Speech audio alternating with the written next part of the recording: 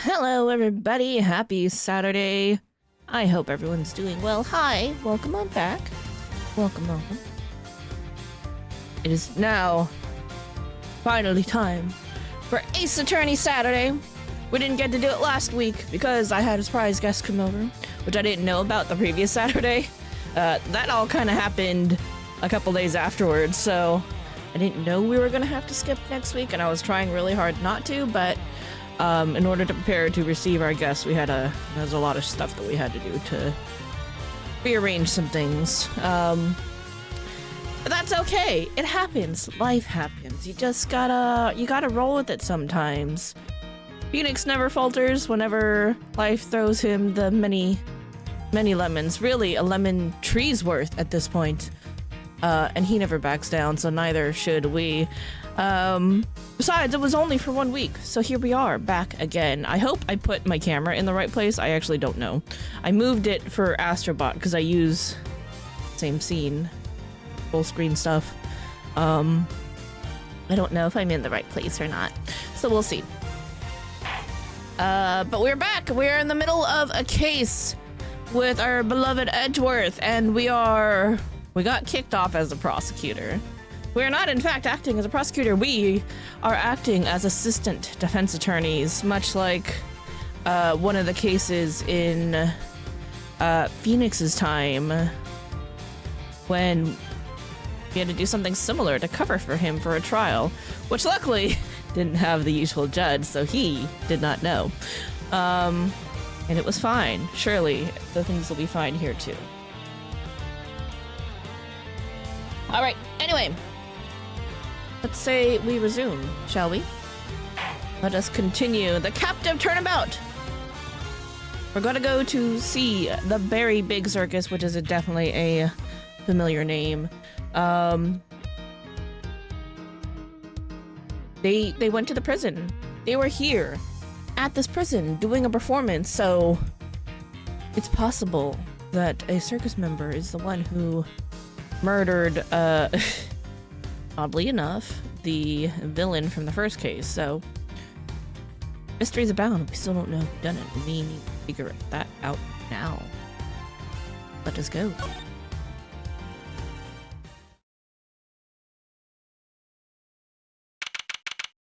March 28th, 3:02 p.m. Detention Center.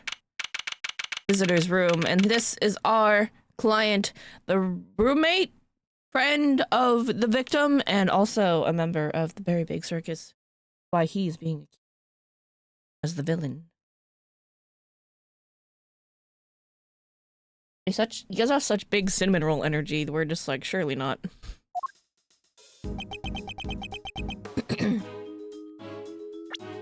Name is Simon Saint. Simeon?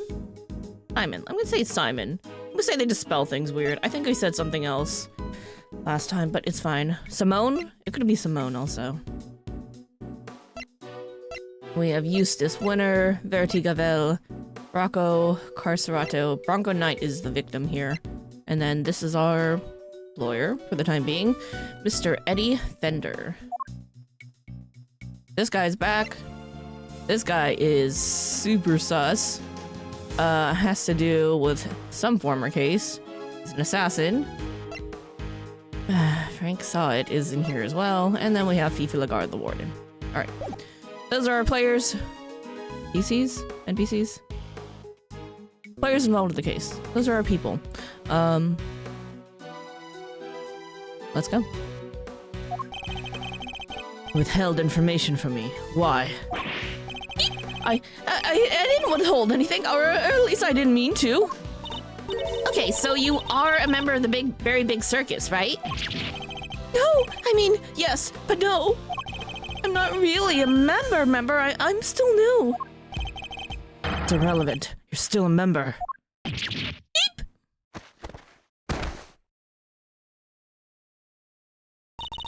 Let's try this again. Why didn't you tell us? Because it would have looked so suspicious. Me being a performer in the circus show? Me being friends with Bronco? I thought if anyone found out, nobody would believe I was innocent. Not even you, Kay. Thought I'd made it clear that I believed in you. But when you stare at me like that, I get so terrified. Edgeworth. My dude. Hold on, let me move me. Where's me? Me things. A little bit. I'm gonna shrink me a little bit so you can see him better. Meow. And smallin. There we go, that's better. Edgeworth, my dude. See this? You need a smile. Smile. Like Phoenix does. Makes people feel relaxed and calmer. Then they'll...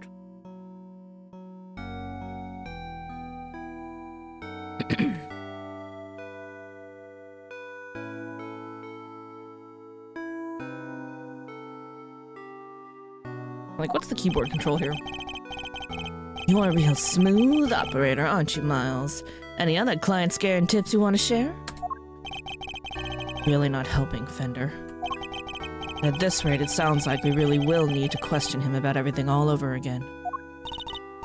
So what do you do at the circus, Simone? Simon? Simone? Simone. I think we went with Simone.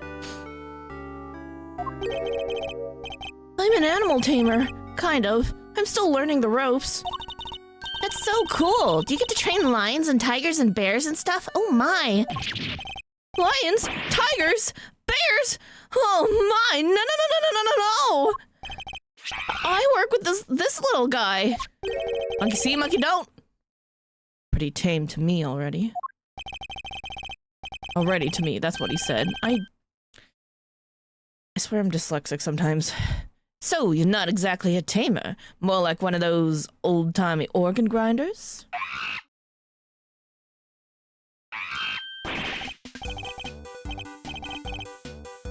I didn't...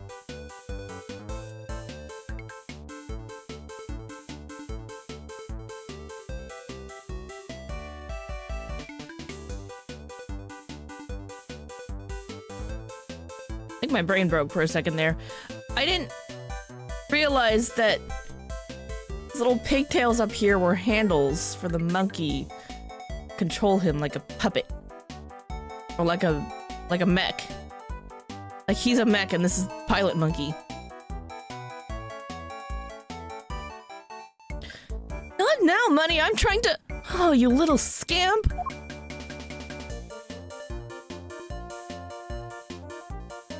Oh, he's a full-on mech. Something tells me it's the organ grinder who's being monkeyed around. Alright, let's talk about the circus. We spoke to you before. You said you worked at a company. I was telling the truth. The circus really is a company. We all have titles and everything. The ringmaster's the CEO, and I guess you'd call me a gopher. I even have a line manager. She's the head of animal taming department. It's part of the showbiz division. She's such an inspiration. There isn't a creature in the world she couldn't convince to do her bidding. That sounds awfully suspicious. Heh, even Miles here? I'd like to see somebody whip him into shape. That's called Francesca. I'm not some kind of creature, Fender. Francesca will definitely whip anybody into shape. So, this line manager, was she working with you on the show? Yes, it was just us two. It wasn't all that big of a job compared to what we normally do. She's usually the one performing on stage. I just do all the monkey work. But I did have a bit part this time. So, only 2 members of the circus are relevant to the case. Alright, what was your role in the show? There we go. Alright, talk me through your movements here at the facility. Sure! I came to see Bronco at around noon 2 days ago. That was when you brought him the chess set? Yes! That same evening, I started work on setting up the stage in the yard. It was so hard! I'd haul everything in by myself over multiple trips. Yo, Ashenmore! Hello, welcome on in. Thanks for the lurk. They let us use one of the rooms in the prison for storage. Workshop A, I think. How's your weekend going, by the way? Workshop A, where Knight's body was found. You mean your boss didn't help you? Oh no, I could never ask her to schlep all that stuff around. Like I said, the monkey work's my job. Even the monkey is just like, oh my gosh, and like pulled his hair together. Once it was all set up, we did a run-through, and it must have been, midnight by the time I left. Next morning, I was back and ready for the show, which started at 8 a.m. Then we performed till 10? So, Mr. Saint was the only one of the pair to have entered the room where the body was found. Knight's body was found immediately after the show had ended. Hey, why were you arrested? Do you have any idea why you were arrested? Why so quickly? I've never seen a guy get booked so fast. Surely even little Winner here wouldn't Surely even little Winner wouldn't just pull somebody in on a hunch. Never underestimate the power of an underdeveloped intellect. I think I might know why. When I was moving all the stuff, I went to go see how he was doing. Bronco, I mean. Went to the holding cells on your own? Tell me you had permission. No, it wasn't a formal visit or anything, so I just sorta snuck over and hoped no one stopped me. Seen him earlier that same day. Why take the risk? I've known him since we were kids, and both of us were all alone. He didn't have any family, you see, just like me. I knew he'd be feeling lonely, that he'd want somebody to talk to, so I had to go see him. Have any family? For a while I had my dad, but he passed away when I was a little kid. One's father as a child. I know that pain all too well. That was a whole thing! It all came out in that one case on the boat. That's trauma. It's just like you and me, Mr. Edgeworth. Nobody else nearby when you went to see him? No, the other holding cells were empty, and I didn't see any guards. Heh, well, somebody must have seen you, or you wouldn't be in here there. Oh no! No! I messed up so bad, didn't I? So the assumption is that something happened while the two were alone together? At least, I imagine that would be Winner and Judge Gavel's thinking. In any case, I think we'll need to speak to your boss next. Last I heard, she's supposed to be around today too, somewhere in the yard. Tell her I'm sorry, won't you? I'm so sorry. I can't believe I let this happen. Sure thing, Simone. We're here for you. If there's anything else we can do, just say the word. But I mean, there's nothing I can do for you in return. Don't have to worry about that. We're friends. We know what it's like to be in your shoes. We're all part of the same club after all, right, Mr. Edgeworth? The I've been accused of murder club? I guess we are. That's a weird club to want to be in, though.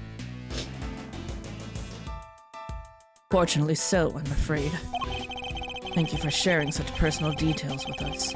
By the sound of it, you had a little reason to kill Knight. Oh, you had little reason to kill. If anything, you're the one most affected by his passing. What's more, I simply don't believe a person as gentle as you is capable of murder. Rest assured, we believe you, and we will get you out of here. Well, what do we have here? A gosh darn defense attorney? That's what. Bravo, big guy. Can't believe I'm saying it, but you reminded me of your old man for a moment there. I did? From the Book of Gregory, an attorney is a friend to the friendless. Ramon, me bucko, this girl suffer any hardship for your friendship. Things are gonna be shiply amazing. Realize Talk Like a Pirate Day had come early this year, Fender. He knows when Talk Like a Pirate Day is. Very few people know that.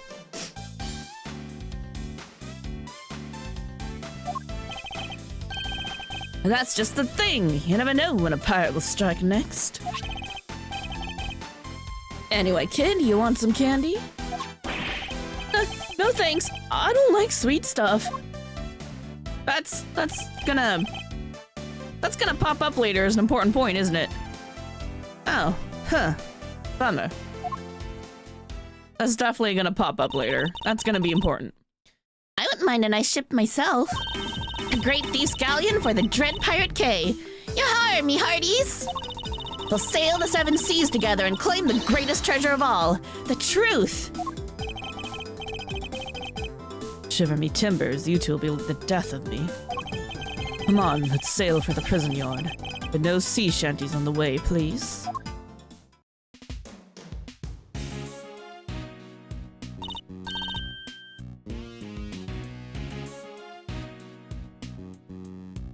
Look, the shutter's open. What shutter? Oh, that shutter. Oh shit, we can go outside. That's the way out to the yard, I believe.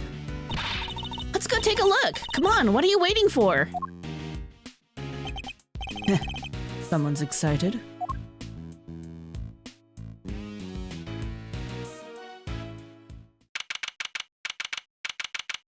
March 28th, 3:37 p.m. Prison Yard.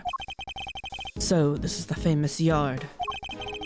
Circus performance was taking place here just before the body was discovered. Check it out! It's like the backdrop to some epic festival. Glad she brought a camera so we can have this as evidence later, right?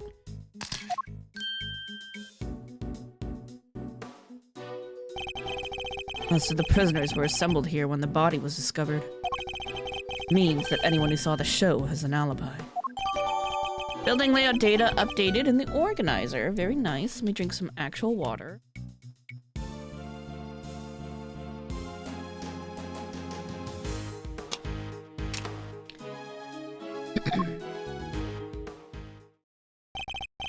All right, time to take a look around. Eek! Hey! Elefante! Stop hitting me! Help! Mr. Edgeworth! Cease and desist, you beast! Ah! Somebody! Ouch! Help! Ow! Me! Stay, Isaiah! Stay! Who's that?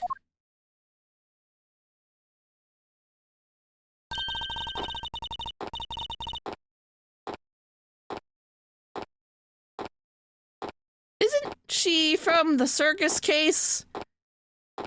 One of the earlier games? Wasn't she the daughter who's supposed to inherit the circus?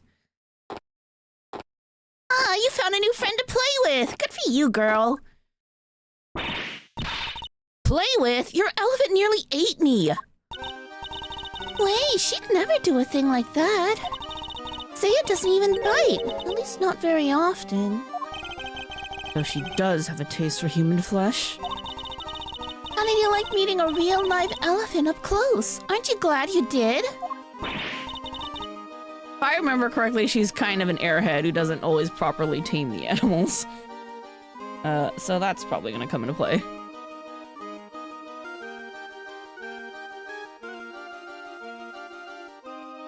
Yeah, glad I didn't die. You did have fun, right? Right? There, sweetie, don't cry. She had a wonderful time, didn't you, Kay? Don't mislead the poor girl, Fender. She did? Oh, I'm so happy! Here, let me make it up to you. How about a hug? You keep your trunk to yourself. Another new friend! Isn't this just the best day ever? I am Associate Defense Attorney Miles Edgeworth. Oh my gosh, I'm so sorry! I haven't even introduced myself.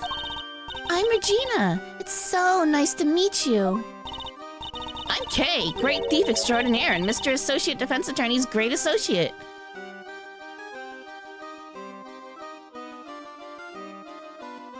That's a really long title.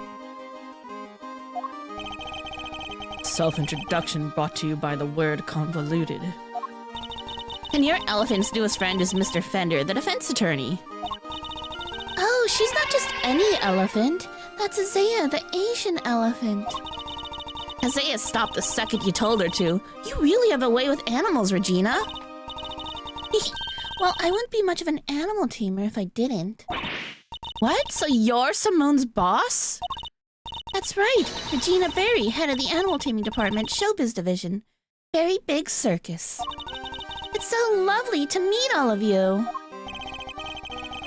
Pleasure's all ours, mademoiselle. Name's Eddie Fender. I'm a bit of an ace attorney.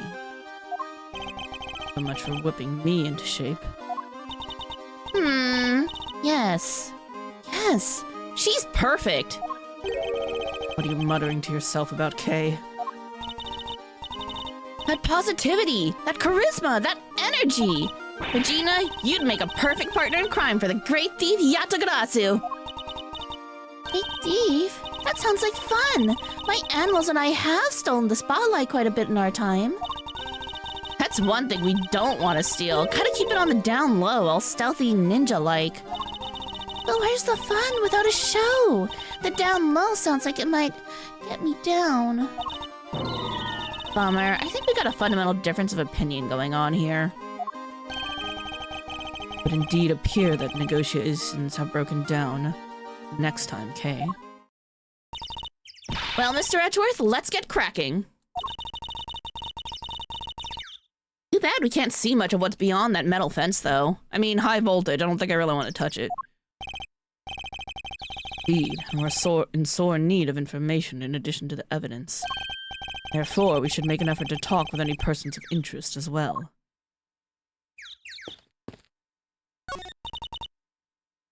Hey! What are you shouting at? Ponds like this usually have goldfish in them, right? I wanted to see if they'd come say hello. I only see water striders. Hey, water striders are cool. They can walk on water like ninjas. Whoosh! Whoosh! Man, I wish I could do that. So much for the goldfish. Is there a dead fish over there, though? Danger! High volt- oh, it must have touched the fence. Nope, that makes sense. Danger! High voltage! I never saw one of these in real life. Hey, that must be the fabulous garden outside the warden's office over there. Ah, yes. Warden Lagarde mentioned being able to see it from her window on the detention center side. Wish this dumb barbed metal fence wasn't in the way, though. I thought it was all one big yard. Given how protective the warden seemed of her little bit of earth, I imagine it's to keep riffraff like us out. Who are you calling riffraff? Elefante? Asian elephant named Azea in one of the Berry Big Circus's many animals. She certainly seems very fond of petting humans, based on what we've seen. Well, most humans. You can't just glare at her like that, Mr. Edgeworth. She'll think you're trying to show her who's boss. You're telling me she thinks I'm one of her kind? No, just that she respects you, I guess? Comforting. What's up? Talk about the circus show. Who doesn't love a good circus performance, eh? A foray into the realm of fantasy. Performance is a good one. It can certainly be entertaining, yes. Man, I'm getting pumped up just thinking about it. It tends to escape reality, however brief, can often be a powerful tonic. You got that right. Huh? Doesn't it just make you want to hug something? Like the circus? Holding the show here, right in the shadow of the fence that keeps these guys in. Guess the magic of the big top is enough to make them forget that they're in the same boat as the animals. Fence. I suppose I should examine it too. Is a part of this facility, after all. Well, we missed the show, but we still got the stage and all this other stuff to check out. Right. I should also look over the show set and the equipment, in case something useful turns up. Chat over, huh? You don't exactly give a guy a lot to work with, Miles. He was just thinking all that in his head instead of saying it out loud. Alright, what about Regina? Kid's really something, huh? Wish I still had a tenth of her starry-eyed look. Suppose that's because her head seems to be up in the clouds. Right? She's so above it all that no one dares to go against her. But she doesn't even need to crack the whip with the animals. The eyes go from star to steely and suddenly it's sit, stay. You can think of somebody who very much enjoys cracking the whip. Can, huh? Sounds like a real piece of work. Come on, Balserino, spill the beans. Trust me, Fender, one crack of her whip and you'll be running for the courthouse doors. Talking about Francesca. Always. I need to show my badge to everybody, right? Huh? For me? You shouldn't have. Always wanted to rock one of these bum on the lapel. Thanks, you're a star. Never said I was giving it to you. Heh, I'm just yanking your chain. I've already got a badge of my own, see? Wear your attorney's badge? Once in a blue moon, goes nicely with my winter coat as it happens. Guys gotta dress to impress, know what I mean? Impress who, exactly? I mean, I assume his clients.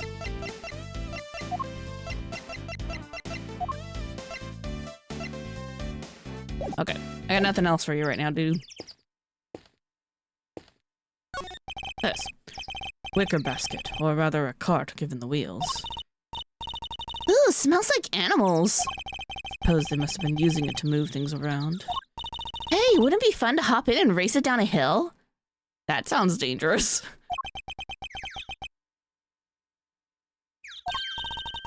Ooh, you know what else would be fun? Racing down a hill on office chairs. Oh, that just sounds like a good way to break your neck.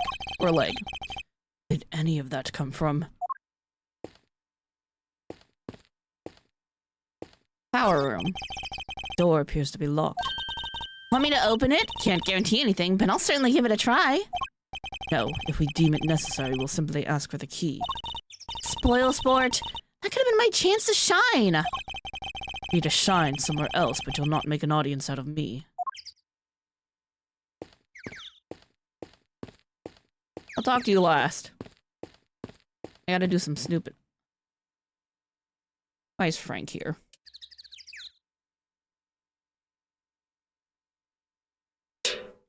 Alright, Frank. Ah, Mr. Attorney, sir! And how are you today, if you don't mind me asking? Today? We just talked to you earlier, Mr. Sawit. Oh, heavens, I do apologize. Ever since I came to call this place home, I've been working on my interpersonal skills, you see. In order to be as annoying as possible? I'm currently helping out with the circus show stage teardown and cleanup. But if you have need of me, I'll do my utmost to help. Why are you helping out? I'm just chipping in and doing what I can, model prisoner that I am. Yes, my stay in this prison has seen me reborn. The Frank Sot you see before you is a changed man. Man who now targets the most recently deceased? No, you misunderstand. That was just a moment of madness. Moment of madness? You're a disgrace to all thieves everywhere. You're right, of course. I can't deny it. I still have a long way to go. Thief? Anyway, as you can see, I have a shiny new bracelet now. So it's the straight and narrow for me. Like I say, I'm a model prisoner. Not that a real model prisoner would need to keep telling me that. What vocational training are you doing now? I'm doing everything I can to prepare for my eventual return to society. Yeah, you even skipped the show to focus on your training, didn't you? Right, only 2 inmates were absent, Sot and Canis. Why didn't you tell us about Mr. Canis sooner? Ah, that. Look, I don't think there's an inmate in this prison who'd talk about him if they didn't have to. He's, well, you could say he's the real one in charge around here. You didn't hear it from me, but, well, I guess it comes with being the fixer. Fixer? Yes, anything you need, he can get it for you. But how does he get away with it? I'm not sure, but he's the only one who does. I heard he has a secret way of getting things into the facility. Imagine it being the fixer affords Canis certain privileges. Not that I concern myself with such things anymore, of course. I'm far more interested in perfecting my mud pack application technique. What are those mud packs exactly? They're a special type of mud treatment, rich with minerals. It works wonders on their coats. I've been practicing on the animals here in the prison. I hope to treat them all eventually. Speaking of mud, that reminds me of a certain piece of evidence. Maybe I should try presenting it to him.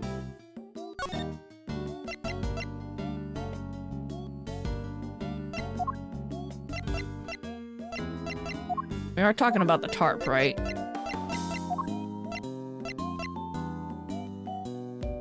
Oh, the body's covered in dirt, yeah. Well, let's start with the tarp.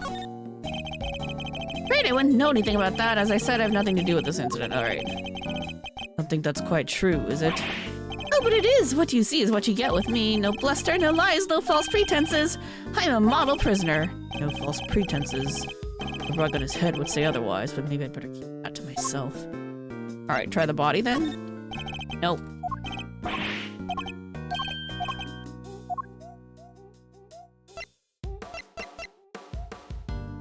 Stained with blood and mud. This one? The glove, okay. That's the rubber glove I dropped! Care to explain why it's so dirty? Oh, of course! That's mud from one of the pet treatments I've been practicing. I was giving one of the animals a mud pack right when the incident happened. Let's see. Around what time would this have been? Let's see. The show had already started, so around 9 a.m. perhaps? The thing is, the more mud I applied, the more in the zone I got, and the darker the animal's fur became.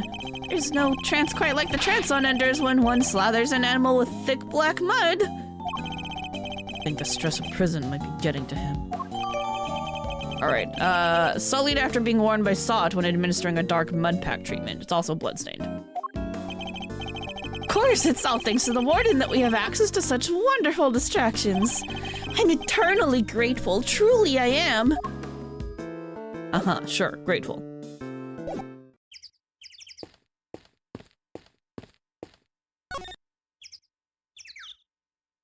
Fully. Simple, sturdily built well. I wonder if it was the work of the prisoners. Somebody left a bunch of tools lying around. There's a long piece of rope and a pretty heavy-looking weight. Let's see, it weighs 30 pounds. Oh, and there's some pulleys, too. You stop touching everything in sight. Oh, come on, it's not like I was gonna take anything.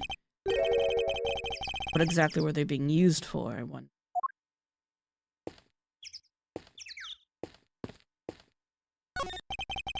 This must be the stage for the show. You think people would be interested in a great thieving show? I'm sure the police would be very eager to attend. That's all? We don't actually get to look at the stage? I guess I'll talk to Regina now.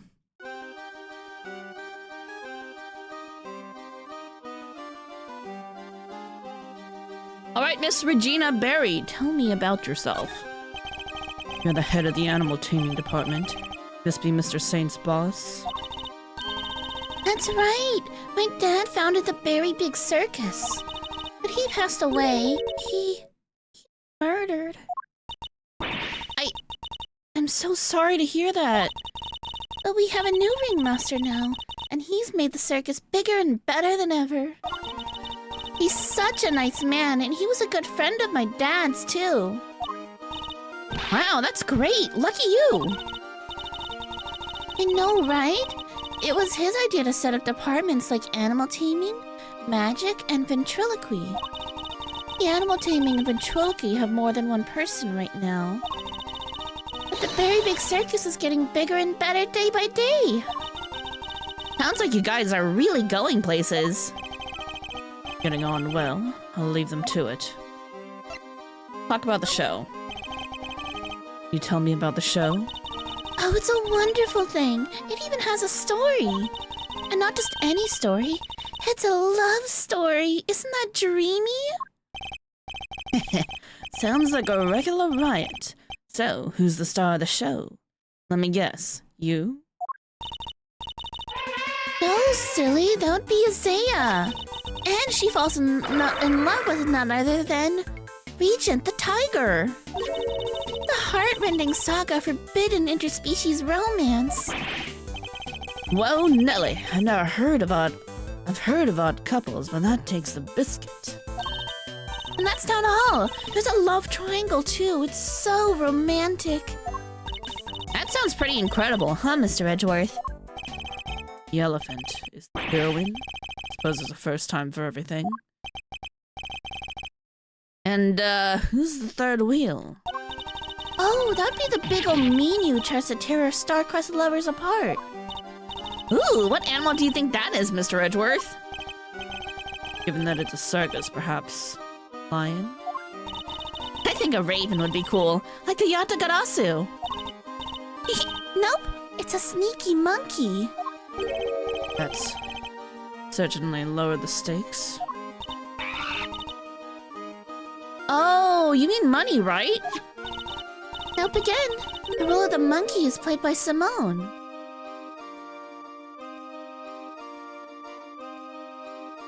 Why? You have an actual monkey.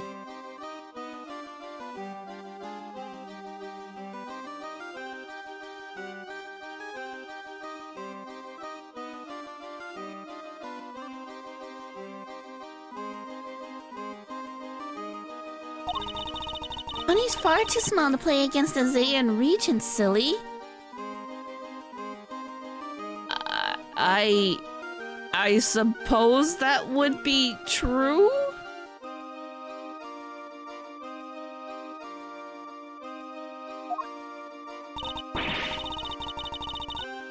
Anyway, the evil villain tries to tear Isaiah and Regent apart. What will become of the fated twosome? It's so exciting, isn't it?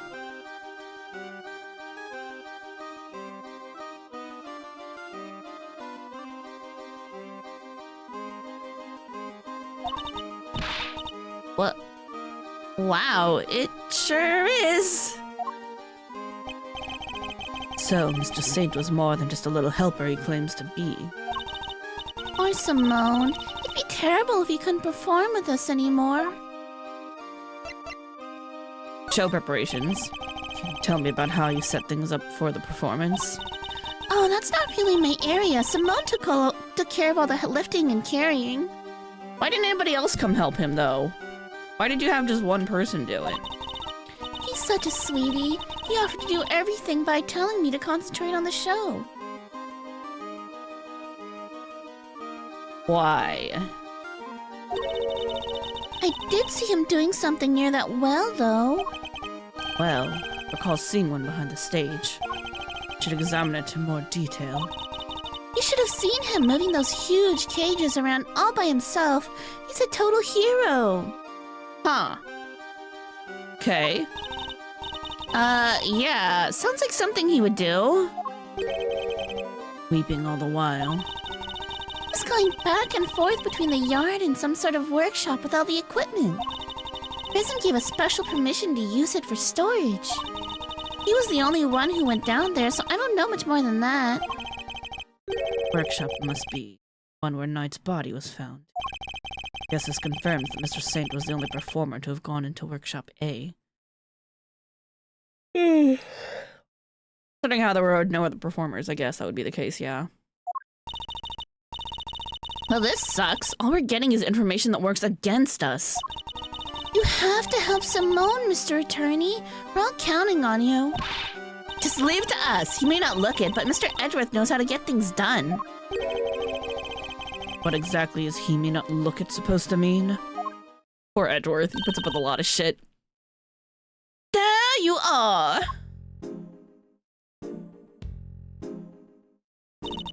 Regina Cupcake!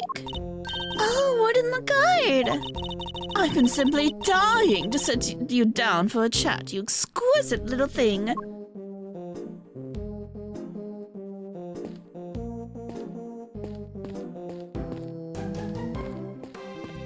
I want to look at the well. Huh? These chairs must have been for the audience. Wow, I pity those who had to put them all away. Really? Why? You've clearly never had to fold up a bunch of boring chairs before, huh? Not personally. I've told other people to do it, though. Come on, Mr. Edgeworth, you gotta roll up your sleeves and help out once in a while. I'll consider it. Already looked at the well, though. Did I miss anything? No. Alright, well, let's just talk to Lagarde then. How's the prison? Do you mind if I ask a little about the prison? Oh, not at all! This place is my pride and joy, my home. Sure, it was a prison when I first arrived, and it was awful, an utter disgrace. Awful? Does it mean the prisoners were unruly? I most certainly do not. They're angels, every one of them, and they always have been. No, it was the ambience that was awful. I fretted, I brooded, and then it hit me. The animals. If anyone could brighten up the place, it was them. It is nice having them around. Isn't it just? And now look at my fabulous little family. And my darling Frankie is the very picture of rehabilitation. Except when he's rifling through dead men's pockets. Let's talk about Mr. Sot. There's so many success stories among the family, but darling Frankie really is a marvel. He's thrown himself into his vocational training and is always the first to volunteer for everything. What, and your other model prisoners don't do that? Oh, of course they do, my dear, of course. They're all such triers, such doers. It's just that Frankie, let's just say he knows what's good for him. What exactly does she mean? Anyway, he's a very good boy, so do try to be nice to him, won't you? What's your connection to the circus? Loud, soaring music, great leaping animals, the very big circus truly has it all. And everybody who comes here gets to see it once a month. Really? In that case, let me see. Better not be thinking of something to confess to. This monthly show, is it always performed by the very big circus? But of course, sweetie. I'm Regina's biggest fan. That girl's like my little princess, my superstar. She's so wonderfully talented. Yes, she is. Yes, she is.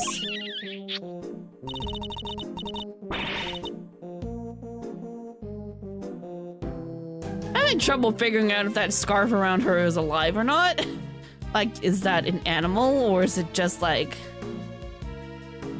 a scarf being puppeteered? I'm really not sure at this point.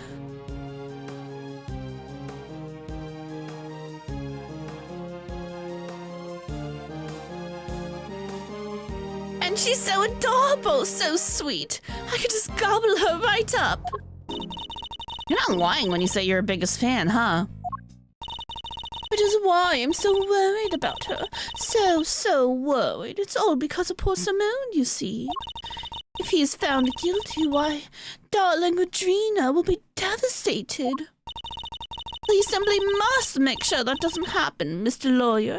Please, I'm begging you. If there's anything I can do to help you clear up this awful misunderstanding, you let me know. Regina, darling, you put on the most splendid show for us yet again. Stage the stars, and you in particular, my princess. It was simply divine. That's so nice of you. I hope everybody else who watched the show enjoyed it too. About that, dear, I'm afraid I have something awful to confess. There were some absences, you see. Must mean Candace and saw it. We were 3 members short. Unbelievable, I know. How will you ever forgive me? Sorry, but you were saying that 3 inmates didn't attend the show? That's right, sweetie. I counted the seats myself. 1, 2, 3 no-shows. Now, I always make sure there are enough seats for everybody. Mr. Edgeworth, that's not right, is it? Indeed, as far as we were aware. Mr. Candace and Mr. Sott were the only ones not present. Doesn't add up. Who was the 3rd missing prisoner and what were they doing? Investigate further. Oh, I was enjoying my chat with dear Regina so much I almost forgot. I must feed the little one. Little one?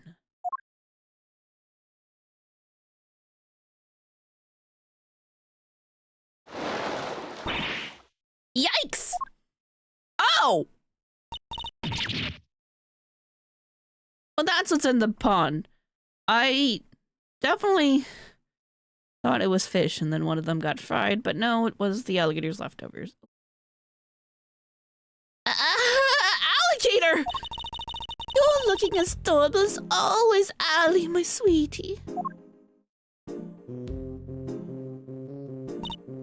Oh, she's so pretty, and what a cute name. Yes, Allie the alligator. Isn't she a darling? She's my favorite, aren't you? Yes, you are. I'm so jealous. Can I pet her? Of course, princess, of course.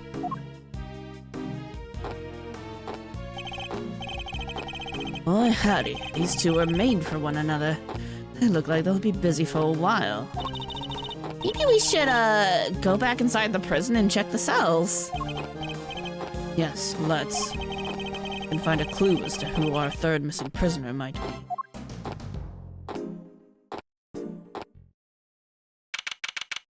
March 28th, 4:02 p.m. Prison corridor.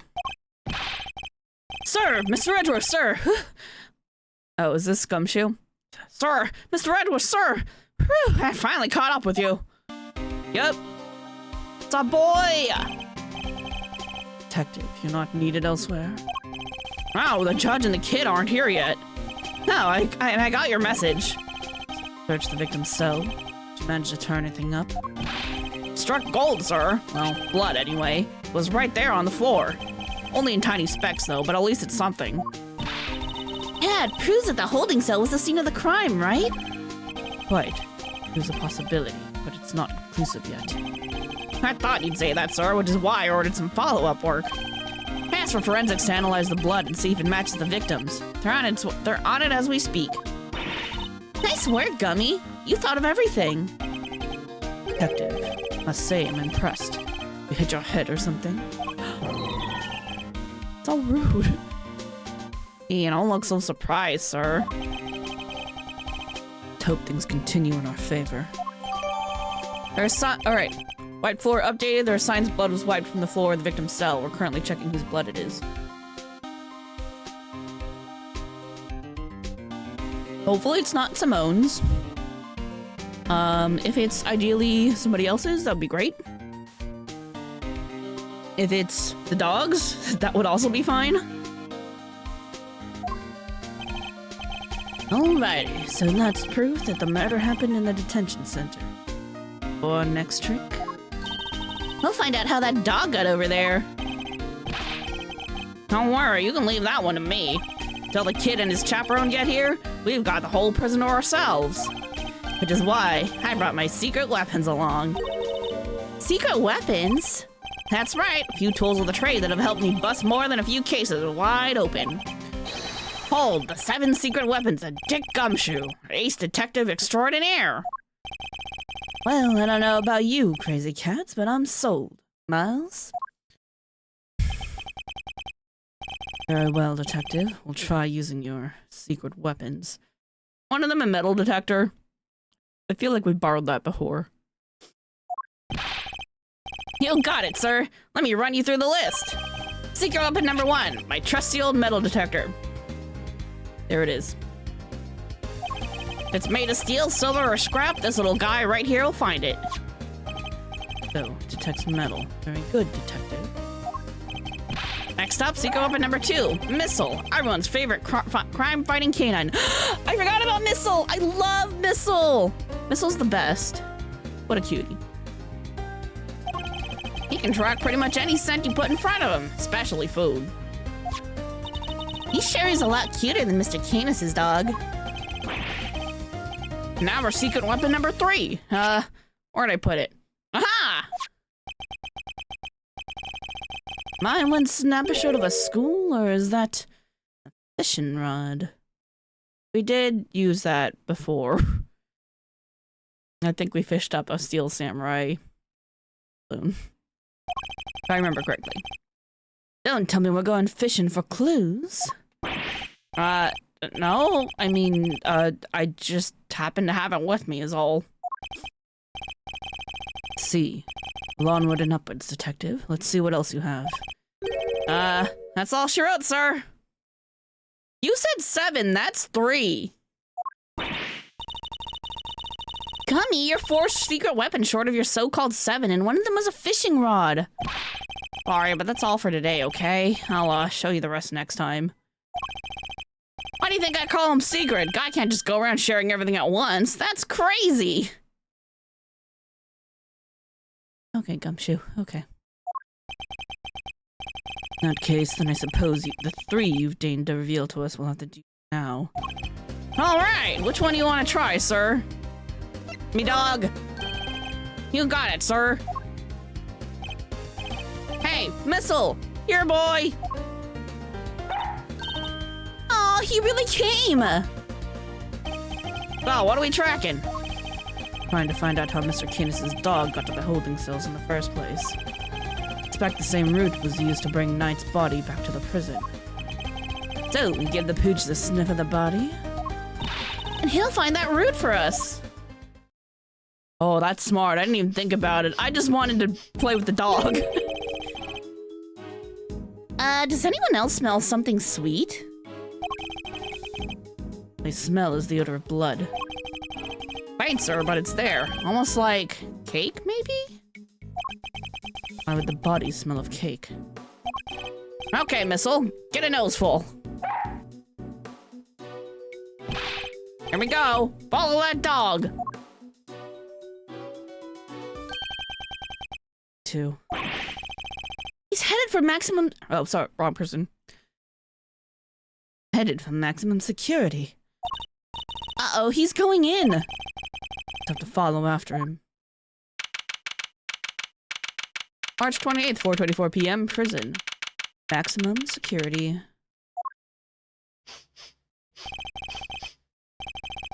Canis's cell, though the man himself is absent, it seems. Meeting with someone in the visitor's room. I'm staring at the stuff in the background, trying to figure out what it is. What is this? Think Missile's onto something? Well, looks like maybe he is. I'll go mad.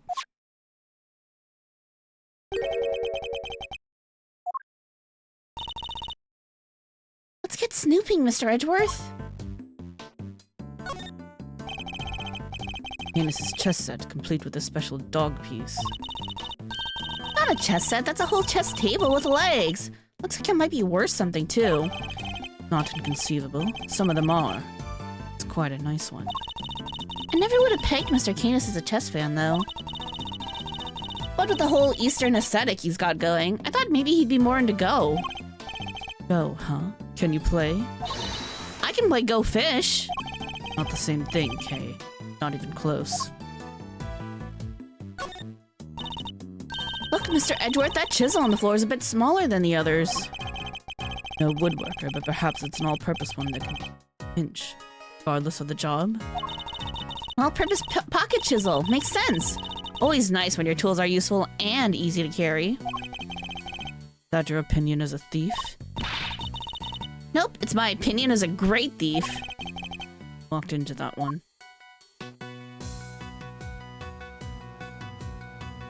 Cookies? Tea and rice crackers. Canis clearly doesn't lack for comforts. I can think of worse ways to spend my time in jail than drinking tea and playing chess. I thought this was maximum security, not maximum comfort. How come nobody else gets the special treatment? Planning to me isn't going to help. Perhaps you could take it up with the man himself. Yikes, no thanks.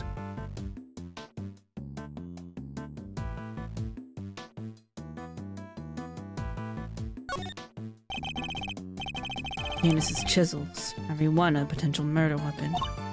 That reminds me of something. Furrows on your brow. When you frown, it looks like somebody took a chisel to your forehead.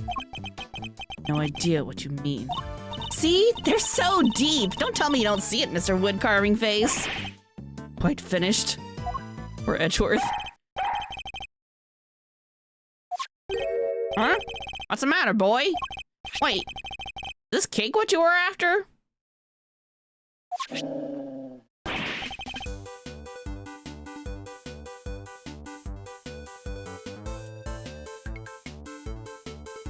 What's up with the cake? Oh, wow! Down, boy! Stop that! One. Oh, you can't have it. Dogs can't eat chocolate. You know that. You won't behave. I'll just have to eat it myself. Ah, not bad. That's some real outside the chocolate box thinking there. Not sure everybody here agrees, though. Gummy! I wanted some! Was it not chocolate? Daring of both of you to assume the food in a prison is safe to eat. Daring or dumb. So anyway, it looks like it really was Cake Missile was tracking. Not a waste of time. I suppose we got our just desserts. The little guy's definitely capable, right? Sure he is. This is just, a blip. He'll follow the right scent this time, I promise. Seek, boy!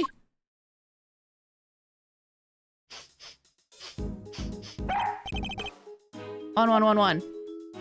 Oh, I think he's onto something. What about this? Where does that grate go?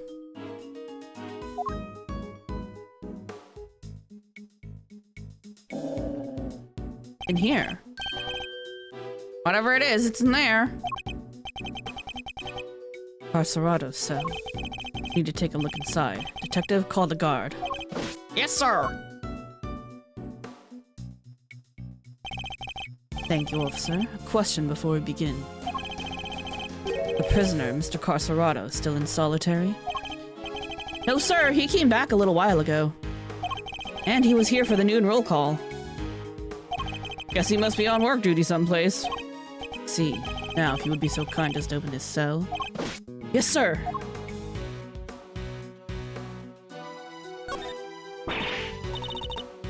No way. He has a poster of himself. And right next to it is, looks like he never lost the habit of making weight for a fight. Once a boxer, always a boxer, I suppose. See, he also has quite the collection of supplements. Muscle protein, hustle protein, soul-crushing protein. Yeah, that's a lot of protein. Surely nobody trains like this for nothing.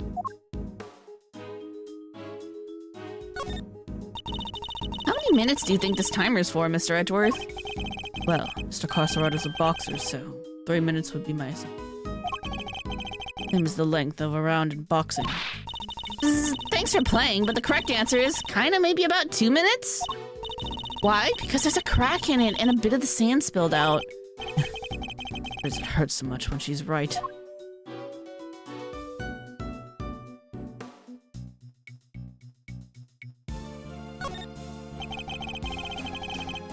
It says Teddy in extremely poor handwriting. Fire belongs to the bear. Wouldn't have thought it, Mr. Carcerato and his ursine partner are really so close. Wow, this really takes me back. Hey, Mr. Edgeworth, did you have a swing like this as a kid? Not that I can recall, no. So, what did you do for fun when you were a kid? Chess, golf, food practice. Did you have any friends? Why would you even think to ask that? Sad. This punching bag has certainly seen some use. Missile doesn't like it. What a breed! What breed were you again, Missile? Sure it wasn't a boxer? No way! No way indeed. Quickly, detective, move the sandbag aside. Yes, sir!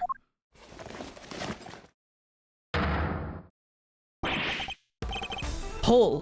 Could this be? Oh.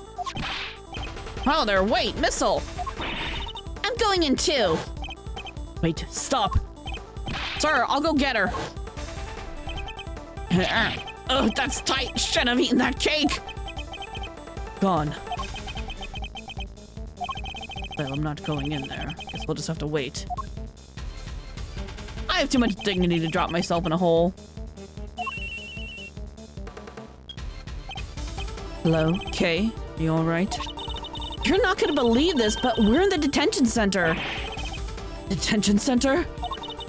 That hole! It's a tunnel that leads right into Mr. Knight's cell! What? Don't go anywhere, I'm on my way. March 28th, 5:04 p.m. Detention center. Holding cell. Holding cell.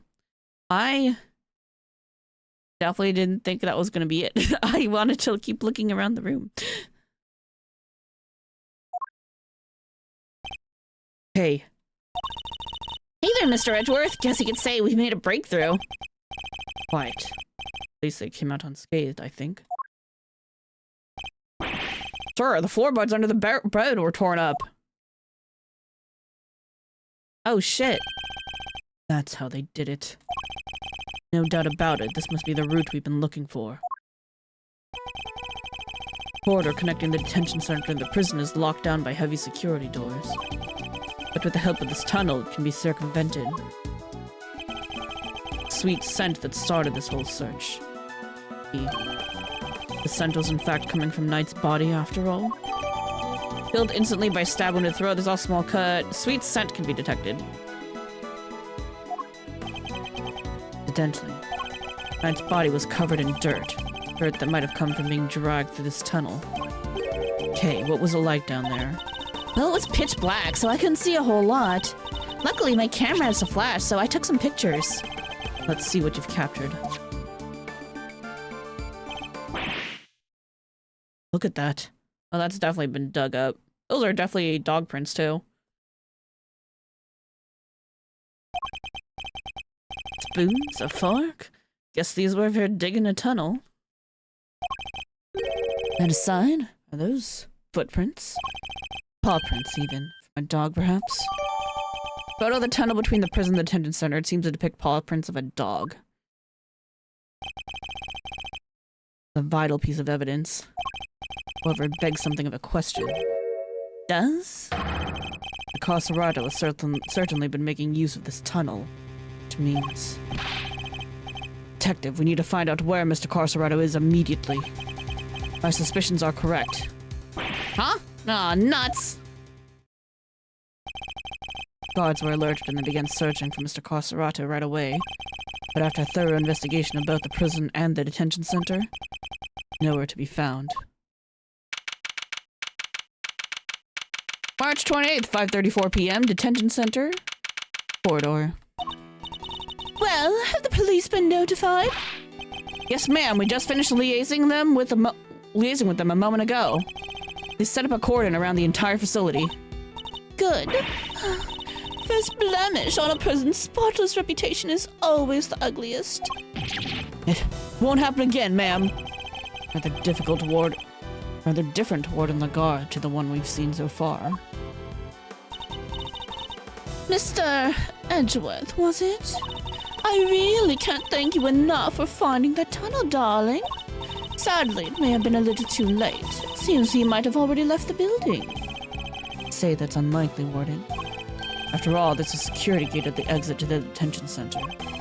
You're not suggesting that he simply walked through it? What's to say there was only one tunnel, sweetie? Suppose that's true. Well, whatever the case is, this is no time to be standing around chit-chatting. Mr. Edgeworth, would you mind continuing with your investigation? It would be my pleasure. And you three can go back to your posts. Yes, ma'am! Detective, the results of the blood test just came back from the lab. Thanks, pal! Let's see what they have to tell us about the blood found in Mr. Knight's cell. What does it say, Mr. Edgeworth? Identify the blood, and it's Knight's. There are signs of blood has been confirmed to be Knight's. Okay. Hey, nice job, everybody. Teamwork makes the dream work, huh? We got Knight's blood in his holding cell, a tunnel a dog clearly went through, and security footage showing Knight being attacked by the dog in his cell. Case closed. We have all the evidence we need. Let's see what Mr. Canis has to say for himself. Canis? Oh, darlings, are you sure? Do be careful about him, won't you? He's as well connected to the on the outside as he is in here. Suppose he would have to be, for the so-called fixers stay in business. The police have been trying to track down his accomplices for the longest time. Even I've had to lend them a hand myself, you know. That's what that was all about. Still not talking, ma'am? Even with the evidence you borrowed from the precinct? Ooh, and I've checked so many times I've lost count. What am I supposed to do? I can't send in a blank report. Guess a killer for hire was always going to be a tough nut to crack. Borrowed evidence from the police to help with your investigation, is that correct? Why, yes, sweetie. Everything related to Canis is with me now. Heaven knows how many times I've hauled the secretive scoundrel into my office to talk to me. But no matter what I say or how much evidence I present him with, he won't say a word. Isn't the warden conducting interrogations herself? Irregular, to say the least. Put your guard down and he'll devour you whole. Be careful, darlings. You have been warned. Ooh-wee, and here I thought things couldn't get any spicier.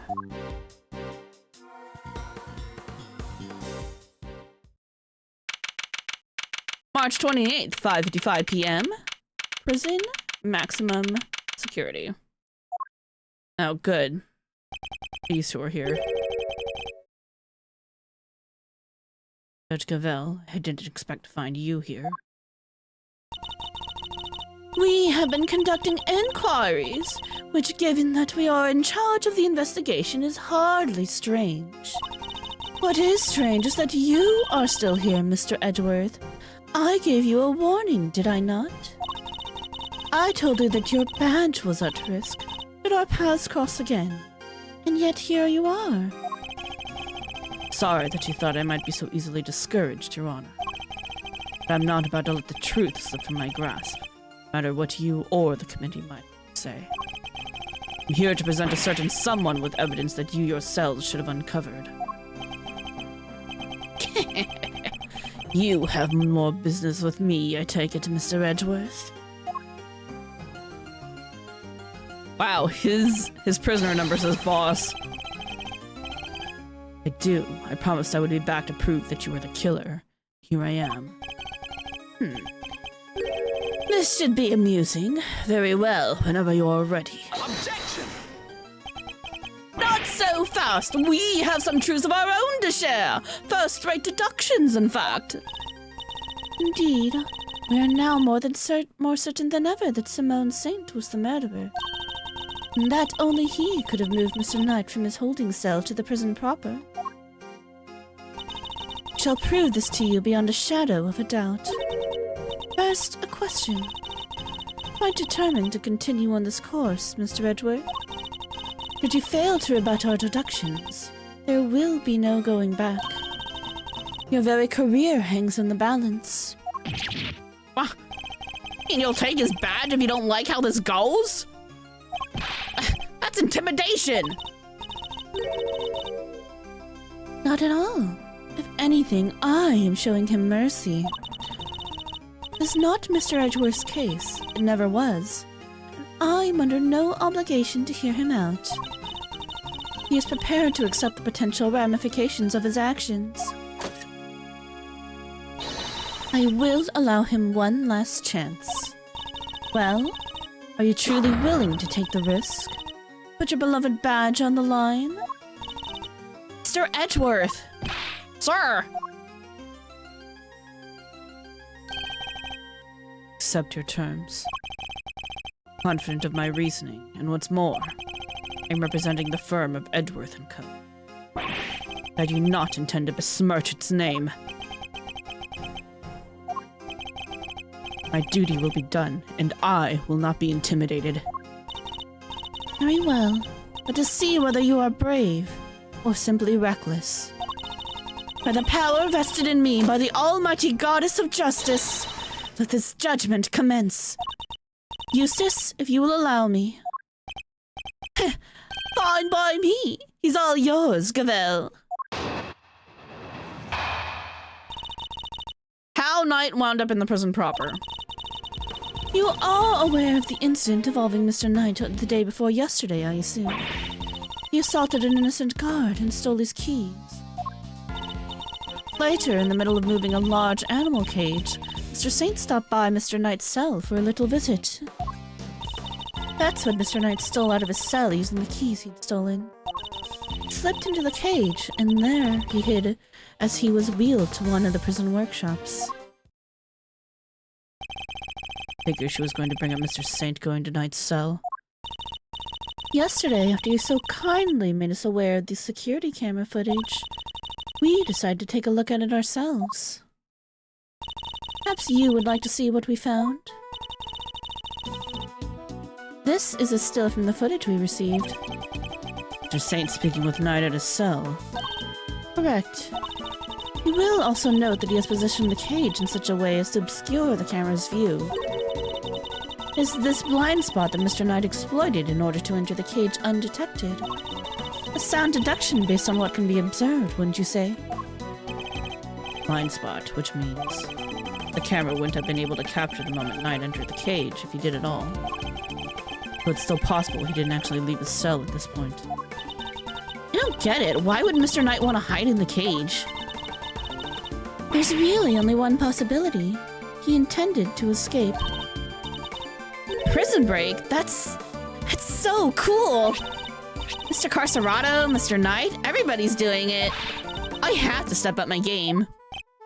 Hey, now was really not the time. Mr. Carcerado's escape is no laughing matter. It's my belief that Mr. Saint helped Mr. Knight with his escape attempt.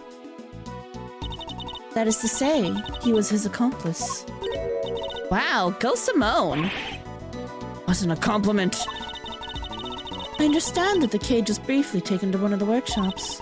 I imagine that had things gone to plan, Mr. Knight would have remained in the cage until after the show, and then removed from the premises along with the rest of the circus's equipment.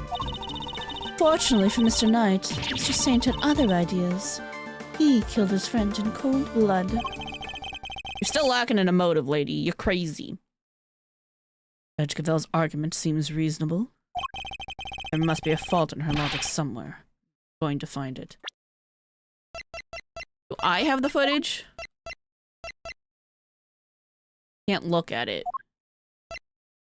I could look at it, it would have helped. Because there's timestamps, right?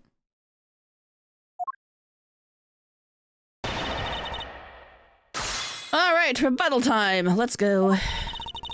Question everything.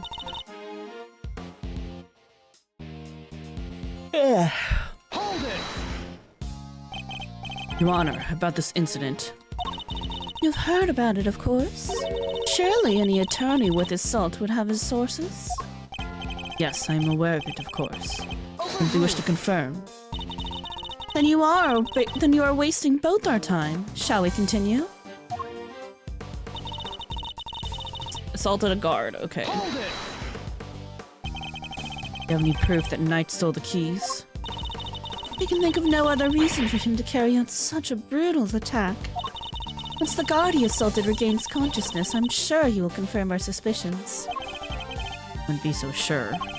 Perhaps I should press her further on the reasoning. Yeah, press further. Sorry, but I believe there's a flaw in your reasoning. Knight had the keys. There was nothing to stop him from leaving whenever he wanted. Why wait for Mr. Saint? There was no need, surely. He chose the option he deemed most likely to succeed. Stole the keys and hid them somewhere. Then waited for an opportune moment to present itself. Hid the keys. Afraid you might have made an uncharacteristic oversight, Your Honor. The Knight wasn't hiding any keys. This has been proven already. This is the piece of evidence that proved Knight didn't have any keys. Ah, shit.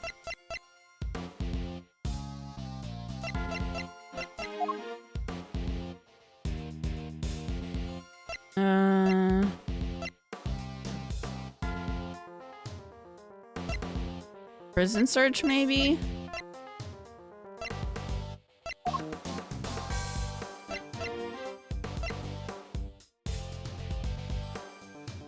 That they have yet to be recovered?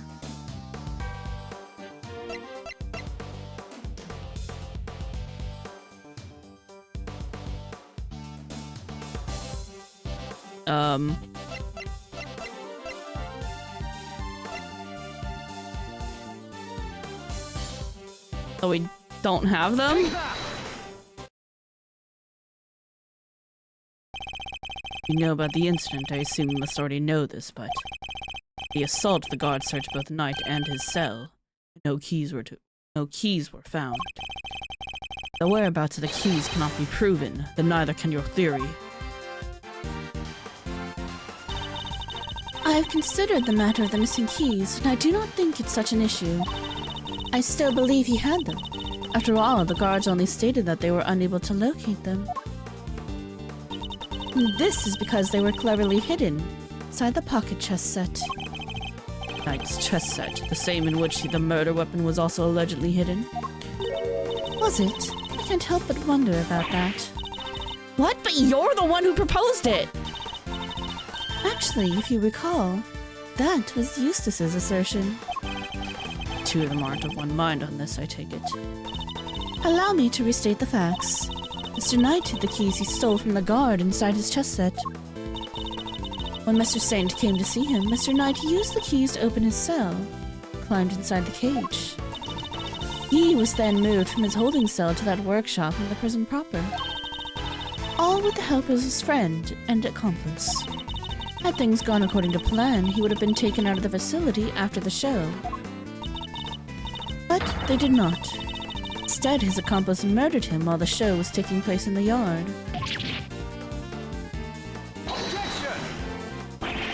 Mr. Saint was a part of that performance.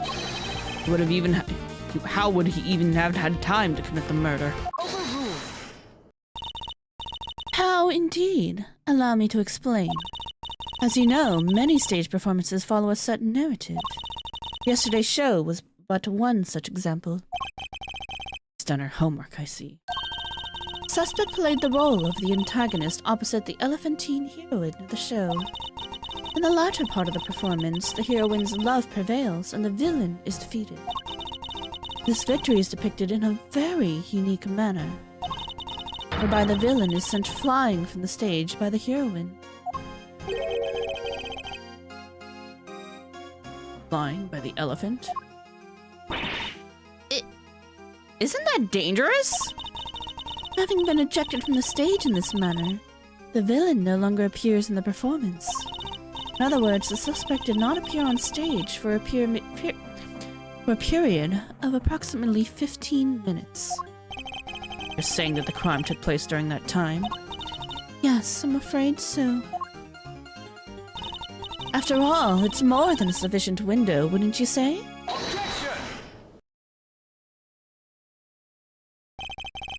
Committing the crime and returning to the stage in that short 15-minute window is only possible, assuming that the murder took place in the prison proper. But in fact, Your Honor, the real scene of the crime is Knight's cell. I seem to remember telling you that I would not accept that part of the security footage into evidence. You won't have to. I have proof of a different kind. Very well. Would you be so good as to present it? What proof do you have that the murder took place in the victim's holding cell? The blood! Take that! This appears to be a photograph of a floor. Almighty goddess of justice, grant me patience. That floor you're so dismissive of, Your Honor, has traces of Knight's blood on it. Traces, you say? Is this evidence reliable? After all, I don't believe you have access to the necessary forensics operatives. I have my resources. A certain blunt instrument, you might say, but a reliable one. The detective. How very unfortunate for him. Perhaps before you decide to circumvent the law, you might have considered that the committee's influence extends to the police. Oh no, now Gummy's badge is on the line too! Forgive me, Detective. I didn't mean to put you at risk as well. I will enter the fact that Mr. Knight's blood was found in the holding cell into evidence. However... Objection! Bad luck, idiots! You're really on the edge now, Mr. Worthless! Mr. Winner, I'd forgotten you were there. It was nice while it lasted. I just butted in to tell you that your entire argument is but one big inconsistency. You showed us camera footage of a dog killing Mr. Knight in his cell. Are you saying the mutt also wiped the blood up before it left the scene? Uh-oh. What other tricks can it do, huh? A blood-wiping dog? You're a joke.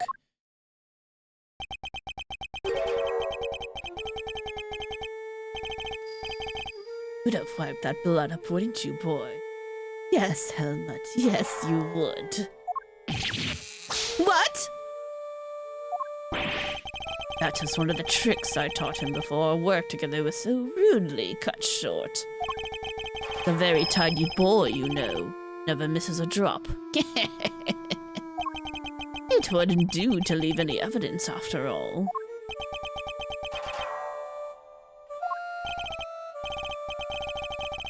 Saved by an assassin of all people. Jeez Louise, you could have just taught the little guy to shake hands. Oh, he does that marvelously too. Oh, the way I taught him to do it is somewhat unorthodox. First, he bites down hard on the victim's hand, and... La la la la la la! I'm not listening! I see. Very well then, Mr. Edgeworth. It seems you may have gathered some evidence worth considering. Standing's much appreciated. Wait, I'm not done yet. I just thought of something else. Overruled. Oh boy, somebody's taken no prisoners. Eustace, would you be so kind as to allow me? All yours, Gavel. Well, do you accept the truth now? Crime took place in Knight's holding cell. The assassin's dog was the killer. My position is the same as it was yesterday. Till you can explain how the dog moved between the prison and the detention center, I cannot accept your theory into evidence. Hold it! Thought you might say that, which is why I'd like to show you something else. This piece of evidence shows how the dog could freely travel between the prison and the detention center. Secret tunnel! Oh, bam! This is... It's a secret passageway. It runs beneath the prison. What? What? Secret passageway? It was dug by one Mr. Rocco Carcerato, escapee.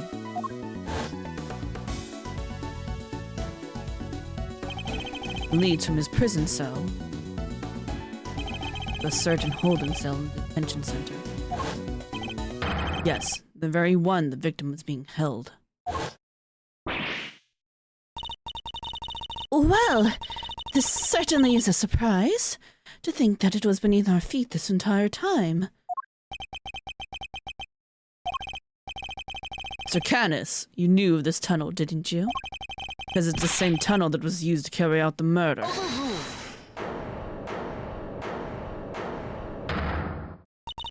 The name of the goddess of justice. Overruled. Mr. Edgeworth, you are out of line. Hold it! How so, Your Honor? Overruled! Evidence is everything, whether in a court of law or at the scene of an investigation. Isn't that your little catchphrase? Well, it just so happens that I have some evidence of my own. Bronco Knight's autopsy report. Autopsy report. When did we get that? Do you not know you had it? Police handed it to me only a short while ago. Findings are still preliminary, but it has something of value to tell us nonetheless. The goddess of justice speaks to us through these pages, Mr. Edgeworth. Cause of death? Stab wound to the throat. And the weapon is said to be a sharp blade of some sort. It seems the victim was stabbed repeatedly in the same spot, resulting in an ugly wound. As such, the police have yet to identify the exact shape of the weapon, but its overall nature seems to be beyond question. It is a bladed metal instrument. Check the dog's teeth. Check if the dog has metal around its teeth. Fake metal teeth. Enhanced metal teeth even. Check the dog's fucking mouth. In light of this evidence, do you truly wish to continue with your flight of fancy? Or will you now claim that the dog used a knife instead? Check its mouth! But that's impossible. That will be all. This court is adjourned. Objection! The tunnel. The paw prints. What of them? Helmut is somewhat of a wanderer. Perhaps he just happened across the tunnel one day. Although I couldn't say for certain. I myself cannot wander quite so freely. Quite a coincidence. Can prove, but I can't prove it's not the case either. She sure knows how to keep a secret, huh? Kinda wish she'd kick us in the teeth a little earlier with that. Baiting me, waiting for the moment to crush me without autopsy. I fell for it, hook, line, and sinker.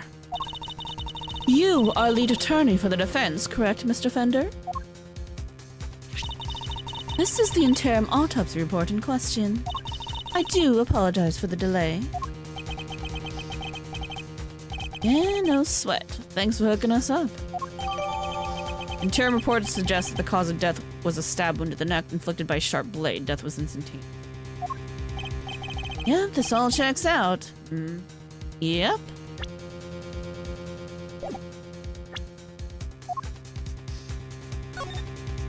Victim, Bronco Knight, age 24, stab wound to the throat, instant death, a sharp blade of some sort. Mr. Fender, a handshake is not necessary when receiving official court documents, you know.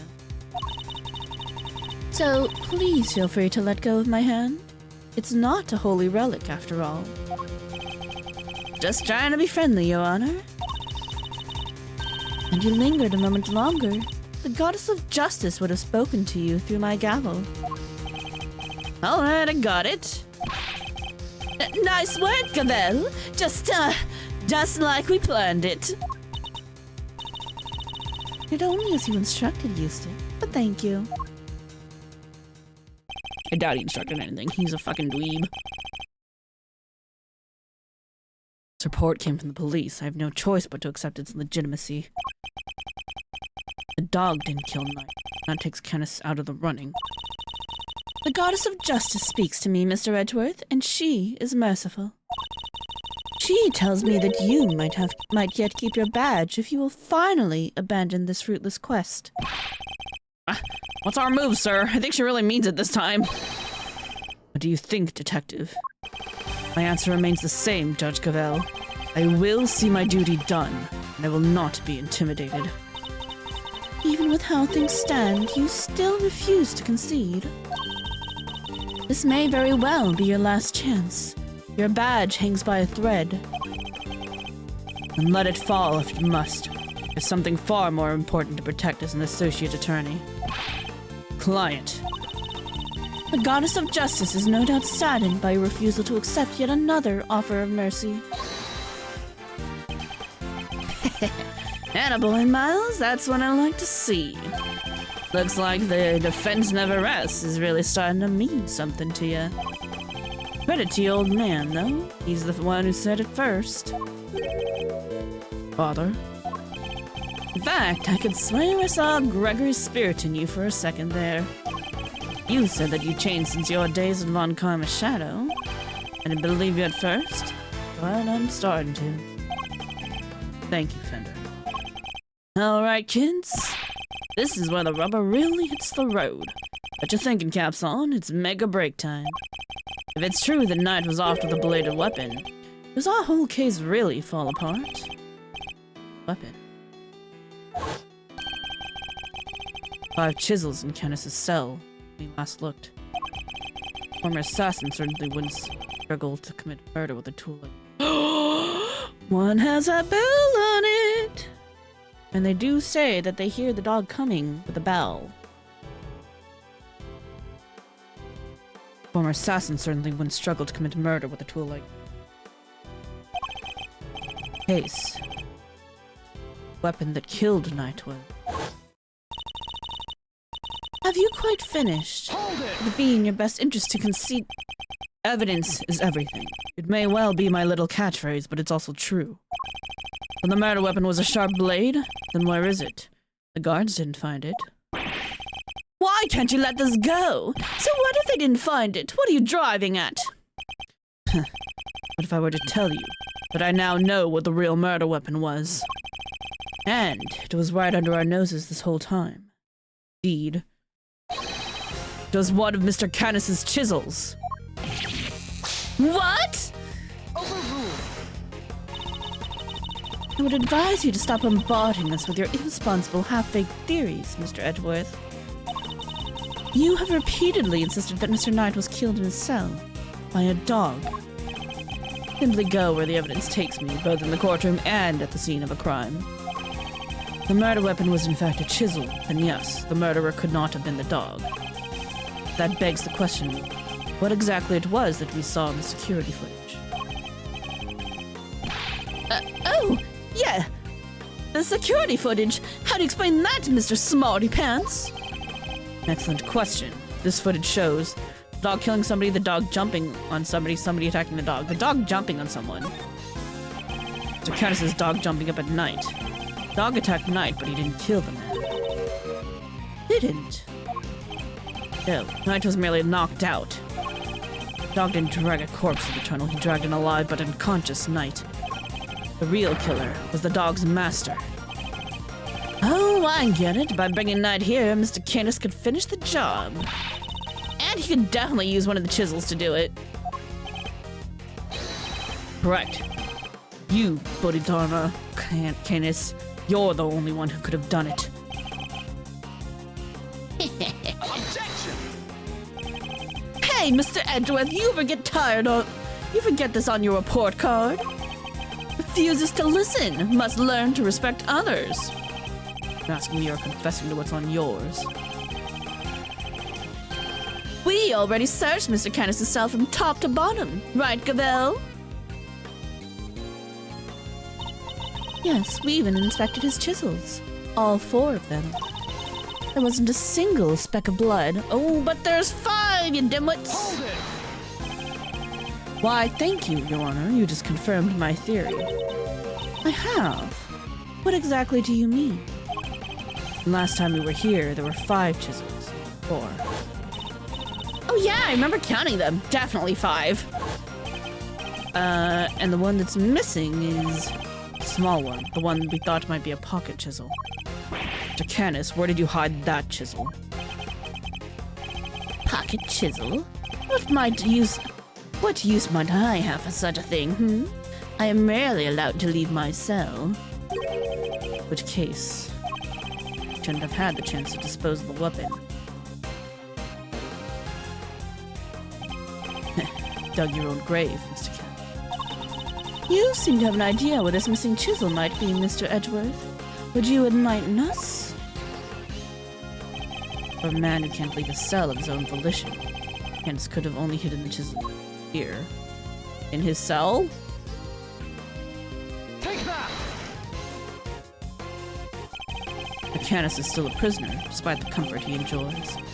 He's rarely out loud outside of his own cell. Could have given the chisel to his dog to leave somewhere, but that would have been far from ideal. Would have no way of guaranteeing where it might end up. Intriguing. Do go on, Mr. Edgeworth. Furthermore, this room is the one place where a bladed instrument wouldn't raise an eyebrow. 4 chisels, 5 chisels, who's counting? Fact he took full advantage of. Ah, the old keep the incriminating evidence close routine. Classic. Objection! But I looked! I searched the whole cell myself, and there's just nowhere we could have hidden it. Objection! Certain that the murder weapon is here. And that the reason why no one has found it yet. Because it was hidden in such an ingenious manner. You enlighten us, Mr. Edgeworth. What was my ingenious plan? Think, Miles. Must be a hiding spot he could make use of. But when you came here previously, what are you missing?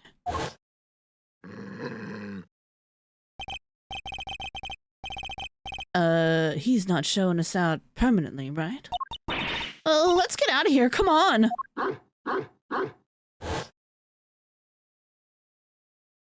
You guys search the dog? Dog. He hasn't made a sound today. When we were here before, he barked and growled repeatedly. Canis even encouraged him to do so.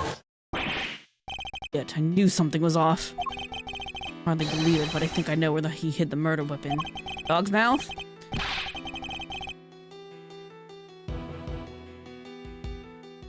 Up already? I expected more of you, Mr. Edgeworth. Hold it! Well, you should. It would give me a moment. But this piece of evidence shows where you hid the murder weapon.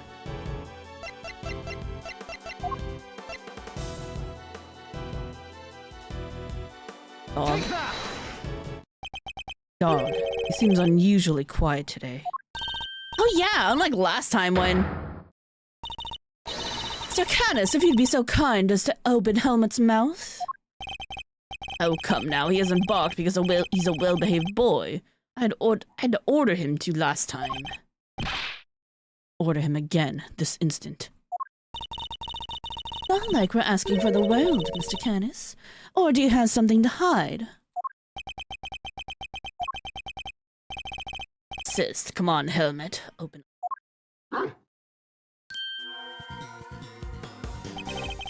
There we have it. A chisel that was very... Hold on. A chisel that small was easy enough for a dog this size to... What? A chisel in the dog? Why is there a chisel in the dog? Strangely quiet. I guess his brain is finally caught up. Eustace, why don't you be a good boy and call forensics? Tell them it's urgent. Okay, okay.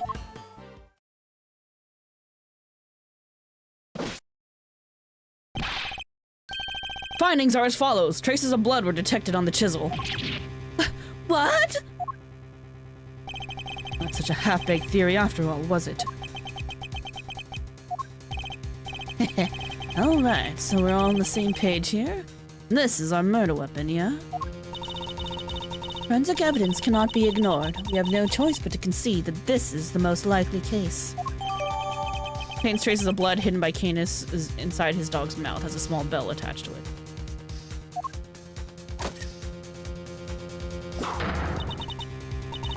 Mr. Canis, in light of the discovery of the murder weapon, the court demands that you explain yourself. Found the route your dog took to the holding cells, and now we have the chisel. How do you propose to talk your way under this one? I fail to entertain, Mr. Edgeworth. Why does he always laugh like that, even when it's not funny? Oh, Helmet, how could they suspect us? Hmm? You leave me little choice. I shall simply have to share with you the truth. I did not kill anyone. I've grown tired of killing. Not right. Calm. Is the blood test gonna be inconclusive? Is there so much, like, mixed blood in it? Very well. The court will hear Mr. Canis' testimony. If you would be so kind. Gladly.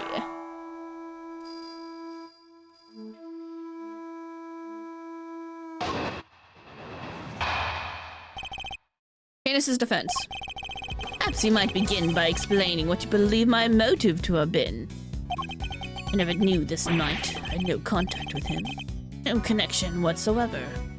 Wrong. Given that this is the case, why would I possibly wish him dead? Ah, could it be you are suggesting that it was my canine companion who had the motive instead? Helmet only bears his fangs when I tell him to. I am not so bloodthirsty that I would kill a man I did not know. You know him, you're playing chess with him. I mean, when he puts it that way... Assassin who only kills his acquaintances?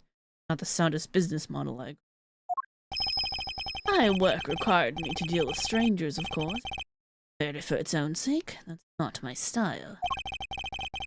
Prove a link between Knight and Canis. I'd go over the evidence again and see whatever. They're playing chess together.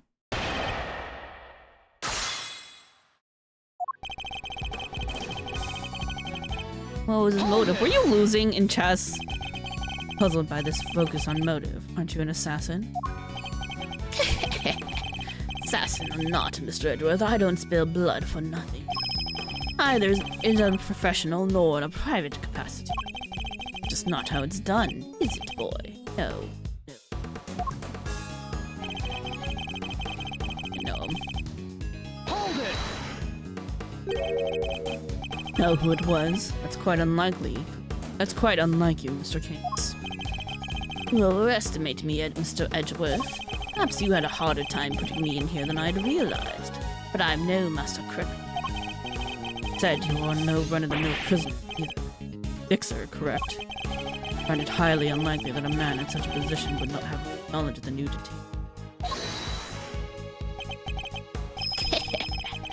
You have a rather inflated idea of my position. I have my connections, yes, but I am not all-knowing. I knew nothing of Mr. Knight.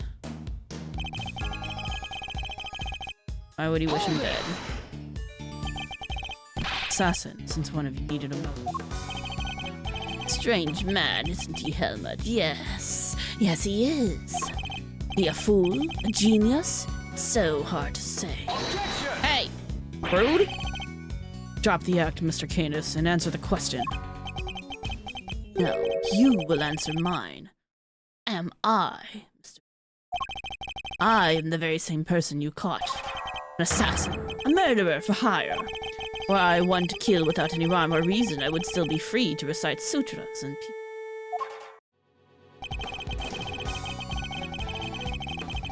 Hold it! Was it the dog's motive? No.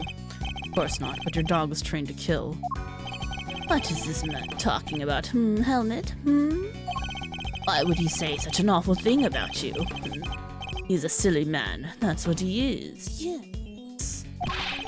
Perhaps he killed the wrong person, but that would explain. Oh, dude. Your precious police dogs attack people willy-nilly.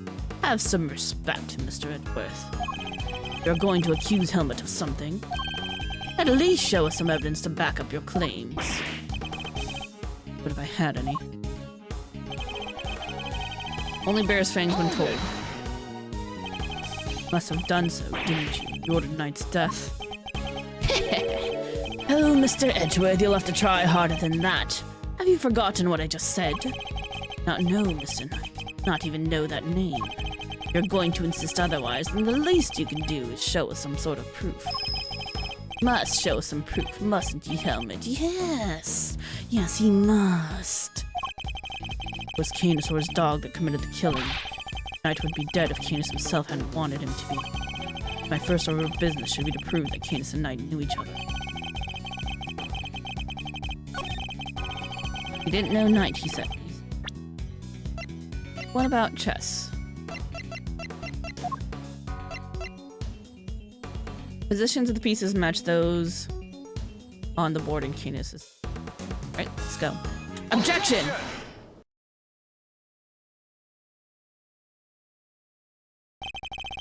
Getting sloppy, Mr. Canis. You may have trained your dog to clean up your mess, but some things still require a human touch. Found this in the victim's room. Record of a game of correspondence chess. More, the game depicted matches the game laid out on your board. What? Number of possible games has been calculated to be 10 to the power of 120. And that's on the low end.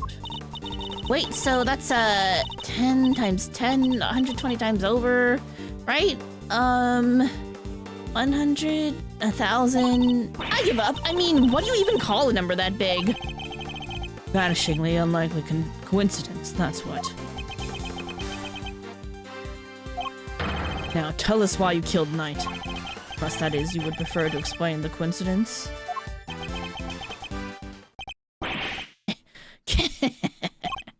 Well, they do say that the truth is stranger than fiction. It is, as you say, a coincidence. But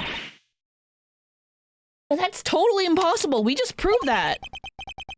A coincidence of a different kind, child. Never imagined my correspondent was the victim, you see.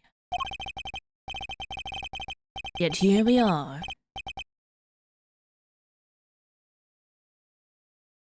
Helmet is as surprised as I am, aren't you, Helmet? Yes, yes. The two have some sort of connection. Suppose there's nothing for it but to finally tell the truth. The other prisoners had it all gone to the yard, you see. A show of some sort, I believe.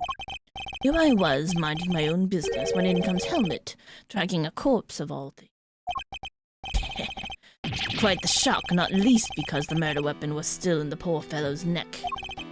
Of course, I was none too keen on becoming a suspect. I had Helmet take the body to the workshop. There, he removed the murder weapon and brought it back to me, just as I had asked. Dog pulled the murder weapon out. Not the murder weapon in the workshop. Indeed, he did. Moving it here would have made an awful mess, after all. You know something. That makes total sense. Remember what Mr. Sawit said, Mr. Edgeworth? That huge black dog sunk its terrible teeth into the victim's throat. What did you just say? It was hellish, utterly hellish. That beast, an awful beast, he killed him. See, so what Mr. Sawit actually saw was Helmet removing the murder weapon then? Precisely. I can't say I wasn't a little disappointed that he was smart. Silly boy, it's not like you to slip up like that, is it, There you have it. That is about all there is to tell. Not kill the man. At most, I'm responsible for the removal of the weapon. Now, will that be all? Poor Helmet is growing restless. Sorry. Objection! Sorry, but if you could entertain us for just a little longer, Mr. Canis. Fender. No offense, Paleo, but I don't think you're quite told us everything. Sure, we'd all like to know why you thought you needed to pull the chisel out in the first place. Right. Hence that he would move the body to avoid suspicion. Canis had no reason at all to recover the murder weapon. So the mutant one isn't as dumb as I thought. Please answer the question, Mr. Canis. It was because of the bell.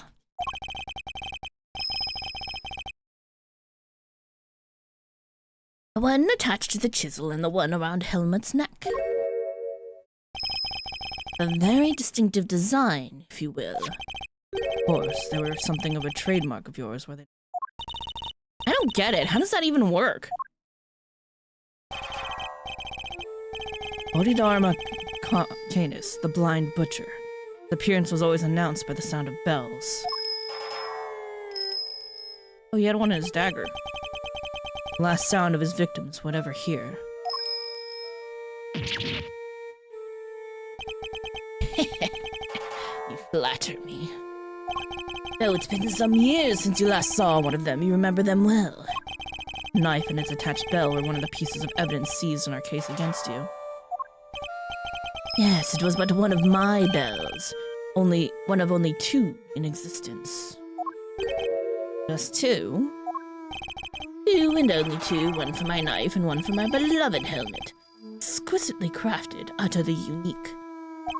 My ears are my guide, after all. I must be able to use my tools. Precisely. Of course, as you said, the knife had long since been taken from me. Only two such bells exist. One is attached to helmet and the other to Canis's knife, which was seized by the police during his arrest. Huh. But somebody on the police force could have access to that evidence and then attach it to the chisel. So this could be somebody who had a vendetta against Canis trying to frame him.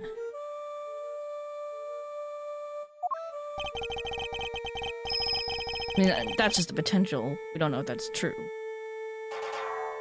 When Helmut brought the body to my cell, rather surprised to hear a familiar sound. First, I was sure that my knife had been used to do the deed. No. Chisel? Ordinary chisel. Certainly no assassin's blade. Nonetheless, the bell would have suggested my involvement. Compounding the matter is the fact that I am the only person in this prison permitted to use. It was clear that I would become the prime suspect. So, the chisel had to be removed and hidden. Hold it! Still claim that all you did was have the dog move the body? That you had nothing to do with the killing?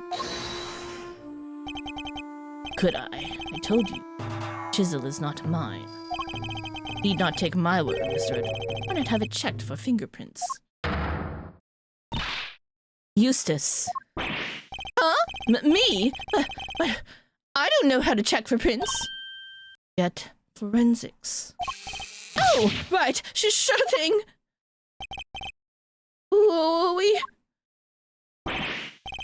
We got him. Fingerprints. They're Mr. Knight's. Mr. Canis's? Nope. Just Mr. Knight's. Oh, and forensics said there's no sign of any prints having been wiped off.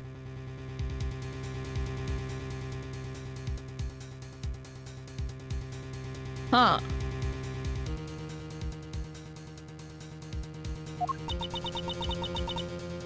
Interesting. Only Knight's fingerprints? Good. Should I get them to check again? Now do you see? I've never so much as touched that chisel. Helmut carried it in his mouth, that is all. Therefore, any prints must belong to whoever had it last. The murder weapon belonged to the victim? That's not helpful. As I said, I have not touched the chisel. Or I cannot be the killer. Or do you wish to suggest otherwise? Counter with. What's mean? Is he killer after all? Actually telling the truth? Can't be. I'm sure this goes without saying, Mr. Edgeworth, but if you do not find a solution to your current predicament, and quickly, I will have little choice but to relieve you of your badge.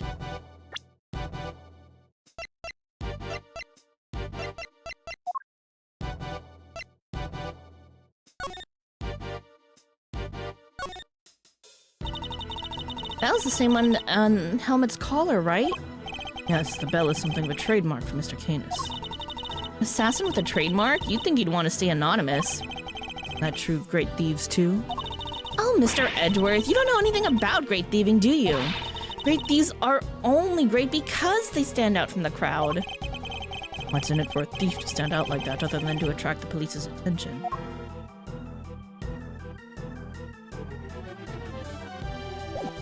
Nope, I didn't mean to do that. The Canis hid the chisel in his dog's mouth. Think it's our murder weapon, Mr. Edgeworth? Too early to tell. The fact that blood was found on it is certainly incriminating. At the very least, it's not something we can discount as unrelated to the case.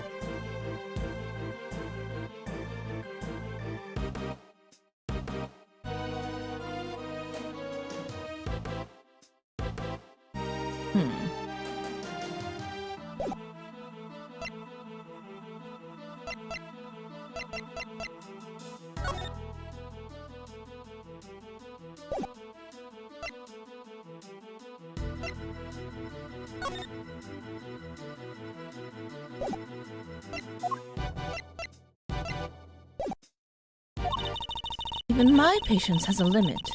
I will not tolerate you throwing this investigation into chaos. Am I clear? Done it now, sir. She's serious. Admit it, but fingerprints turn everything on its head. Without more evidence, I'm back to square one. Wait, something doesn't add up. A few things, actually. What would Mr. Knight have needed a chisel for? You can do a lot with chisels, child. Break out of prison, for one. Alright, then how did he get it in here? There's no way the guards would let him bring a super sharp tool in with him. Right, Mr. Edgeworth? Hey, Earth to Mr. Edgeworth! Can't stand there hemming and hawing just because of a little setback. The important thing is finding the truth, you know? Doesn't matter how we get there. As long as we save Simone in the end.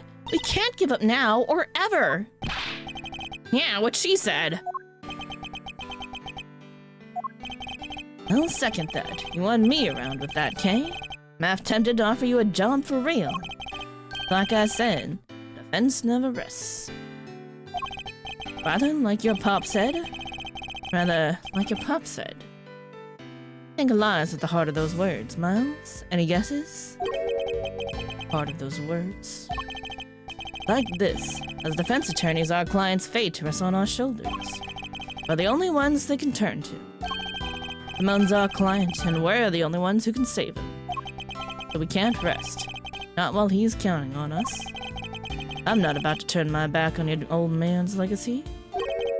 Are you? Associate with the defense now. No. Associate with my father's firm. That's the role I've chosen. That means I failed to save my client. I failed in my duty. Honor my father's vision and save Simone Saint. No matter what setbacks I face, I cannot admit defeat. One path is blocked, I must simply find another. There we go. That's the Miles Edgeworth I know. Now let's find that new path forward. We can start by trying to figure out how Mr. Knight brought that chisel into the prison. Right, how would Knight have managed to bring a chisel in here? That's it. Take that! Usually it wouldn't be possible to bring a metal object into this facility undetected. Because of the security gates, right? But we already know that checks at one of those gates haven't been entirely thorough of late. Namely, the gate at the entrance to the detention center. The gate is only used to scan people. Any items they bring into the facility are only subjected to a cursory check. telling me that the chess set wasn't put through the metal detector? Should have been. Alas, it seems the guards have grown a little lax in that regard of late. Knight took advantage of this little oversight and had Mr. Saint bring him the chisel, hidden inside his pocket chess set. It does answer one of our questions. And it suggests that the chisel was indeed Mr. Knight's and not Mr. Canis's. Knight hid a chisel in it, okay. However, we still have one rather pressing problem to address. That of the security footage in which Knight was attacked by a dog. How does one explain it if Mr. Canis was not the culprit? And then how do you explain his prints not being on the murder weapon? This one's a real three-piper.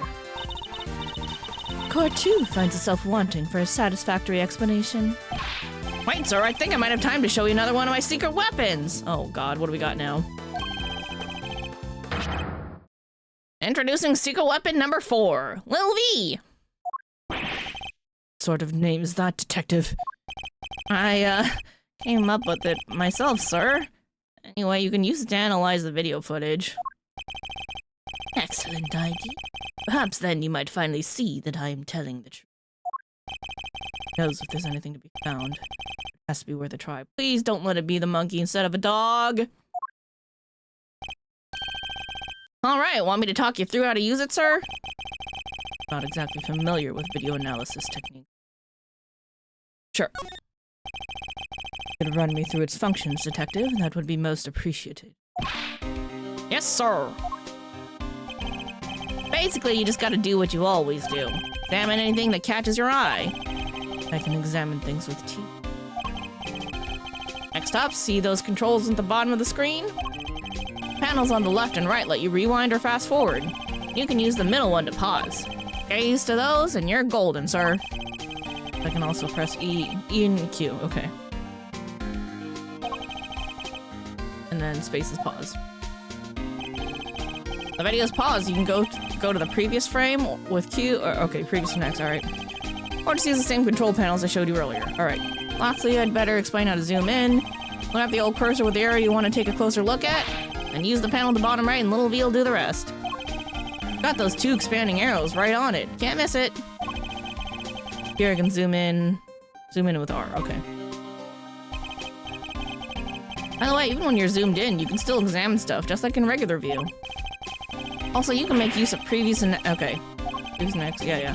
One thing you can't do is you just can't play when you're zoomed in, okay. Let's see, and how do I zoom out again? Just use, alright, lower, yeah, alright. Alright. Yeah, I get it, let's go. That about sums it up. Well, let's fire Lil V up for real. Remember, just examine anything that catches your eye and you'll do fine. Footage from Knight's holding cell. Other than the victim being attacked by that dog, can't see what else it might show us. Suppose we're wrong. Looking at it instead. Please don't be a monkey! Person in the footage be someone other than Knight? So, could whatever's attacking them be something else too?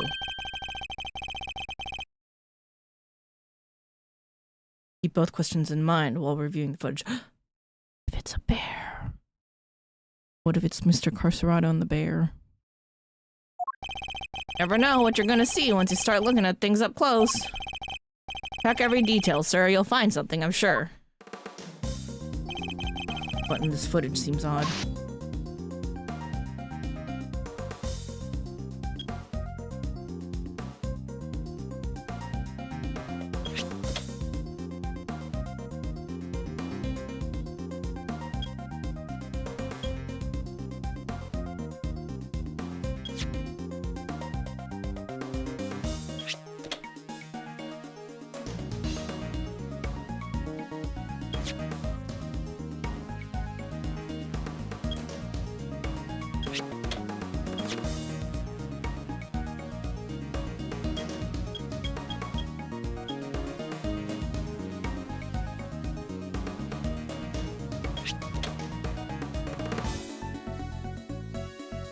That's a dog. And that's not a dog. That's a bear. Sir, look. I suspect we may have made a critical error of judgment. What we're looking at here is no dog. Animal is a bear. Not a dog, it's a bear. What? So the paw prints from the photo I took? Not canine, but ursine.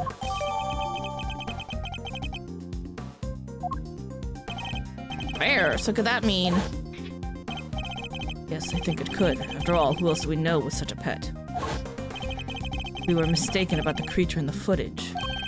Not inconceivable that we're mistaken about the person in the footage, too. Hold on. Mistaken about the creature in the footage. It's not inconceivable they were mistaken about the person, too. Okay. Maybe there's something in there that could prove it, sir? Something that shows it wasn't night?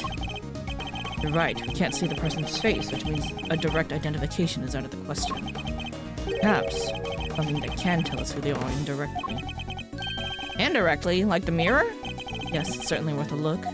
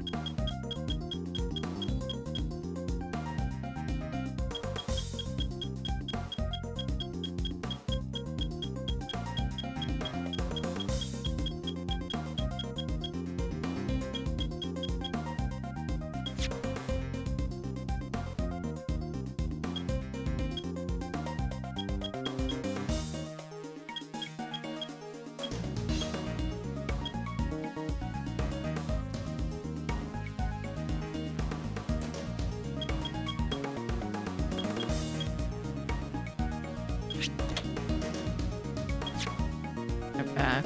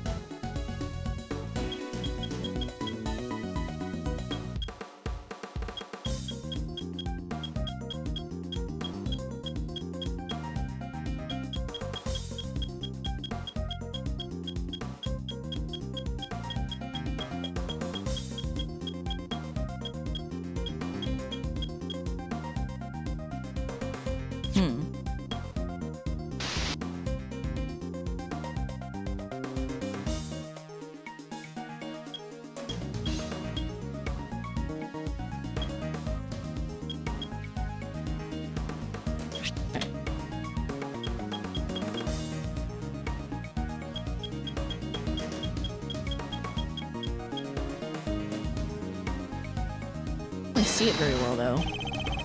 Figures reflected in the mirror here, too. That hat. Hey, doesn't that look like the hats the guards wear, sir? Ah, geez, is that what I think it is? There been any reports of the animals attacking a guard recently? No, not that I've heard of. May not be a guard at all, but somebody dressed as one. Perhaps this might shed a little light on the matter then. Uniform.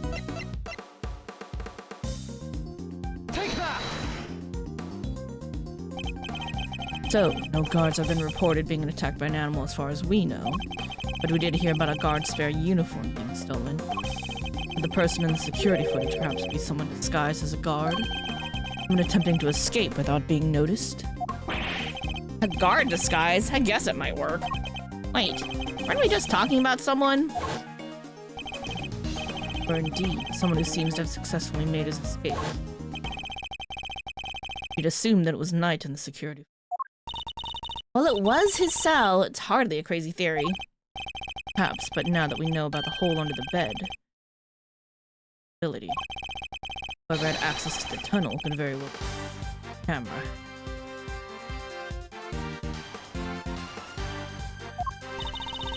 And who was that, Mr. Edgeworth?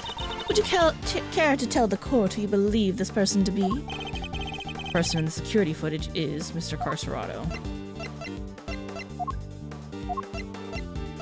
The dude who's missing. That guy. Take that! I believe I know who our god in disguise is. is none other than Rocco Carcerato, as a prisoner who recently escaped from this facility. Confident it's him because he was assigned a polar bear cub as his companion. But the bear in the video was all black. Indeed, and we have evidence to explain why.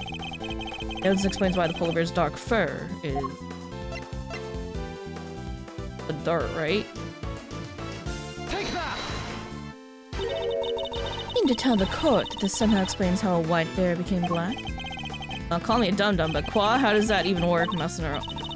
You doing— oh shit, I know, never mind. It's the dark mud shit. Already knows we made a mistake. It's not the— yeah. I made a mistake! I made a mistake, leave me alone! Well, I could have given one's treatments, right? Indeed, and the nature of that treatment may well be the hold the key. Alright, alright, alright. Let me go! Let me represent! Administering a dark mud pack treatment. Take that! Call, if you will, Mr. Frank Sowitt's testimony. That's the rubber glove I dropped. Care to explain why it's so dirty? Oh, of course. That mud was from one of the pet treatments I've been practicing. I was giving one of the animals a mud pack right when the incident happened. See, around what time would this have been? Let's see. The show had already started, so around 9 a.m. perhaps? The thing is, the more mud I applied, the more in the zone I got, and the darker the animal's fur became. There's no trance quite like the trance one enters when one slathers an animal with thick black mud. While the circus performance was underway, he was giving one of the animals a mud pack treatment. That animal could have been... Indeed, our polar bear. Mr. Edgeworth, your latest assertion simply introduces yet another contradiction. The footage from the security camera. Fully understand, Your Honor, and your doubts are entirely justified. Mr. Sowitt mentioned applying the mud pack while the circus performance was underway. This does indeed introduce a new contradiction concerning the security footage. Does? Yes, let's put it this way. When would you expect the footage to have been recorded, Kay? It was taken right after he applied the mud pack treatment. It should have been around 9 a.m. In which case, something isn't right about the footage. Really? And what's that? Timestamp? What new contradictions does security footage introduce relative to what was...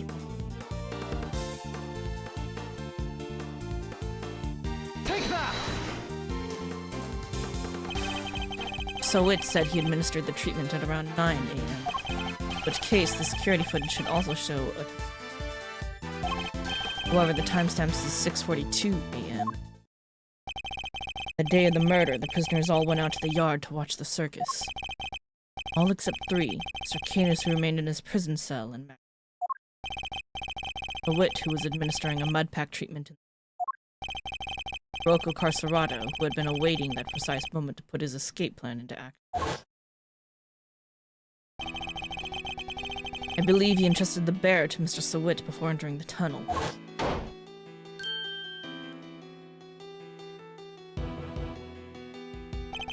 The bear then slipped out of Mr. Sowitt's grasp to run after him.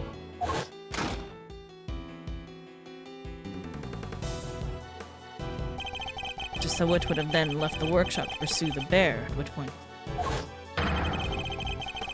Canis's dog retrieving the body. All fits perfectly except the security footage, which should have been recorded from around 9 a.m. However, the timestamp is 3 hours off. But why would the timestamp be wrong? Detective, I'd like you to have the security camera examined right away, please.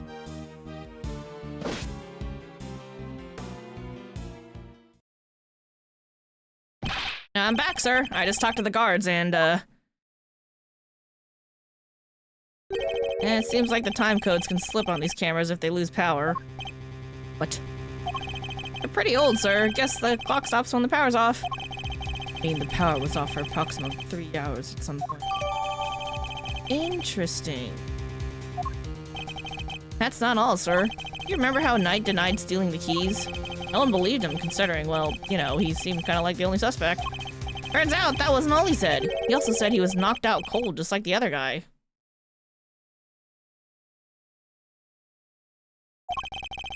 May not necessarily have been a lie. Darlings, there you all are! He was knocked out cold like the guard, I guess. How goes the investigation? Is there anything I can do to help things along? Might be something with you, Warden Lago. Escapee, Mr. Carcerato. Believe he may still be on disguised as a guard. Here's the proof should you need it. Reasonably certain that the person captured on this table. If I'm correct, he might even be in the room with us now. Hey, Mr. Carcerato would have been wearing a bracelet, right? Yes, a bracelet that could easily be hidden under the sleeves of his stolen uniform.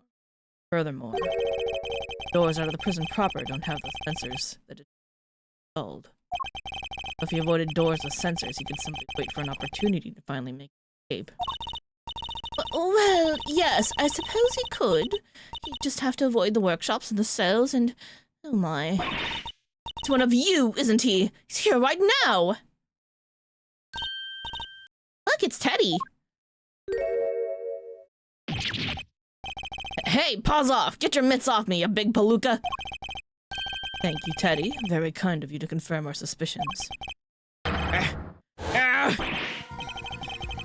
Dang it, kid, if it wasn't for you, I'd The thing is to be loved, huh, Mr. Carcerato? End this. Guards, apprehend this man! Moment, if you will. I have some questions for our would-be escapee. If we are to learn the truth, I will need to speak with him. With your permission, of course. I can hardly say no now, can I? Come on, then. Hit me with your best shot. Carcerato's escape route led directly into Knight's cell. But it's highly possible he has something. Tell me what you were doing on the day Mr. Knight's body was discovered. Around the time of the discovery. Was you guys, huh? You the ones who found my secret getaway tunnel? You know how long it took me to dig that freaking thing? And me a guard's uniform, a hole dug, and a plan in place. So I went for it on the day you found the guy. And then this little guy had to come right after me. That fur was covered in mud, too. I had to go back to our cell. I would have gotten away with it if somebody had an off night and brought you bums down here. Claimed to have dug that tunnel just now. How exactly did you do it? Ow! Used everything I could get my hands on, see? Hammer, spoons, you name it. Spent every dime I had on this cockamamie fixer. What do I got to show for it now, huh? Not to be disheartened, my friend. It was another day. Outside chance, Mr. Carcerato and Knight face just before death. See what other details extract from him. Round the time of discovery. We found the secret getaway tunnel. Yes, we did. Tunnel, you... Shut up! Who you telling to hold it?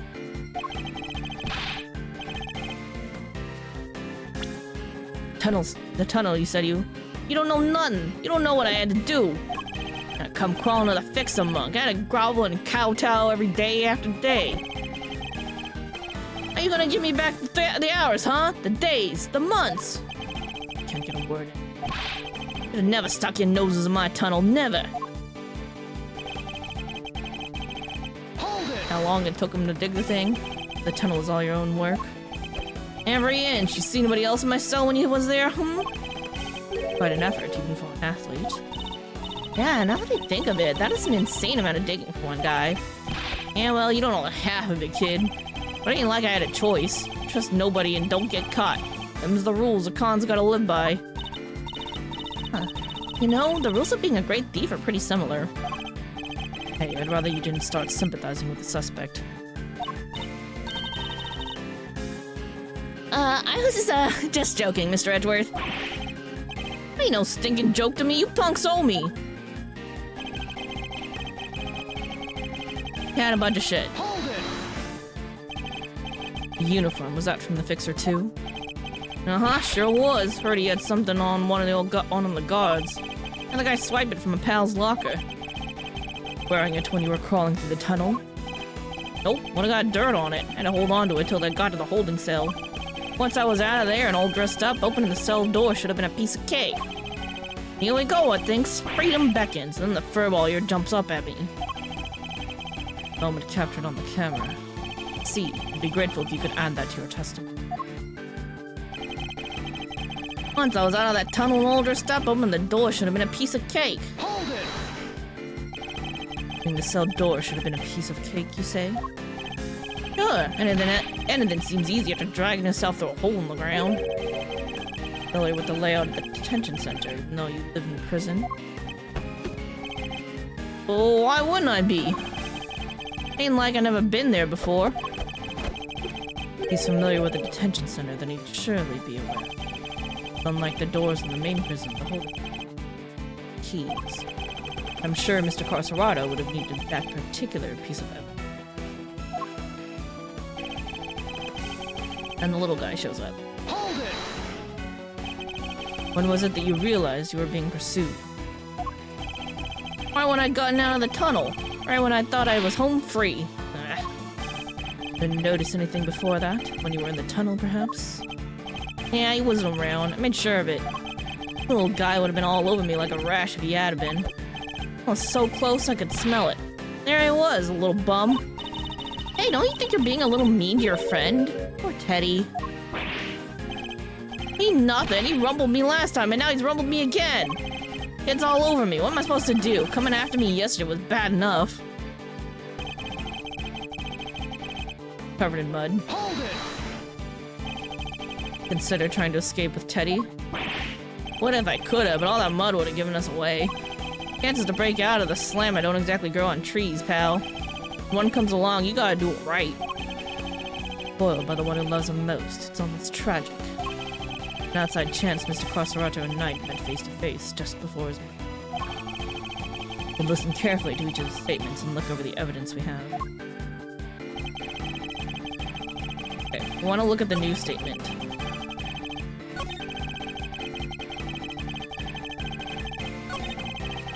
Once he's out of that tunnel and all dressed up, opening the door should have been a piece of cake. Because you had the key?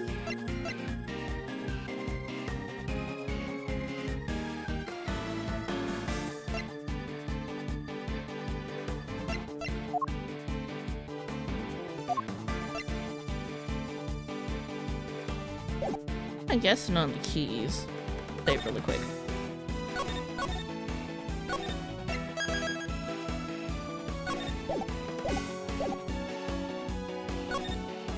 That's the wrong key. Wrong button.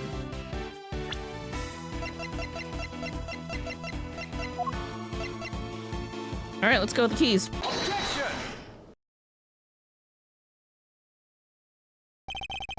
Claimed that leaving the holding cell would have been a piece of cake, as you put it.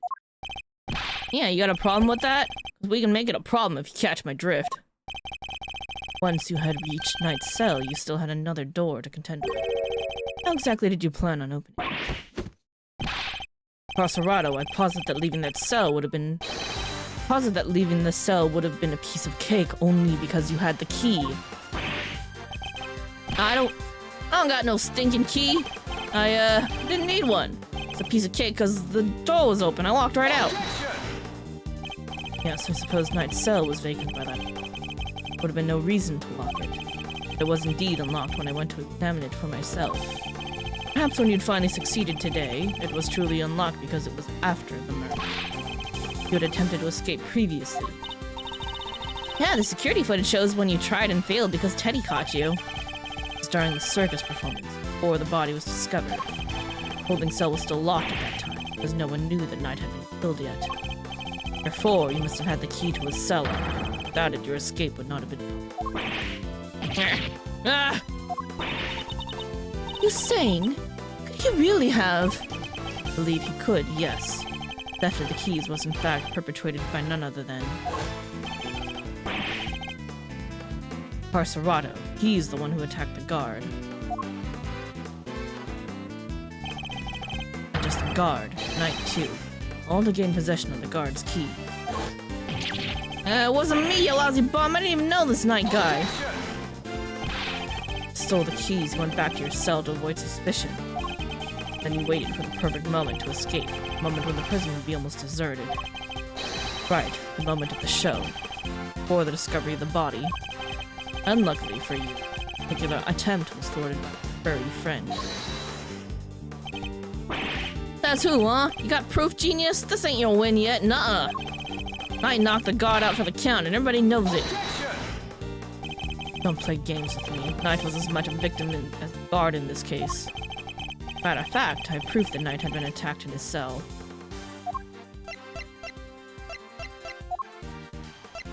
Blood.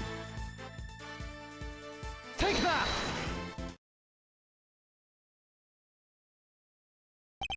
Found traces of Knight's blood on the cleanly wiped floor of the cell. Could possibly explain such a thing other than him having been attacked. It was you who attacked him. You ambushed the both of them and stole the keys. Ah! Yada. What's with you, huh? That newspaper wiped the blood up good. Ain't no way you should have found it. Okay, but why did you think you had to wipe it up anyway? Yeah, if they checked Knight in the god's hands, I would have seen those two never came to blows. That blood would give up the whole game. Ain't no way they don't figure there was a third man in the ring. Plus, once they started sniffing around on the floor, they'd have found the tunnel in a heartbeat. Wiped up the blood to buy yourself a little more time, so you could wait for a better opportunity. Sadly, the opportunity you sought wasn't good enough to get you clear of the prison, it seems. Now, hand over the keys. Right in the kisser! Gah! Hi, Teddy. Thanks for the help. Good boy.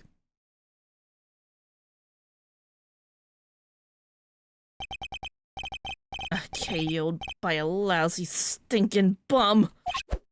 Fine, you want the keys? Here. Hope you choke on them. They were found in Carcerato's possession. The guard was attacked the day before the murder, and the keys were stolen. Overruled. Wait a moment. If Mr. Carcerato here had the keys... Theory relies on Knight having used the keys he allegedly stole to escape his cell. That was the only way he would have been able to enter Mr. Saint's cage and be moved to the workshop. Fortunately for you, we now know that theory cannot possibly be true. No! Guess this changes things up a bit, yeah? Now the only person who could have moved Knight's body? The one person who knew about that tunnel. No, you gotta be freaking... Carcerato, you're under arrest. Come quietly now, pal. Wait, you got the wrong guy. I didn't do nothing. Alright, fine. I knocked those two chumps out and I stole the keys. After that, I went right back to my cell and waited for my moment. Next time I went to Knight's cell, there wasn't nobody around, and I ain't mean nobody. Plus, his body was found in the workshop. You think I just magicked my way over there or something? Couldn't even have gotten out of my cell. You only had the key to Knight's cell. Couldn't have left your own cell back in the prison. But Canis's dog could. Well, not you, but Helmet to move the body from your cell to the workshop. I get it now. You're saying he wasn't the only con in this conspiracy. Indeed, one can easily imagine that Mr. Carcerato and Mr. Canis might have worked together. Carcerato could have killed Knight and dragged him back to his cell. And Mr. Canis's dog took him from there to the workshop. No restrictions on the animal's movements within the prison. Movement between the detention center and the prison proper, however, is tightly controlled. There was only one possible route. You could have taken advantage of it, Mr. Carcerato. how can you be so sure, huh? Maybe there's more of them and you just don't know. Something tells me that digging even a single tunnel was arduous enough. Got that right. You try scraping more than one hole in the dirt with a spoon. I'll give it me, I didn't have to dig the whole way. Somebody already did a bunch of the work for me. What? Dig the entire tunnel by yourself? Nope, found it when they put me in that cell. Ran all the way from there to the well in the yard already. Oh. Oh no.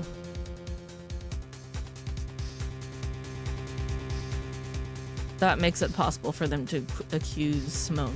Oh. Even looked down the well to check it from there, and it was the same tunnel, alright. I just made good on what somebody else already started. What was the original tunnel for? No, you're the one with all the answers, pal. Maybe somebody else tried to break out? Ooh, or maybe the animals dug it. You get water from the well or something. Heard of more plausible scenarios than that in B-grade movies. Well, well's dry, kid. Ain't no water to be had down there. Though, come to think of it. Well, yeah, always smelled kinda... nice. Nice. Yeah, I don't know. Smelled sort of like dessert, I guess. Scent. That sounds very... When did we come across a sweet scent before? On Mr. Knight's body. Take that! Detective Gumshoe noticed the sweet smell when we were examining Knight's body. With the help of a police dog, we followed the scent of the body and traced it to route back through the prison. At Mr. Carcerato was how we found your tunnel. That same sweet scent be what you noticed coming from the well? Very clever, Mr. Edgeworth. You mean to suggest that this is evidence of the body having been moved through the tunnel? You, furthermore. Carcerato, you were the only person who could have done it. Nobody else had access. You have our thanks, Mr. Carcerato. Truly. Finally, the truth comes into view. Now, unburden yourself. It is time. Confess your role in this tragic incident. What? You ain't pinning this on me? Glad to see that we're finally in agreement, Your Honor. No, we're not. She's scheming some shit. Oh, if only we were, Mr. Edgeworth. Mr. Carcerato may have been an accomplice, but not of Mr. Canis. No, he was working with Mr. Knight. Hold it! What do you mean? I do not believe that he moved Mr. Knight's body. Instead, I believe that he lent Mr. Knight the use of the key. Gotta be kidding me! Granted, it seems unlikely he attacked Mr. Knight. That doesn't necessarily mean that Mr. Knight was knocked unconscious as a result. And what if he wasn't? What if he and Mr. Carcerato had reached a certain... What kind of agreement exactly? Knight was plotting an escape. Escape for which he required a means of leaving. Here was that precise means in the form of the keys Mr. Carcerato had just stolen from the guard. Mr. Carcerato himself would need to pass through Mr. Knight's cell in order to effect his... Mr. Knight needed only to shout and alert the guards. Mr. Carcerato's plans would be ruined. And so, struck a deal. Lady, the only striking I do is with my fists. Why, still you deny it? So, Agreeing that we still disagree? Mr. Knight and Mr. Carcerato had Mr. Carcerato unlock his cell, so that when Mr. Saint arrived, he could escape. Man, she's like fucking on one, isn't she? Mr. Saint was then able to move him into the prison proper, just as planned. Doesn't explain how he got the sweet smell on him. Aha! And then he dug Mr. Knight into the workshop and did the dirty deed. Objection! Either of you listening? The scent on Knight's body proves that it was taken through the tunnel. It was moved from his cell to the... Perhaps if you would let me finish, Mr. Edgeworth. I am not denying that Mr. Knight's body was moved through the tunnel. Driving it. Is this a trick question? As you say, Mr. Edgeworth, sweet scent shows the route the body took. However, it did not enter the tunnel from Mr. Knight's cell. Huh? Then how did it get down there? There is another possibility, one you seem to have overlooked. No, I caught it. I don't like it, but I caught it. The well in the yard. Could a body not have entered the tunnel from there? Wasn't it locked, though? Or there was a gate over that, and it had a giant lock on it. Well, in the yard? Oh yeah, that thing. Mr. Saint did not take the cake to the workshop. He took it outside. There he killed Mr. Knight and threw his body down the well.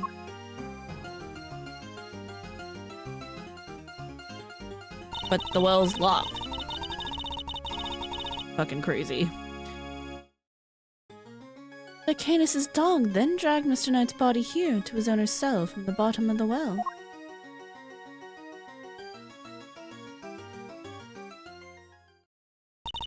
On that note, I would ask you to recall something. What was happening in the yard at the approximate time of the body's discovery? Circus show, right? Regina and Simone were performing for everyone. Wait, Simone! Ah, indeed. So you see how it must also have been him who disposed of the body. Gavel is a truly formidable opponent. So Evertley adjusted her theory to fit the facts. I propose that Mr. Knight was taken to the yard, not the workshop. And as we have established, Mr. Saint was off stage for 15 minutes. Why? What kind of fucking motive are they pinning on with him, though? Like, it doesn't make any sense. Ample time to throw the body down the well. I'm sure you will agree. Deduction is impressive, Your Honor. However, even supposing that Knight's body was indeed thrown down the well, not conclusively say that it was during the show. Happened at a different time. My sympathies, Mr. Edgeworth, but it simply could not have. Mr. Corsarato was using the tunnel at around the time the show began.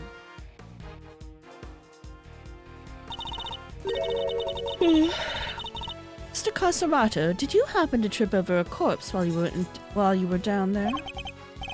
No. Place was clean. The body had been at the bottom of the well before the show.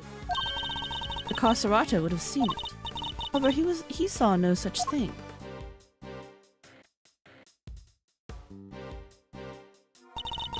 Which makes it somewhat difficult to support your theory. Furthermore, Mr. Knight's body was discovered in the workshop after the show.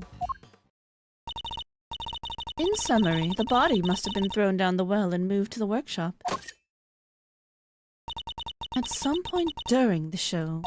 Tell me, who else could have done that but Mr. Saint? Oh,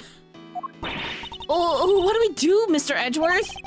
Body did indeed enter the tunnel from the well. Things don't look good for Mr. Saint. Still.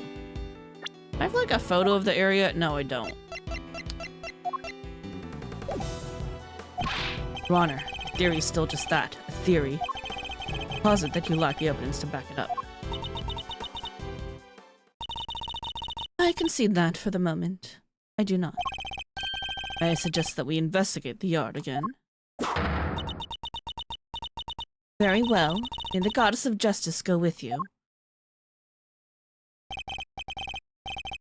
Now then, to the yard. Perhaps we can finally put this case to rest. That sound. Yikes, is there a fire? Somebody else escaped? Maybe skip down too? Darlings, please. There's nothing to be alarmed about. By which I mean, that's not an alarm. It's the dinner bell. Hey, Neoneko, thanks for the midnight pop. Look at her go.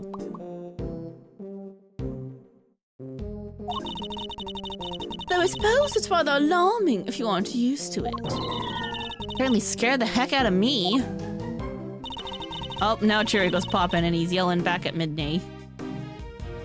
I'm so sorry, sweet pea. I hope you can forgive us. All right, you two, back to your post. Chop, chop.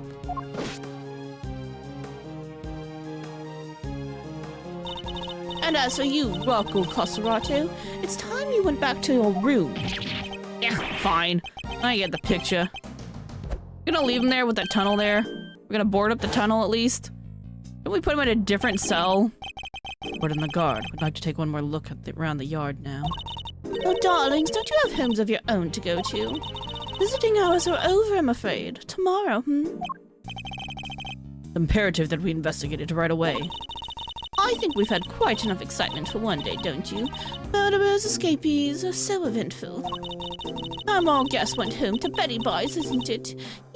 Yes, it is. But now, darling, don't make me bore you with all that I'm the warden, this is an order nonsense. Warden Lagarde is right. Her word is law here, and we must respect her wishes. Mr. Edgeworth, your investigation of the yard will have to wait until tomorrow. You may keep your badge for now. The matter of your standing can wait. I bid you all good day.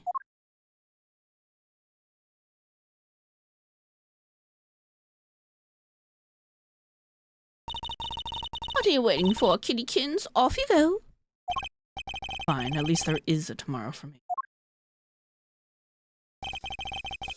Judge Gavel believes that Knight's body was dropped down the well, taken through Mr. Carcerato's cell to the workshop. Is that truly the case? Facts really support her theory. No, I mean, you guys forgot the part where it was taken to Canis' cell first. And then, because I mean, he saw the body and then he told the shit.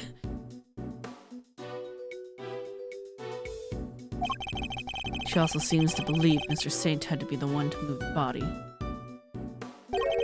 But was he really the only one with the opportunity to go? Come on, Mr. Edgeworth, tomorrow's another day. We'll figure out a way to save Simone. I know we will.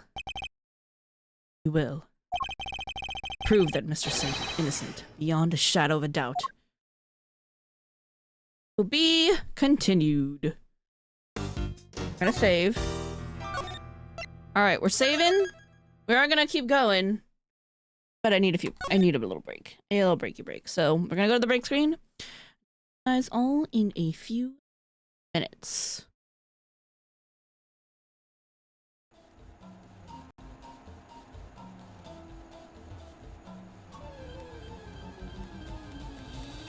Hey, guys. Chat room.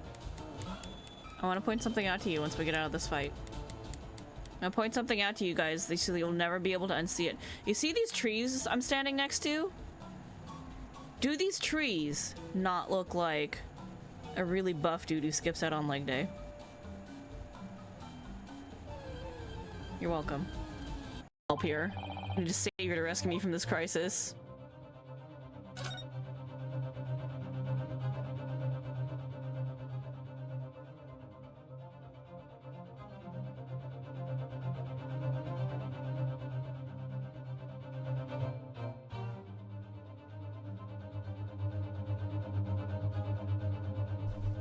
Great, thanks, I hate it. What the? What are you doing up there? Mr. Sholmes? Why are you wearing the tiara?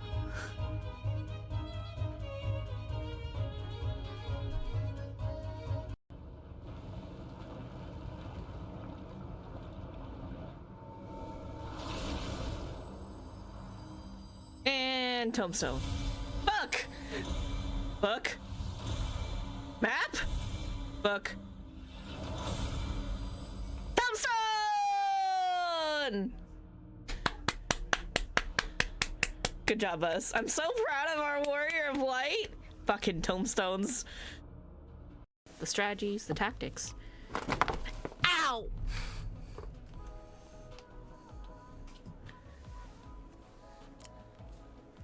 Momo just slammed me in the back of the head with his butt, so that was a thing. Oh, I gotta wait for him to get up. Alright, I can just kick him a circle. Alright, I figured it out.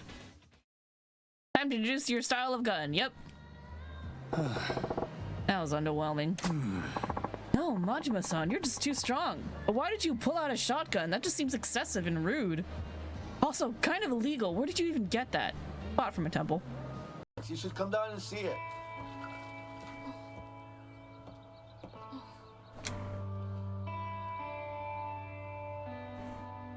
I can't see!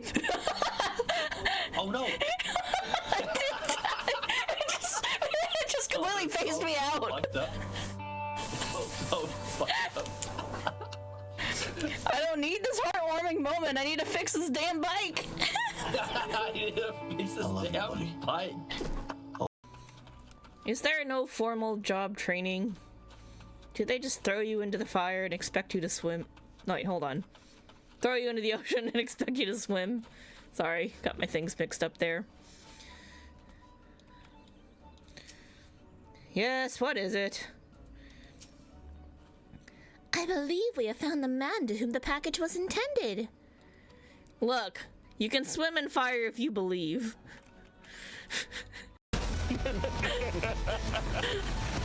But maybe it'll anger the elementals. The elementals aren't here right now. They're not here right now. Fuck them.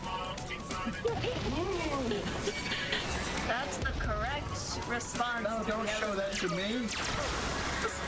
I thought I was facing away. Maybe I wasn't. I got Kira. The elemental parachute. Yeah, I deserve that one. What happens when the white man stops the elemental? Oh shit, me. Go into one. Choco, go to 2. We're moving.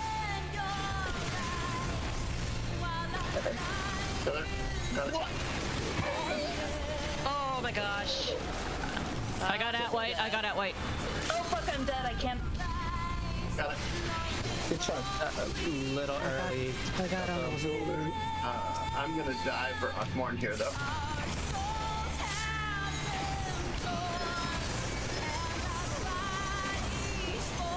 Shit.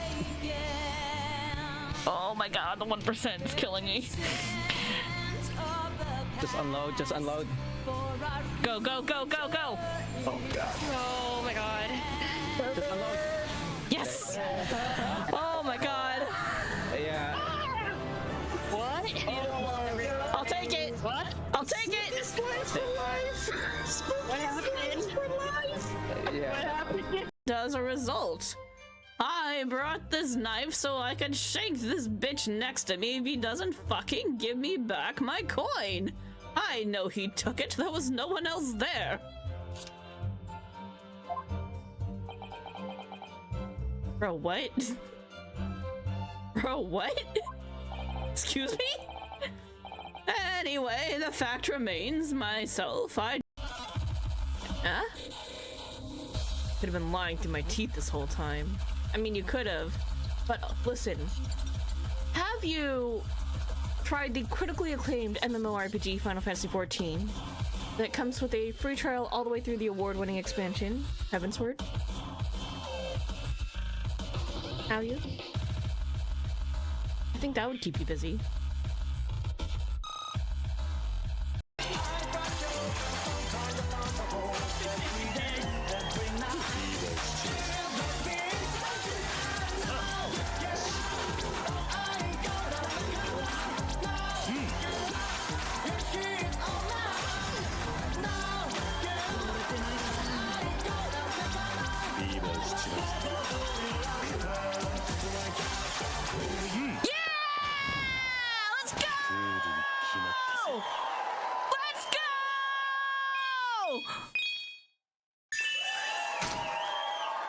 Kicked his ass. Ooh, that's a Needle King. You don't learn moves though. Can you really be that good of a king if you don't learn from your mistakes? By which I mean learn moves. Oh shit, he tried to razor leaf my ass. Maybe he's a good king after all. He's like, what'd you say about me? Ow! Ah! Are you foul? Ow! I shouldn't have talked shit about the Needle King. Stab. Oh no, you missed!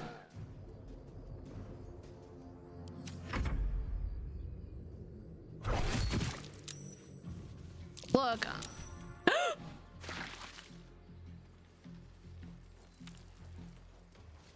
You okay? He's okay. He's fine.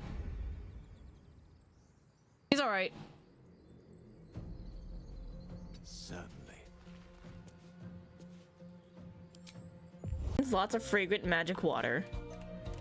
I mean soap. See you tonight.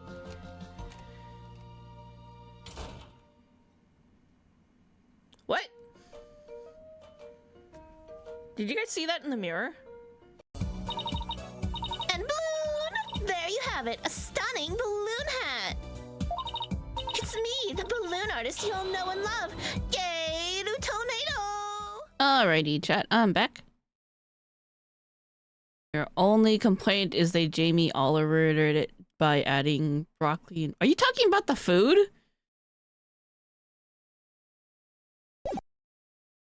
You're eating? March 29th, 10:12 a.m. Prison yard. There's definitely a lock on here. Oh, it's open. Ah, damn it.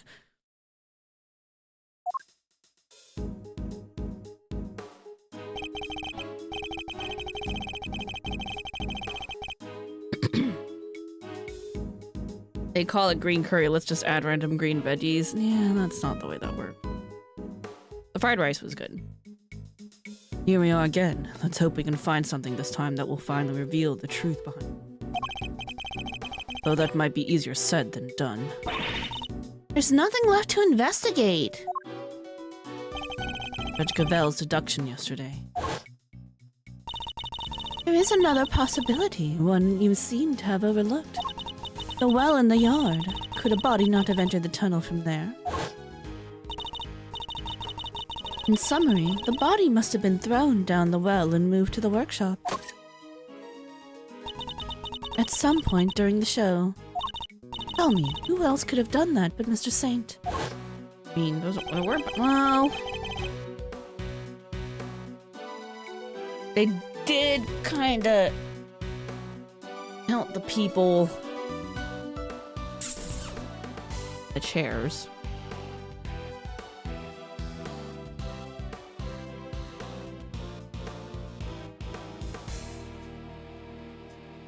Or another theory.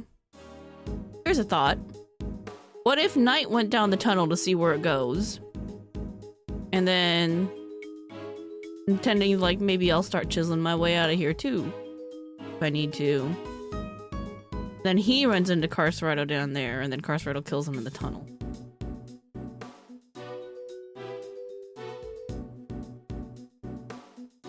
There's no proof anything happened. I don't know. We don't know what happened yet. Had Knight's body really been thrown down the well? Wouldn't there have been proof of him dropping, like, bruises or something if he went down the well like that? The answer to that question will surely show us the way forward. Before we begin, I should tidy up my organizer a little. Got rid of the unnecessary evidence. Okay. Let's see here. Huh? There's a cover on it. Dried up well slap bang in the middle of the prison? Figures it'd be locked. Well, luckily, I'm a master lockpicker. Want me to do my stuff? Is it really locked, though? Because it looks like it's going the other way. Think not. We'll do this investigation by the book. Come on, don't be such a stick in the mud. Whoa! What is it, Kay? Lock's broken, and from the looks of it, it's been broken for a long time. Shit. That's the case. Then anyone could have thrown Knight's body down the well. Could have been anybody! Judge Cavell's theory was that Mr. Saint carried out the murder here in the yard. Then, during the performance, he threw the body down the well. What are you thinking, Malzarino? Plausible or not? Oh, why don't we see if Missile can help us out again? He'll be able to tell us if Mr. Knight's body was here and which way it went. Good idea. I'll call Detective Gumshoe.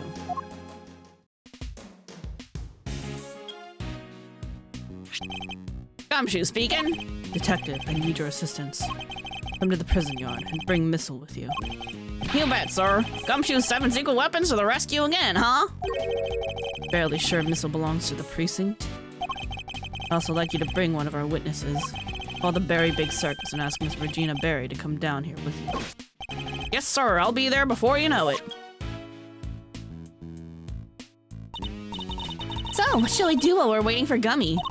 How about a quick game of hide and go seek? An idea, kiddo, but where exactly would we hide? Not seriously considering it. The game can wait, Kay. You need to call on one of your more practical skills. One? No, I don't think she does. Oh, you bet I do. One crime scene recreation coming right up. Oh yeah, wait, I forgot she could do that.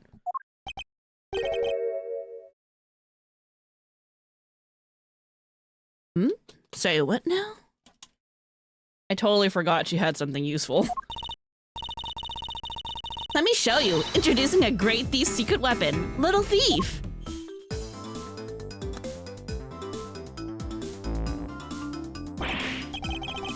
Whoa, screens appearing from thin air? This is some next level tech, little sis.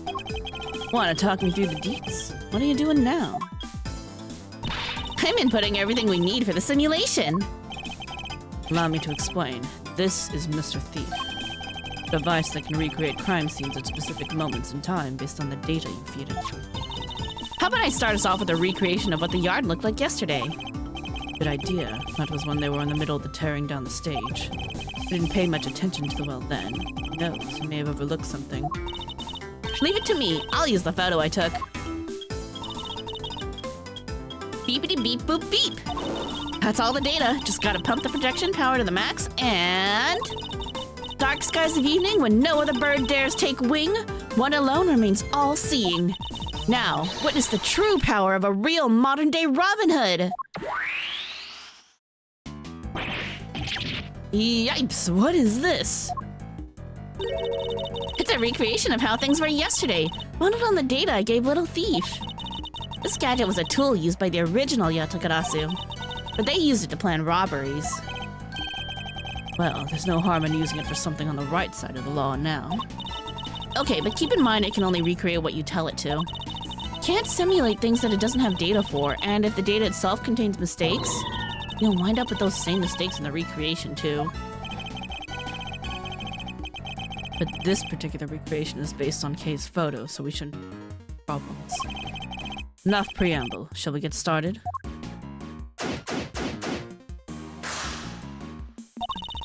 Don't forget, you can examine stuff in the recreation just like in real life. You can also present evidence to try to clear up any inconsistencies you find. Of course, thank you for the reminder. Let's take a look at that well.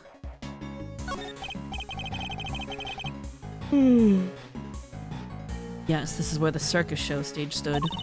You think people would be interested in a great thieving show?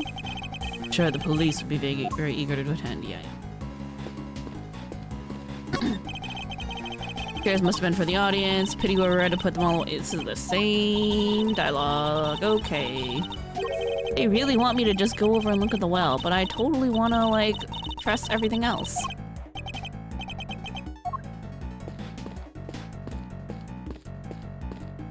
What do you think? A great thief's secret weapon. Color me intrigued, Malzarino. Not exactly by-the-book stuff, though, yeah? Using great thief doodads in an official investigation. Whoa, enough of the dust stairs, Chief. I'm cool, okay? I can keep a secret. Anything for the truth, am I right? Possible that vital evidence has already been destroyed. Without Kay's reproduction of the scene, we have no hope of... Hey, relax. Like I said, I'll just zip it in non-politely while you cats do your thing. Thank you. That would be very helpful.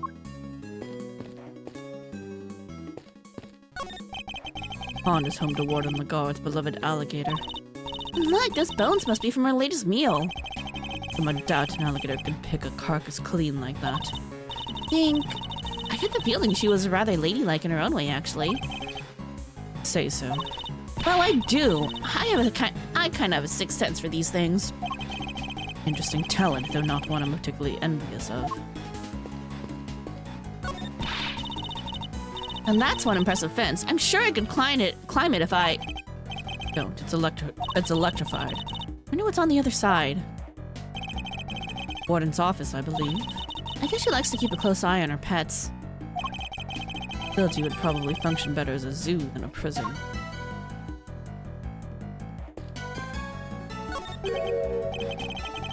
What's the name of our trunk happy friend again? Isaiah, the Asian elephant. Star of the show alongside Regent, the tiger, and Saint. Okay. Of course, how can I forget? Not exactly inspired, though, is it? Was Miss Berry having an off day when she came up with it? Oh my gosh, Mr. Edgeworth, not in front of the poor elephant herself! Wicker basket, or rather a cart, given wheels. Wants to race it downhill. This is the same as last time. No office chairs. Door appears to be locked. Wants to. Yep, same as last time. Okay.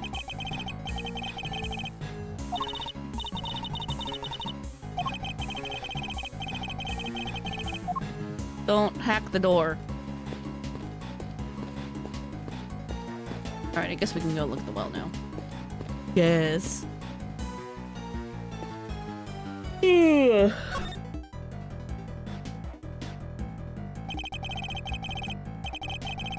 Examine this area carefully. May just hold the clue we need. What are a bunch of pulleys doing here? Don't seem to be well pulleys for lifting buckets. Sturdy-looking hemp rope lying on the ground. Kinda reminds me of the ropes we used for playing tug-of-war in school. The answer is no, Kay. What? I didn't even say anything! Yet. It also has a metal stake attached to one end. Oh yeah, it looks like something you'd use to put up a tent. There was no tent, was there? In which case, what was it used for? Probably the flying trick, I would imagine. Metal weight of some kind. Looks like it weighs... Direction makes it a little tricky to read. Remember how heavy it was, Kay? Sure, it was 30 pounds. A single 30-pound metal weight was found by the wall. What does anyone need such a heavy weight for anyway? It seemed related to the circus show at any rate. I'm telling you, it's for the flying trick! Where the villain goes flying because it got knocked by the elephant. Well was behind the stage, which means there aren't many people who could have thrown Knight's body down it during the show. Looking worse and worse for Mr. Saint. What do you think all the stuff around the well was used for? Can't see the animals needing them for their part of the performance. Indeed, nothing immediately strikes me as a likely purpose. I'll have to ask Miss Berry later. In fact, that's about all there is to find for now. Detective Gumshoe should be here. Okay, you can power down the Mr. Thief. Sure thing. Prepare to return to normality.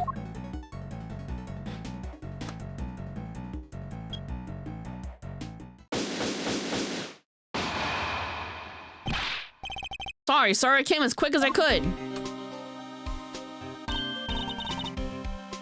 Ha! Speak of the devil. Ah, detective. That was indeed impressively quick. Why is Missile all riled up?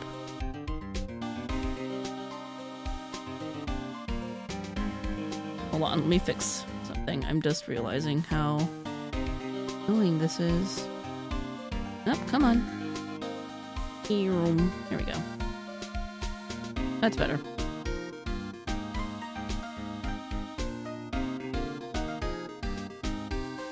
You know me, sir. Never did like to keep you waiting. Thanks for coming all this way too, Regina. No problem. This seems to be way more fun than rehearsals, so I ditched them for the day. Very much appreciated. Alright, detective. Let's get started with Missile. Yes, sir. Hey, Missile! Over here, boy! Why is he all riled up? What's the matter? Come on, boy. Come on. What's wrong with him? Looks like he's scared of something, sir. A gator? Eek! Alligator. Guess he's not a fan, sir. I doubt he'll be of much help to us like this. Any other bright ideas, Malzarino? Yes, actually. Miss Berry, would you mind lending us a hand? Oh, I'd love to. Just tell me what you need. You want me to teach Allie some new tricks? Don't doubt that she could do it, but... And quite like that. I'd simply like an account of what the yard looked like during the show. I like where this is going. You're thinking of using Little Thief again, am I right? You'd be so kind.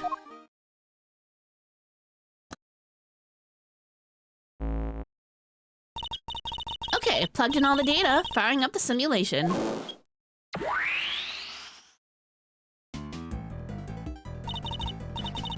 Here you go. This is what the yard was like during the show. Time at which the body was purported to have been thrown down the well. Oh wow, this is so amazing! It's like magic! No magic here, just sweet, sweet data. Which is why... The area behind the stage is missing. Yeah, Regina said she wasn't involved in getting the stage set up. We don't have any data on what it was like back there. No data, no simulation, huh? Brutal. I'm so sorry, you guys. It's all because I let Simone do everything by himself. Oh, no. It's all my Frilly Associates' fault. Ejection Fender. Anyway, we got a fresh simulation now, but we still have the other data, too. I can switch back whenever you want the recreation of them to take down the stage. A recreation of them taking down the stage. So we can examine the scene both during and after the show. Switch between the two at will. You can switch between recreations by using T to talk with K. Okay. Now then, let's continue our investigation, shall we?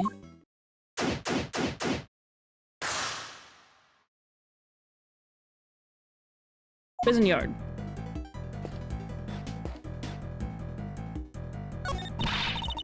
Story of forbidden love between a tiger and an elephant? Wish I could have seen it. You could have seen Simone up there on that stage too.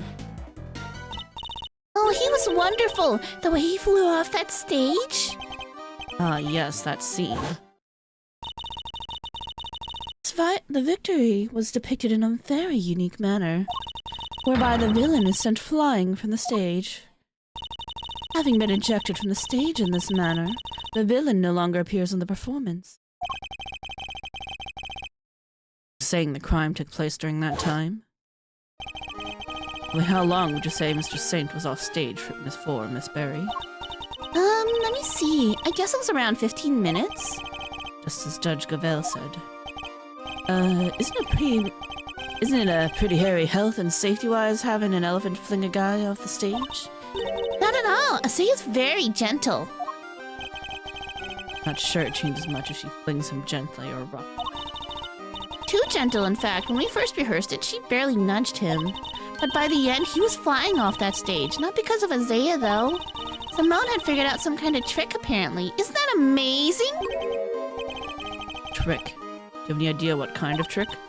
Who, me? Oh no, it was Simone's big thing. I wouldn't know where to start. Trick of some kind enabled Isaiah to send Saint flying.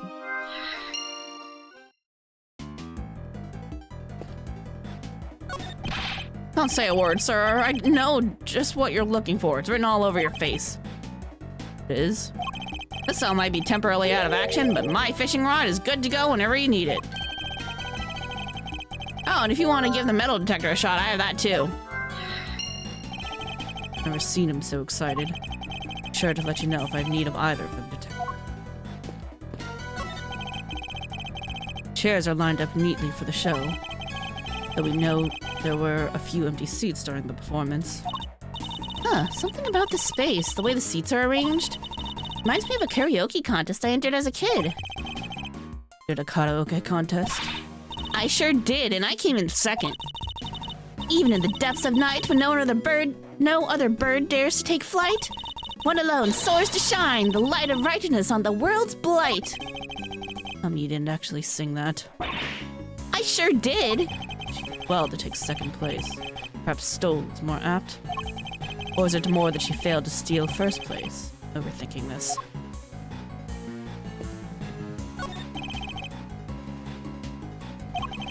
As bad as it looks, sir. Poor little guy's scared out of his skin. Hope to have him track that scent again, but that clearly isn't in the cards now.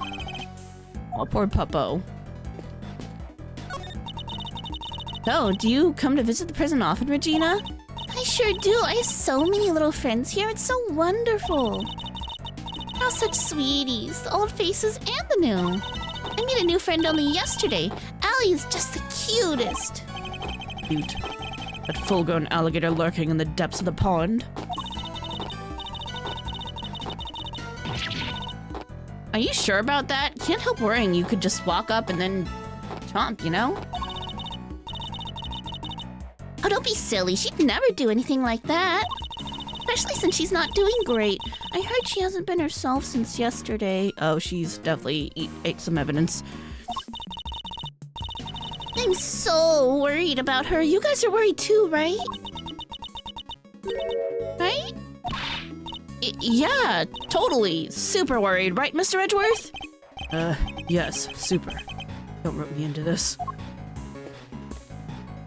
It appears that we're missing some data for this point. Yep, that's about the size of it. Gotta steal us some data. Steal data, Kay. I use logic and deduction to get what I need. Well, I'm more of an act first, think later gal. Don't add to my workload with your recklessness. Hate to have to order your arrest.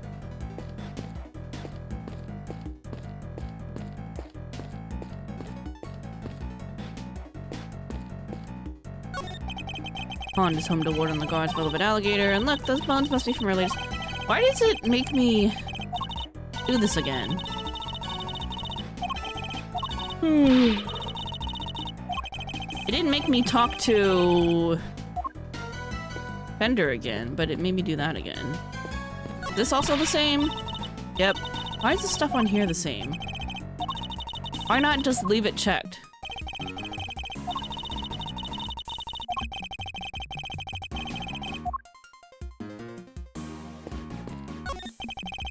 And that held Azea the Asian elephant, now empty as the lady herself is on stage. How they got her in here in the first place? Me. Well, the entrance to the yard is people-sized. And then there's like a gazillion megawatts pumping through that fence. Kinda risky, no? Not if one turned off the electricity. Yeah, but then all the prisoners would escape. To an entrance blocked by an elephant? I think not. This is a real puzzler, alright. I'll need to give it some more thought. Seems to be enjoying the challenge. I'll leave her to it. The basket was empty in the other recording. Oh yeah, but it was definitely empty in the photo I took too.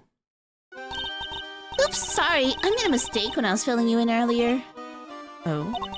My baskets are holding Azea's food, but on the morning of the show, all the apples that were in it had vanished. Poof! I totally forgot to mention it. Sorry. Hearing apples. Should make a note of this. Food for Azea that was in the cart until the day before the show, but was gone by the next morning.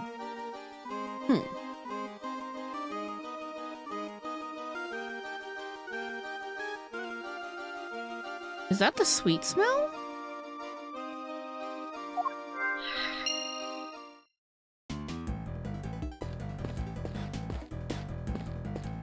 Alright, let's logic some stuff out. Okay, the items around the well had to be for Mr. Saint's big moment.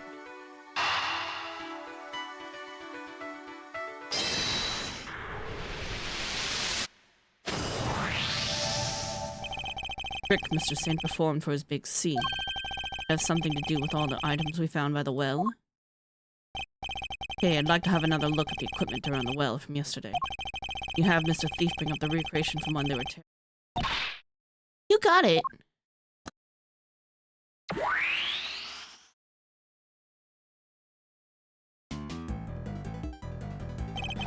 Taking another look at these items. They not have been used for this trick of Mr. Saint's.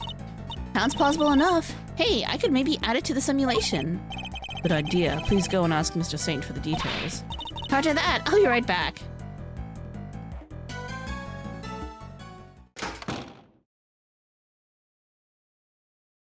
I'm back, and he told me exactly how he did it. Excellent. Well, how does it work?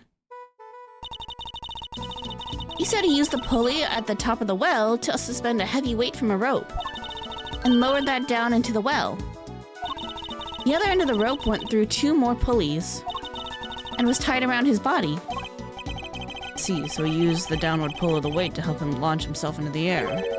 How did he make sure the weight only dropped when he wanted it to? He used a stake at the top, that's how.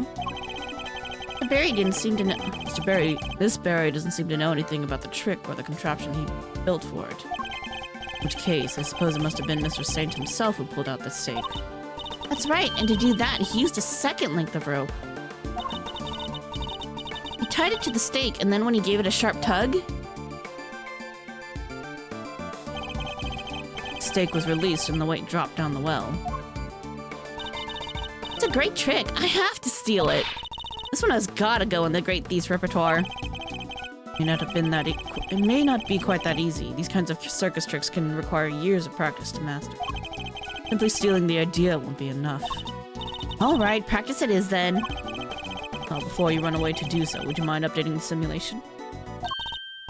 Oh right, then we can see how it all worked out for ourselves. Okay, I'm switching back to the recreation and the performance.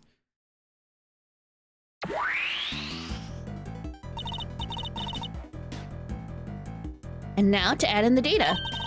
Little Thief should be able to reproduce the trick now.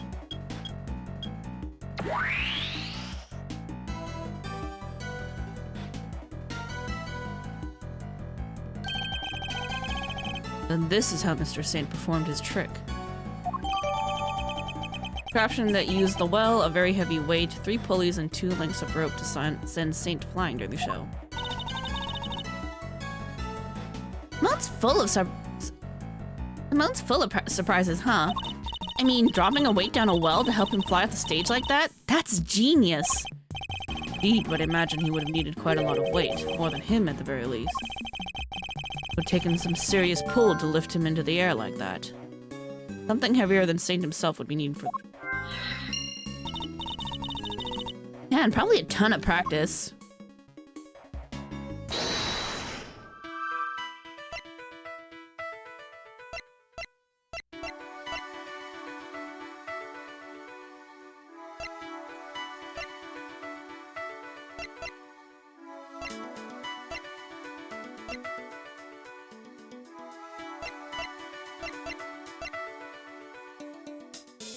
Can we use this to look for the weight?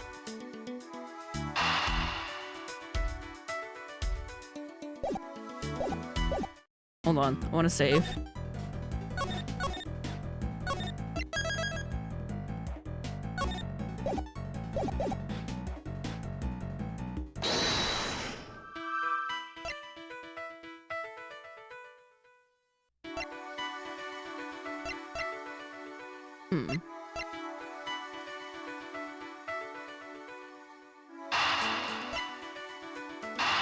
We find the weights?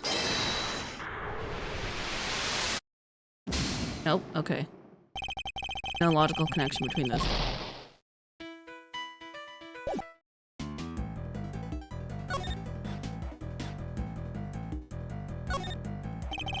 Saint used the well to construct a contraption that would send him flying from the stage and made clever use of 2 ropes. It's tarp. It's just like the one we saw in the workshop. Tarp, it's just like the one we saw in the workshop. Yes, but why is it here? Why is it here? Why are you in my head? Are you okay, Mr. Edgeworthy? You've gone kinda blank. I tend to stay blank until you stop stealing my thoughts. It's one heavy weight. Kinda makes you think about how much this all must be weighing on Simone. It does. I'm not sure I quite see it myself. Oh, too bad we don't have the real thing here. At least I'd hang it around your neck like a big old albatross. Then we'll see how you like it. Face some stiff resistance if you tried, I can promise you that.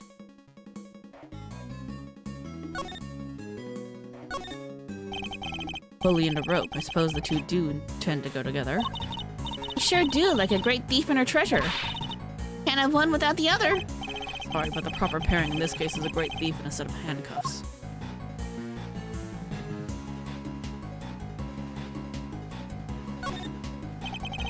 The rope that was hanging down the well. There's no pinata at the end of it, and definitely no bucket. You try to be serious, Kay. Oh, come on, Mr. Edgeworth. I'm just trying to lighten the mood. Cut it out with that stare of yours. Actually, she may be onto something. Might want to consider what could have really been attached to the end of the rope.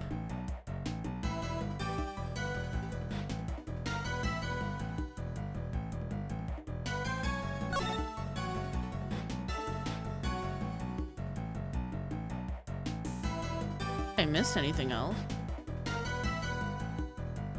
But I'm done.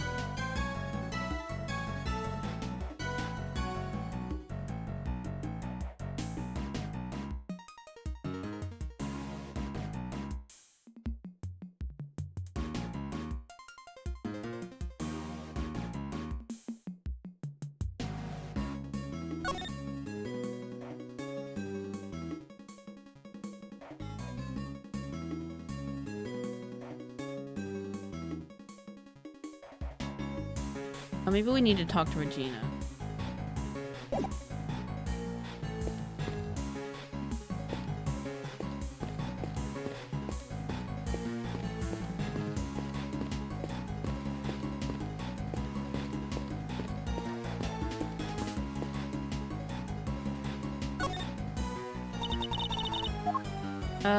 Let's switch recreation.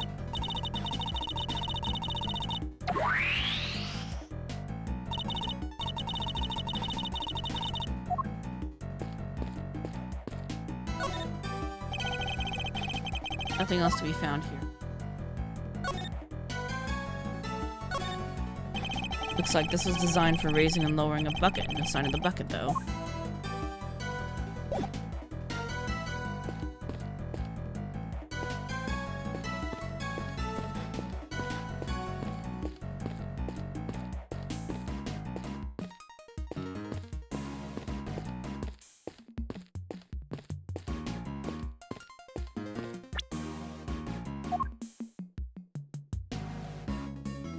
Wait, 3 pulleys and 2 lengths of rope to send steam.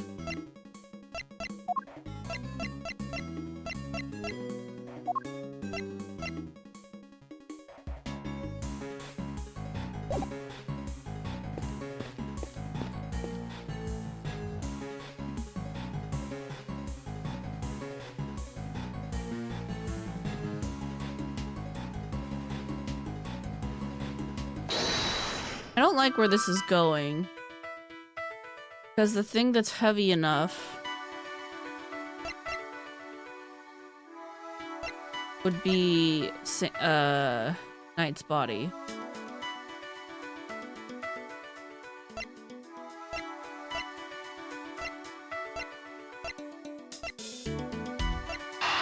Obviously, you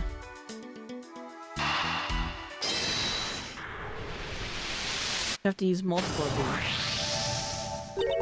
Wait, doesn't this seem odd to you? How? Notice, detective. Something strange about the weight. Oh, there's only one.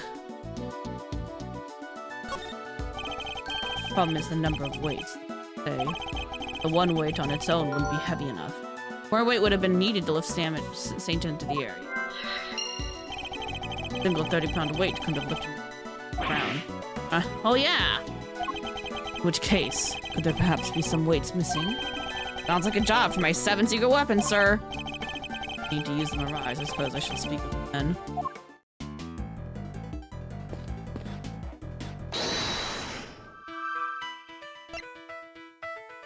Let's find the weights.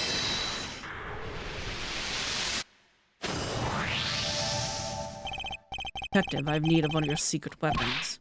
Roger that! Metal detector, if you be so kind. Geez, I'm never gonna get to use my fishing rod. Before we get started, let me run you through how the metal detector works. It's simple enough. It uses the sound and this gauge to tell you how close you are to something made of metal. The closer you get, more strongly it'll react. Starts going wild like this. Just give me the order to examine the spot where I'm standing. Hey, what do we got here? Oh, the fence. Anyway, that's how it all works. You tell me where you want me to look, sir, and I'll get right on it.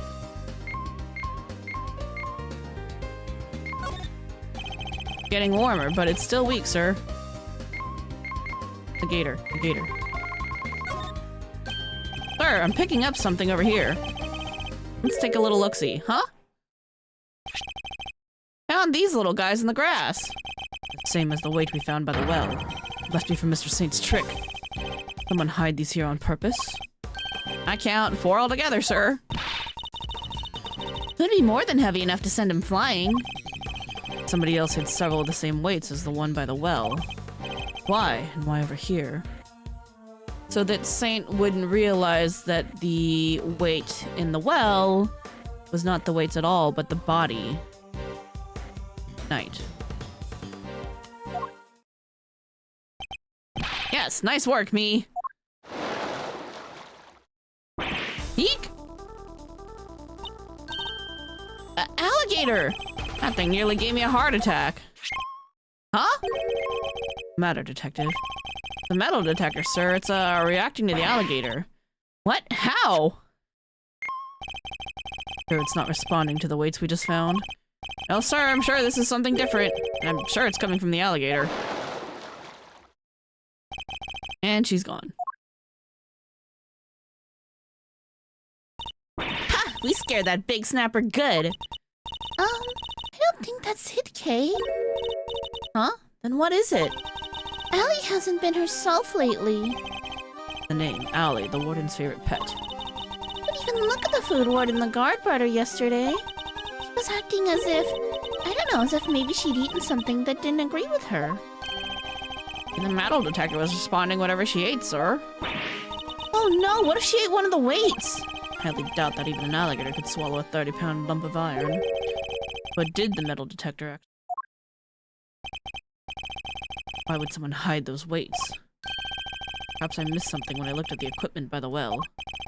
Hey, could you recreate the scene again? Coming right up!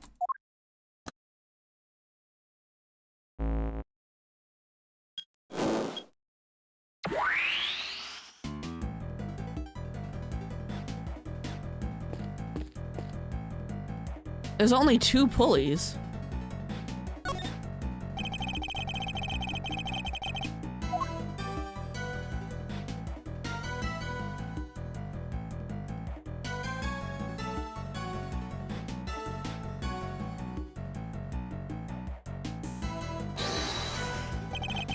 Is related to the evidence somehow?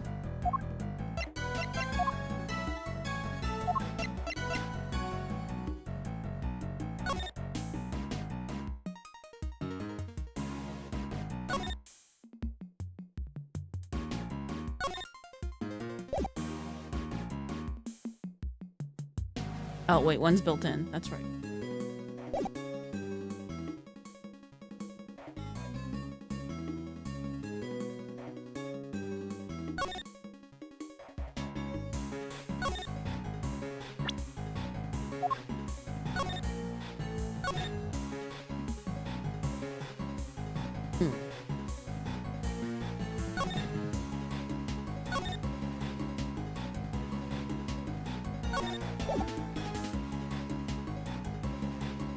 Heavyweight, 3 pulleys, and 2 lengths of rope. There's only 1 length of rope.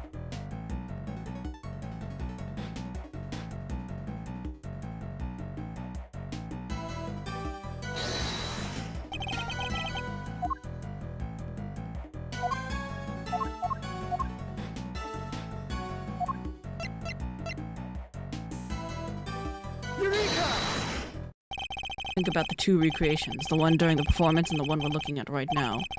The major difference between the 2. Namely that one of the ropes is missing. Oh yeah!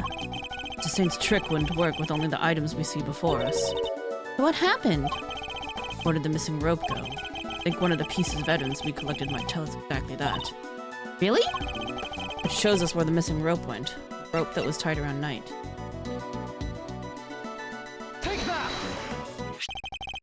Rope was found beside Knight's body. Wait, you mean... Yes, it must have been the other rope used in Mr. trick. So you're saying... Yes, that this rope did indeed have a weight attached to it. But it wasn't any of the iron weights we found. Those were hidden in the bushes and replaced with something else. What was it, Mr. Edgeworth? Come on, I'm dying here. Think about what the rope we found in the workshop was related to. Do that and you'll soon figure out the answer. Weight dropped down the well in place of the iron weights was the body. Take that! It can only have been Knight's body that was dropped down the well. What? Mr. Knight's body was the weight? Yes, somebody first swapped out the weights used for Mr. Saint's trick. Then Mr. Saint used the contraption to make his exit from the stage. When he let the rope around his body loose, both the rope and Knight's body fell to the bottom of the well. That rope was never used to restrain Knight. Used to suspend his body halfway down the well. This we can easily see why most of the weights were hidden. But no one would realize it'd been replaced with the body. Precisely, we can further deduce that they were hidden by the killer. Oh, the gang? Isn't poor old Bronco stabbed neck? Would there be blood everywhere, including down the well? Ooh, the killer thought of that, which is why they used this. What did the killer use to stop Knight's blood from going everywhere? The tarp. Take that! Tarp was found with the body. I think it's likely that Knight's corpse was wrapped in it. Ooh, another piece of the puzzle falls into place. It's all coming together now. Love it. No, you shouldn't love it because this all points at Simone. But all we're doing is proving that the body did go down the well. Which means we're helping to prove that Simone was the killer. No, not quite. What about what Judge Cavell said yesterday? Ah, but if Mr. Saint truly is the killer, why would he need to go to such lengths to commit his crime? That's true. Knight's body fell down the well when Mr. Saint used his contraption during the show. Therefore, it reveals nothing about where the real killer actually was or what they were doing at the time. It's only designed to throw suspicion onto those who were not at the show. Yeah, I guess we did suspect Mr. Canis right away, but, Killer's goal to make us think that the crime took place during the show. In other words, they used the well contraption to construct an alibi. Barry, when exactly did Mr. Saint put his contraption together? it would have been the day before the show. The night before, actually. Yes, we started getting ready for the show at around 9 p.m. I think we finished at around midnight? In which case the killer must have switched the weights out for the body after that point. The body was left dangling inside the well the night before the incident. Used during the show to send Saint flying. Weights were... okay, yeah. Canis know about about this contraption? If he did, he wouldn't have been able to do much. I highly doubt that he taught his dog to suspend bodies halfway down. Canis isn't the killer. Yeah, he did seem pretty honest about, like, he ain't gonna just kill people for fun. Redworth, I think I cracked the case, sir. What if the killer was an invisible man? Go on. Well, the weapon came out of nowhere and nobody knows how the body was moved. None of that makes sense until you put an invisible man in the picture. Don't tell me you think invisible people really exist. Who knows, sir, but it'd be fun to see one though, huh? Winning idea. Perhaps we should make your assignment to Mr. Winter permanent from now. Tomorrow. You gotta be kidding me! That kid probably still believes in Santa Claus!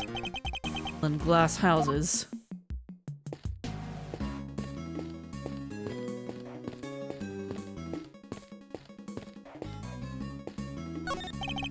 Your basket, cart, yeah.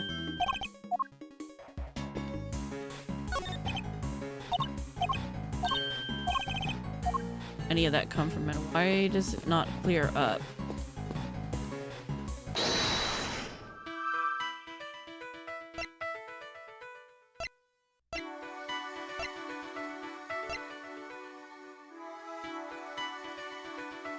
Gone by the next morning. Did she eat it?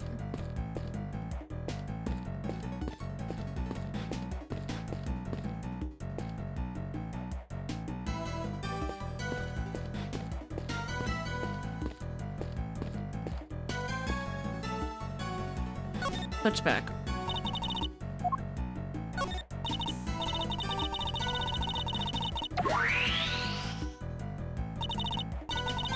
How things look during the show.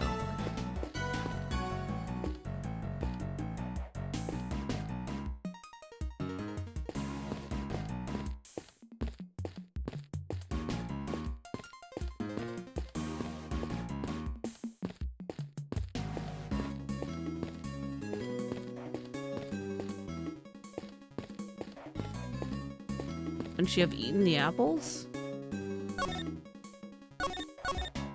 I think I found everything I could find. I just have to logic it together, but I don't know.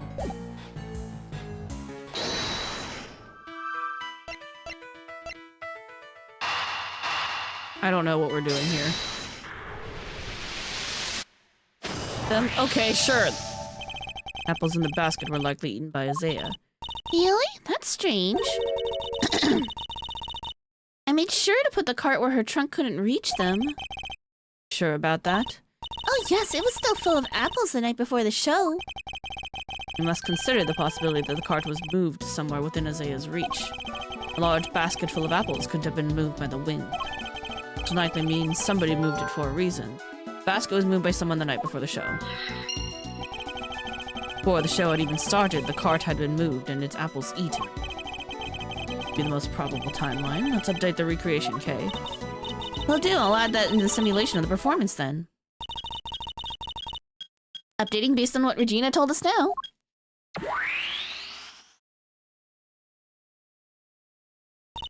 There, all done. No wonder it smelled of animals. It was being used for the elephant. Old Isaiah's apples, right? Yep, it was full of them the day before the show. So they vanished overnight? Ooh, did you figure something out, Mr. Edgeworth? Quite possibly. It was used to move the body.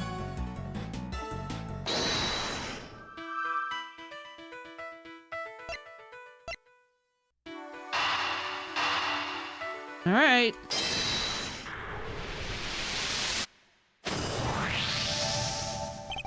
Basket was moved the night before the circus performance, and we deduced that the weights were switched out for the body at around the same time.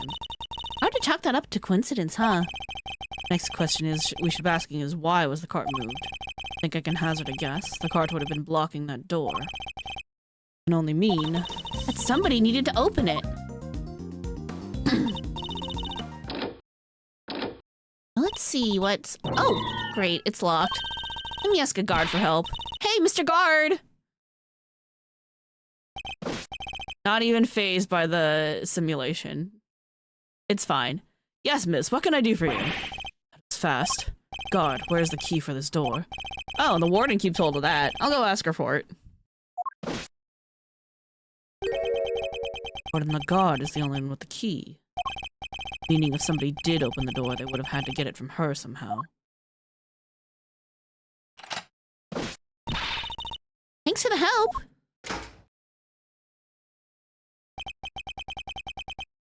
All these breakers, they must control the electricity for the whole prison. So we're thinking somebody got in here the night before the show, right? But why? What were they trying to do? Well, I doubt they came here by mistake, thinking it was a break room. Someone's being real noisy outside, and I just want to make sure the mic's not picking it up. Well, I doubt they came here thinking it was a break room. They must have come to tamper with the switches.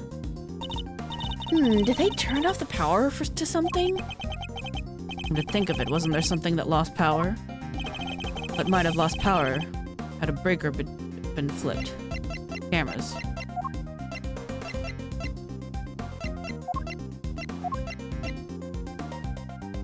Take that! A 3-hour gap in the security camera footage. Oh yeah, there was. So somebody flipped the breaker it was connected to? Seems very likely. Think it was the killer? It's true that shutting off the cameras would have made things easier for them. It would! Which means the killer would have to be someone who had access to the breakers. And it seems only one person has the key. Couldn't be, could it? Okay, in the power room, just off the prison yard, where they tampered with the night before the body was found. Alright, little thief, your work here is done.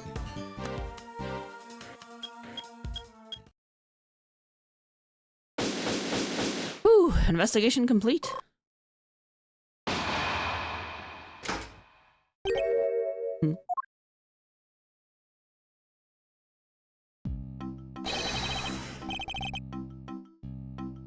First on the scene, the early bird wins the worm. Good morning, Mr. Winner. What? You! How'd you get here before me? We've been here a while. You're a fucking loser. Good morning, Mr. Edgeworth. I see you've made an early start. See, you've made a late one, Judge Gavel. This is not my only case. I'm a very busy woman. Not all of us can enjoy the freedom of a prosecutor relieved of his only current responsibility. Rude. Oh, I do apologize. I meant, of course, an associate attorney. Associate? More like asinine. See about that. Eustace, let us begin the investigation on the yard. Okay, I'll go get some officers to help. Hold it! That won't be necessary. Why not? We've already finished investigating the yard and won quite the prize in the process. Whoa, won? But I'm supposed to be the winner. Your Honor, I'd like to revisit your theory from yesterday in order to thoroughly disprove it. Would caution you to choose your words carefully, Mr. Edgeworth. As I'm sure you remember, your badge is in my hands. I forget, you've told me several dozen times already. Perhaps you'd care to try a different threat? You have been warned repeatedly, yes. Each time my words seem to have fallen on deaf ears. Allow me to make this crystal clear. The committee cannot and will not tolerate insubordination. Objection! The fate of my badge and the whims of the committee are of no concern to me now. The only thing that concerns me is proving Simone Saint's innocence. Interesting. Spoken like a true defense attorney. In that case, I shall be equally uncompromising. In the name of the goddess of justice. I will strike down your case without mercy. And when I'm done, your career as a prosecutor will be over as well. Hope you do not come to regret this. Alright, Judge Gavel's theory. My theory remains the same as when I related it to you yesterday. Mr. Casarato did not see Mr. Knight's body when he passed through the tunnel. Such, the body could only have been dropped down the well during the show. Both know the only one who could have dropped the body down there during the show is Mr. Saint. I mean, that's all technically correct, but for the wrong reasons. Not for the reasons that she thinks.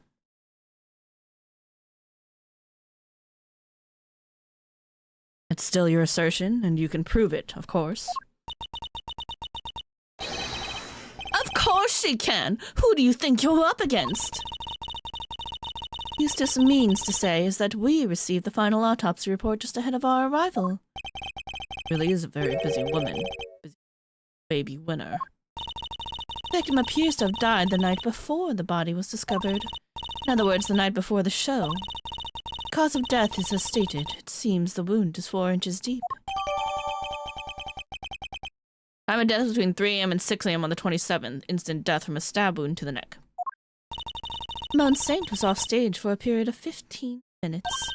That is plenty of time for him to throw the victim's body down the well. Judge Gavel hasn't investigated the yard yet, which means...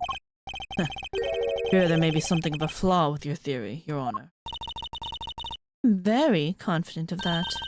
Do you have any evidence to prove it? Yes, I think I just might.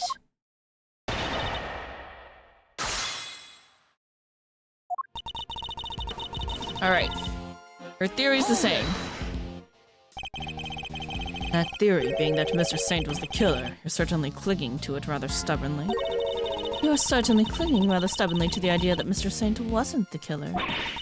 Have any conclusive evidence that he wasn't? Any idea who the real killer might be? I'd like to see what evidence you yourself have first. I am an emissary of the goddess of justice. My words are her words. She is Delulu. But her words are wasted on you, I see. You would challenge me if I said the sky was blue. Court or a cult? You truly mean to refute the word of the divine, then come, show me your evidence. Mr. Carcerado didn't see the body. Yep, that's true. Is it possible that Mr. Carcerado simply failed to notice the body? Assistant to the Associate Attorney, you have been through the secret passage, have you not? Wow, how'd you know? I noticed mud on you yesterday, on that charming key in your hair, to be precise. That's incredible. You could be a great thief with eyes like that. Answer me truthfully in the name of the goddess. Would you or would you not have noticed a body had one been present?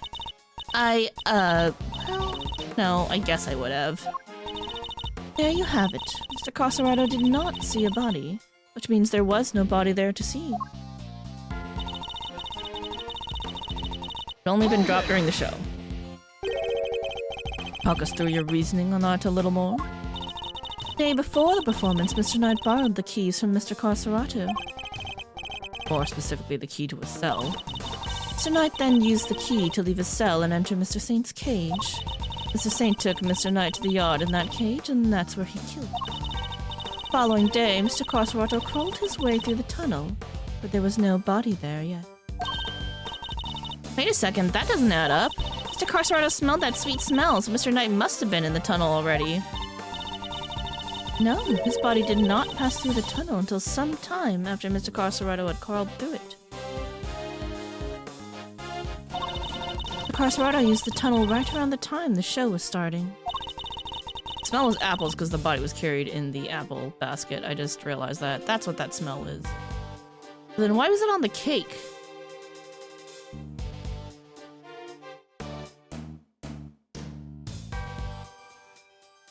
Body was discovered just after the performance ended. From which you deduce that the body could only have been thrown down the well during the show. Yes, and who the culprit must be. Most know the only one who could have dropped the body down there on the show is Mr. But it wasn't dropped during the show. Oh, well it was, but not for that reason. Are you sure about that? Could nobody else have done it? I understand that Miss Barry was on stage for the entire performance. Most of the prisoners were watching the show, and those who were not have plausible alibis. About the guards. They too were watching the show, as was the warden. How can you be so sure? A guard could have easily approached the well unnoticed. And the guards left their posts during the show. I've checked this for myself, you know. I took statements from each and every one of them. Give her that. Finally ready to accept the truth that the killer could only have been Simone Saint. Cavell hasn't carried out a full investigation of the yard yet. Which means we've got the advantage for a change. Should review the evidence we gathered during our investigation. Okay. Didn't see the body. Yeah, that's true. Body could only have been dropped down the well during the show. No, because during the show, the well was busy being used for this trick. So I think this is it. Let's try it. Objection! Nope, that's not it.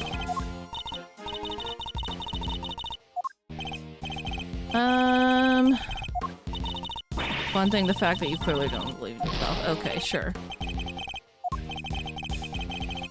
No, I believe in myself, I just don't know when you want me to present evidence. We know only one who could have dropped the body down there during the show is Mr. Saint. Could only have been dropped down the well during the show. I mean... Problem is that it's true. The things she's saying are technically correct, but not for the right reasons.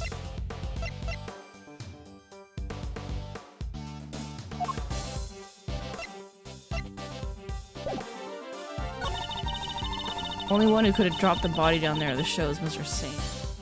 I mean, it could have been anyone, I guess? Trying to get at here.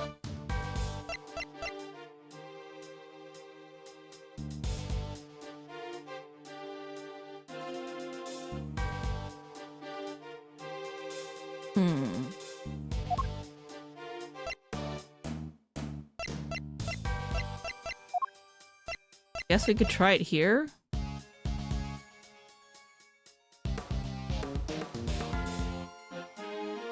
Wait to replace with the victim's body by someone. Yep, was on that statement. Okay.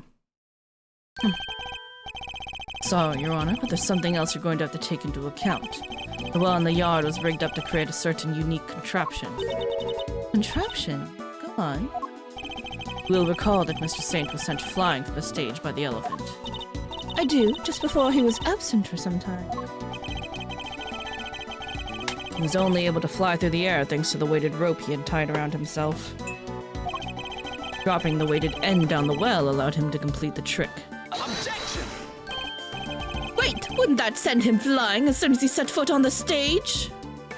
Hold it! Simple, really. He kept the weight from falling by using a stake to keep the rope in place.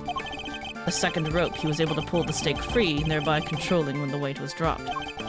We found evidence to suggest that the original weight was replaced with Knight's body. was done by the real killer in order to create an alibi. The estimated time of death tells us that the murder took place earlier in the morning. The killer could have tampered with the contraption in the time between the murder and the show. Objection! You're saying that Mr. Saint himself set this contraption up, right? Well then, who do you think is the #1 most likely person to have used it to dispose of a body, Even you must see how this looks. Mr. Saint was the killer. He could have simply done as Judge Gavel theorized without those extra steps.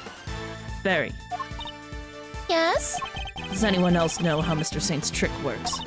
Well, let's see. We had to get the prison's approval on what we were going to perform, so I don't think Simone's the only one who knows. There you have it. Overruled! Interesting. You've certainly been diligent in your investigation. And yet I fail to comprehend your actions still. Why do you not work to do what is right? What I'm doing wrong? So, who is it that deems it so? How can you not grasp even that? How can you not see that you are doing wrong at this very moment? You are a prosecutor, and yet you aid the defense. This flies in the face of common sense. You're breaking every rule in the book. You have a fucked up sense of justice, is what. They should both sides should be working together to find the truth, not just to defend or prosecute whoever the client is. You should be trying to get to the bottom of things to make sure you have the right person. You gotta work together to do that. Problems. Have them. Think only of what is right and just, and I act as I see fit in each situation I am confronted with. This is the path I have chosen. Whether you can comprehend that choice is immaterial. But if you mean to stand in my way, I will fight back with all I can bring to bear. Perhaps the goddess of justice is testing me. Very well. It is her will that we must fight. Then I shall end this once and for all. Listen well, Mr. Edgeworthy, for there's another reason why only Mr. Saint can be the killer.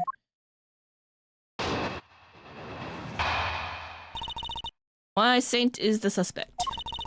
The body was moved from the yard to the workshop. Then Mr. Knight must have been first brought here to the yard from his cell. The only person who had the opportunity to do that is Simone Saint. And thus he remains the only plausible suspect. Mr. Saint took a cage with him to Mr. Knight's cell.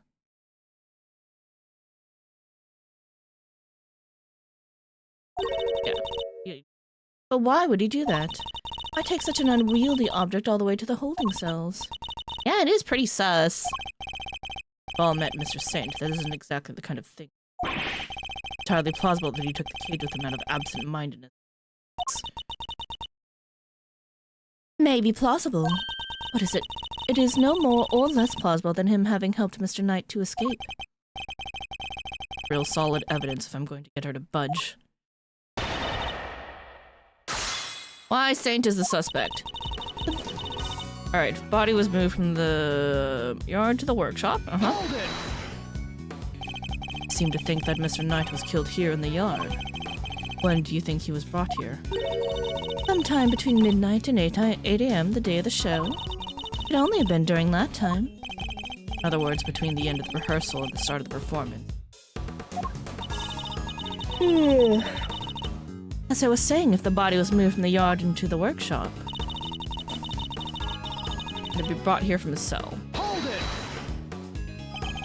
There's really no other way he could have come here. Mr. Knight was awaiting trial.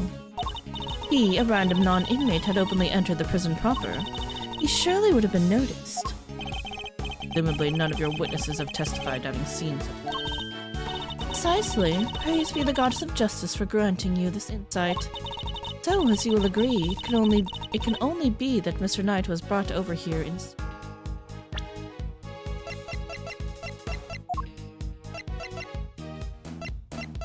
Roll call is at 7. And what did the autopsy say? 3 a.m. and 6 a.m. But they only do roll call for the prison.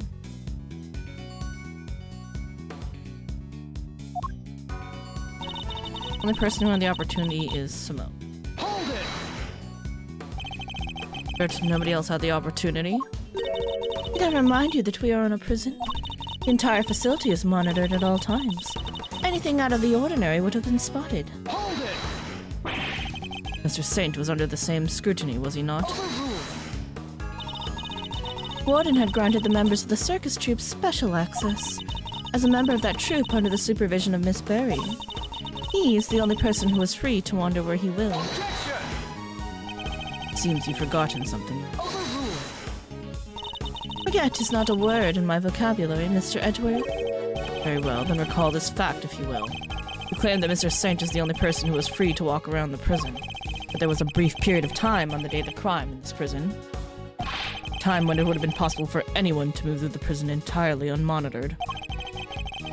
What do I have that shows that there's a period of time on the day of the crime where oversight was limited?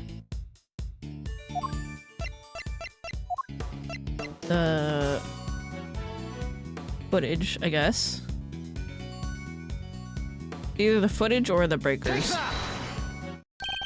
Mr. Saint is far from the only one who had the opportunity. Which opportunity are we talking about again? Previously established that the time code on the security footage was off by 3 hours. From this, we can deduce that there must have been a power outage lasting for that length of time, during which anyone could have moved around the prison undetected. You mean to say that our killer intentionally created this 3-hour gap? It was no simple camera malfunction? Is that even possible? It was completely possible to create the 3-hour gap using the breakers. Take that! Investigation of the yard turned up something rather interesting. Paneled breakers, one which can be used to cut the power to the security cameras. We also learned that the door to the power room may have been opened around the time of the murder. Whoa, what? It's a shame to see one so capable fall so short of the mark. Mr. Edgeworth knows what he's doing. How do you explain the lock on the power room door? Yeah, it was kind of locked up tight. And the warden's the only one with the key. Breakers are vital to the prison's infrastructure. I very much doubt that anyone could have gained access to the power room's key so easily. Objection!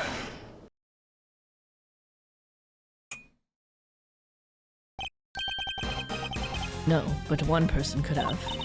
I beg your pardon? A person, the killer, had easy access to it, in fact. What's more, their position here is such that nobody would dare question them. Objection! Are we accusing the warden? What? There's no one like that.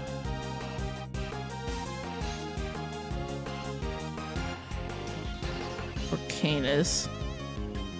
We didn't think it was him. The breaker to the electrical fence is in there. It would be questioned in an instant. There's only one person who meets these criteria. I believe it myself, but I have to follow where the logic leads. The person who had access to the power room key was the warden.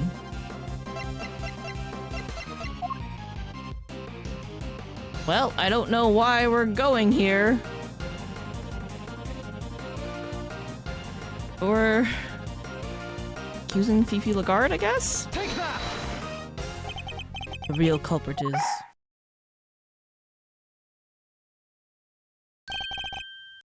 Warden Lagarde. Oh, just look at you! Aren't you the cutest little poochie woo? Not just a pretty face, Miss L also has quite the nose for sweet things. Seems he's smelling something very sweet indeed, and it's coming from you. Oh, darling, you're making me blush. I'm not even wearing perfume. Perhaps it is the sweet stench of death. You're a regular poet, aren't you? I had no idea. If I didn't know better, I'd almost think you were calling me the killer. Precisely what I'm calling you. What? Warden Lagarde is the killer. Mr. Edgeworth, do you realize what you're saying? Such a naughty boy. How could he suspect me, I'm the one in charge around here. It's like we're in a murder mystery, aren't we? Equally far-fetched. This is preposterous. Hold it! Sadly, it is not, although I can hardly believe it myself. But this is where the evidence points, and we must trust in the evidence. Piece of evidence proves that one in the guard is the killer. Ah, shit!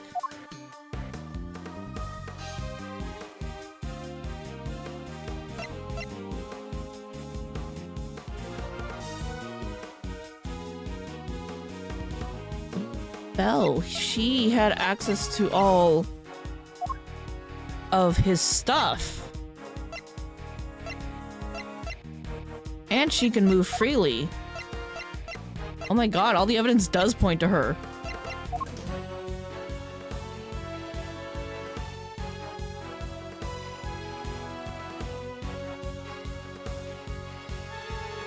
I'm assuming this or the chisel.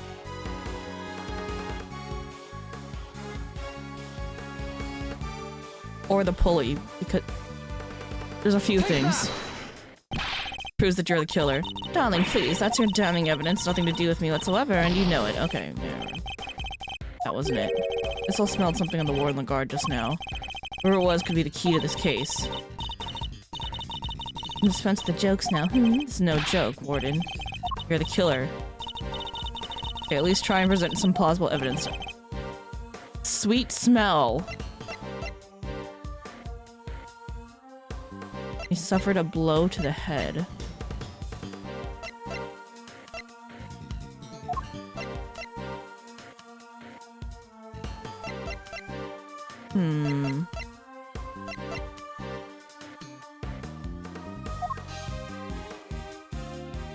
Death from a stab wound to the neck.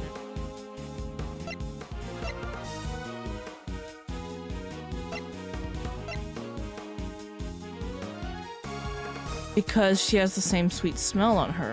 Is that it? Take that! Nope. Okay, it's not that one. I know what we're getting at, I just don't know. Whatever it was could be that. What was the sweet smell?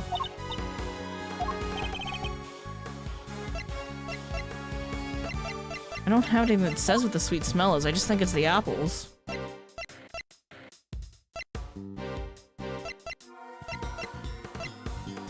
Paw prints.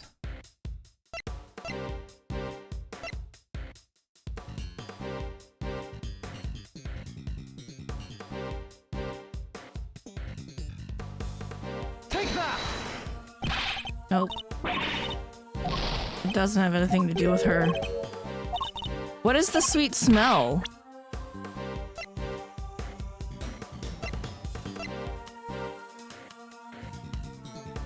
Map? Is it from the flowers?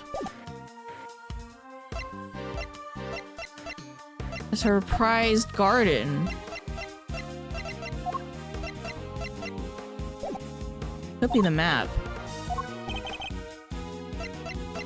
Take that! Nope, it's not the map. It's not. I still smelled something. But what do we have that's related to the smell?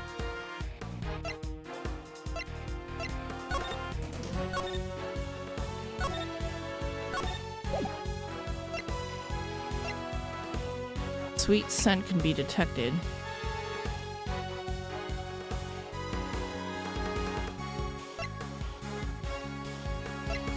Is it the fact that there's a sweet smell on his body? It is. Okay. Scent betrays you, Warden. Here is your accuser. The police dog. I had him track a sweet scent that was lingering around Knight's body when it was first found. He now appears to be smelling the same scent, and it's coming from you. Darling, you're priceless. Really, you are. Your evidence is a whiff of suspicion. Verity, dear, do put him in his place. It seems Judge Gavel may have reached a similar conclusion to myself. I believe this is to be no mere coincidence, Mr. Edgeworth. I do. After all, she had the key, and the scent found lingering on the body is hers as well. Or just one or the other, might have been able to brush it off as coincidence. However... Indeed, then it seems a conclusion approaches. Perhaps we should hear what the warden has to say for herself. Should, and when we have, this case will finally be at an end. You're all being simply awful. Stop looking at me like that. Me, the killer?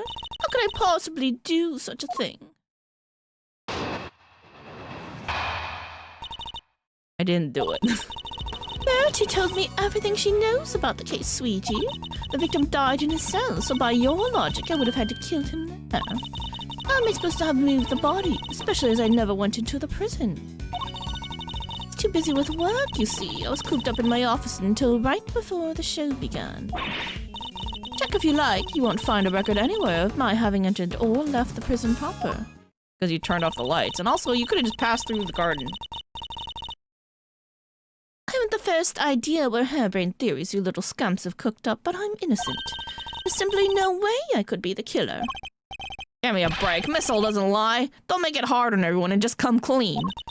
Oh dear, I'm afraid you are the ones making things difficult. I just said I never went into the prison. You think I'm lying? Go ahead and check the records. She clearly wants us to check those records. It won't help us. We'll just have to find another way of getting the truth out of her. Please, Mr. Edgeworth, stop being a big silly. You made a boo-boo when you know it.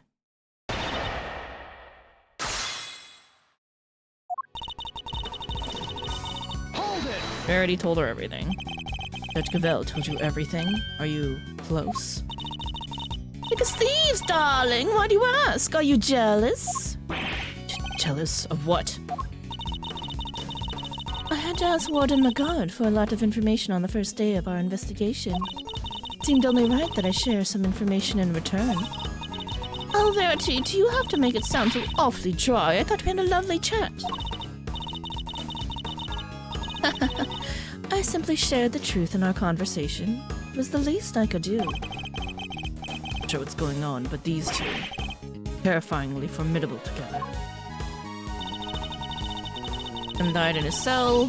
Hold it! Murder took place in his cell. He seemed very happy to accept that. And why shouldn't I be? It seems the most likely place for it to have happened without drawing attention. Besides, they found Knight's blood in his cell. Yes, but that was from being struck by Mr. Carcerato. But I needn't tell her that, I suppose. Take it there's also been no testimony to the contrary. Doesn't matter. Knight being killed in his cell doesn't go against any of the facts anyway. How would she have moved the body? Hold it! Have any evidence that he didn't enter the prison? We don't have the apple cart. Please, darling, let me finish. Busy with work. She was cooped in her office until right before the show began. Hold it! So you were in your office the whole time, and you didn't notice anything on you. No, I can't say that I did. You didn't notice anything missing. I must confess, I'm a rather messy girl. A forgetful one at that. I put something down and it's lost forever. It's a curse, darling, a curse. I even lost some important evidence recently. It was gone. Poof, just like that. You still has a job? Honestly, if somebody came into my office and took something, it might be years before I noticed. Like I'll need more power room key to expose her. The day of the murder, I was working in my office. Oh, and looking for something I'd misplaced. Even if I'd had a reason to go into the prison, I simply wouldn't have had the time. No records. Hold it! Sure, maybe you didn't go through the main entrance to the prison. But what if you took another route? Oh, come now, sweetie. Surely you don't mean that awful, filthy tunnel they discovered. Until yesterday, I had no idea it even existed. No, you had another way in, I'm certain of it. A route that didn't require going through the main entrance or the tunnel. The route you took went through this location. This part of the yard. Right? Take that! The fence. Warden, you took Knight from his cell and brought him to your office. It just happens to be connected to the yard. If you had a way through the fence, you would have been able to circumvent both the entrance and the tunnel. Go gold star for creativity, darling. And how would I have gone through the fence? Extremely high fence topped with razor wire, with thousands of volts of electricity going through it. Yeah, how's she supposed to have gotten through that, Fence's electricity supply can be cut off from the power room. And only you had the key, Warden. No one but you could have done it.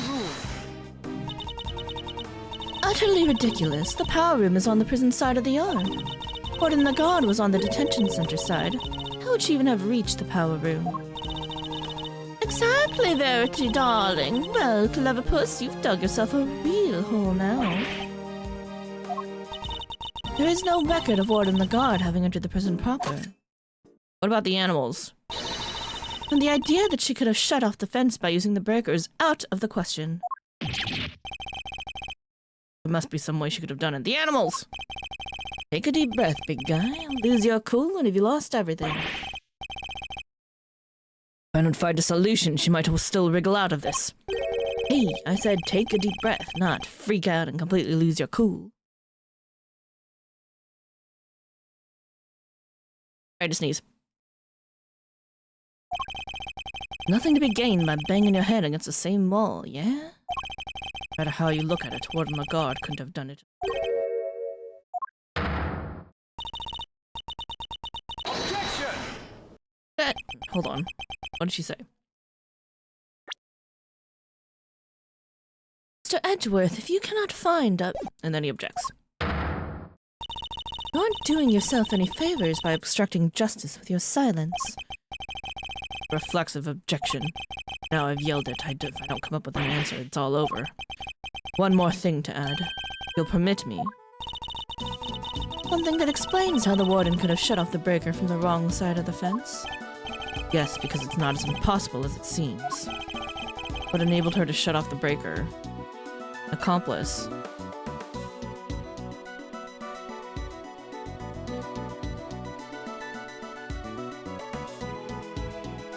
Either an accomplice or the time of the murder. Because there was a power outage. But which would have involved going back into the breaker, so it's probably accomplice. Couldn't have done it alone, but what if she wasn't alone? Ooh, now we're talking. Way to flex the old grey matter, kiddo. I believe that Warden the guard has an accomplice. Enough. You disappoint me, Mr. Edgeworth. What do you mean? Mr. Edgeworth has said nothing wrong. Inmates of this prison are all issued with security bracelets. Except Mr. Sowitz wasn't working. Ones that raise the alarm if people go where they're not supposed to. Ah! See that you have realized your error, and we are, of course, within the prison grounds. For not only are the bracelets worn, but even the guards surveil each other for signs of wrongdoing. Despite all that, no one noticed Mr. Carceretto's escape. The only ones who are free to roam are the animals, and they most certainly could not have operated the breaker. Yeah, but Frank saw it could have done it. No, so our compass must be human. Who did it, given that it cannot have been a prisoner or a guard? I wouldn't be so quick to rule out either, Your Honor. The fact is, there is one person, someone whose movements weren't restricted. I have just the evidence to show who that free-roaming person was. Blitz bracelet wasn't working at the time of the incident and could not be detected by the sensors. Take that! This is one of the prisoner's bracelets. Indeed, a broken bracelet belonging to a certain self-proclaimed model prisoner. What do you mean? And who is this prisoner?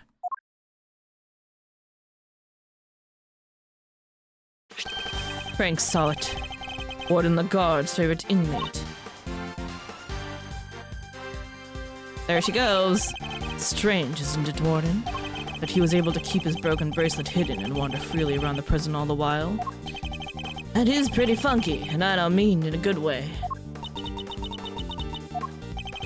Couldn't be the case that he was permitted some sort of special leeway, could it? Although you are in the habit of giving such leeway to certain others. Boridon Canis, for example. Mr. Edgeworth, this is pure speculation. In that case, why don't we ask Mr. Sawit himself? Confident he will confirm for us that he and Warden the Guard were accomplices in this crime. The two of them had worked together, a certain route into the prison becomes viable. The real route by which Knight was moved from his cell to the prison proper. Recall that there were two big obstacles in her path. First, the security camera outside Knight's cell. Second, the electrified fence in the yard. She was able to remove both obstacles in one fell swoop, having Mr. Sawit shut off the corresponding breakers. All right, Mr. Edgeworthy, you've had your fun. And do you still deny to Warden the Guard? No, darling, you've got me. I admit it. Warden! Tell me this isn't true. Sorry, Verity, honey, I'm afraid it is. Frankie helped me do it. No way! You did it, Mr. Edgeworth, you got her! Nice shooting, cowboy. She won't be wriggling out of this now. As Mr. Edwards said, I had Frankie switch off the breaker. But we didn't kill Knight, did we? No, sweetums, no, we didn't. What? Warden, explain yourself. Oh, Verity, dear, I doubt your precious goddess will want to hear my excuses now. She is all merciful. You have but to confess and you shall be saved. Oh gosh, all right. I was being threatened. I had no choice but to do as he said. Who's he? Bodydarma Canis, that awful assassin. Canis? How long has it been since that awful man came here to my beautiful prison? I'll never forget the day he arrived.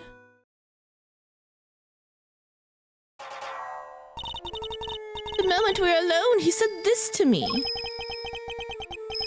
No, I have other dogs. Dogs not confined to this fine institution. Others? It's very loyal dogs. Dogs who will do anything I ask of them. Of course he wasn't talking about real dogs. He was talking about his very human cronies. And then he said one last thing.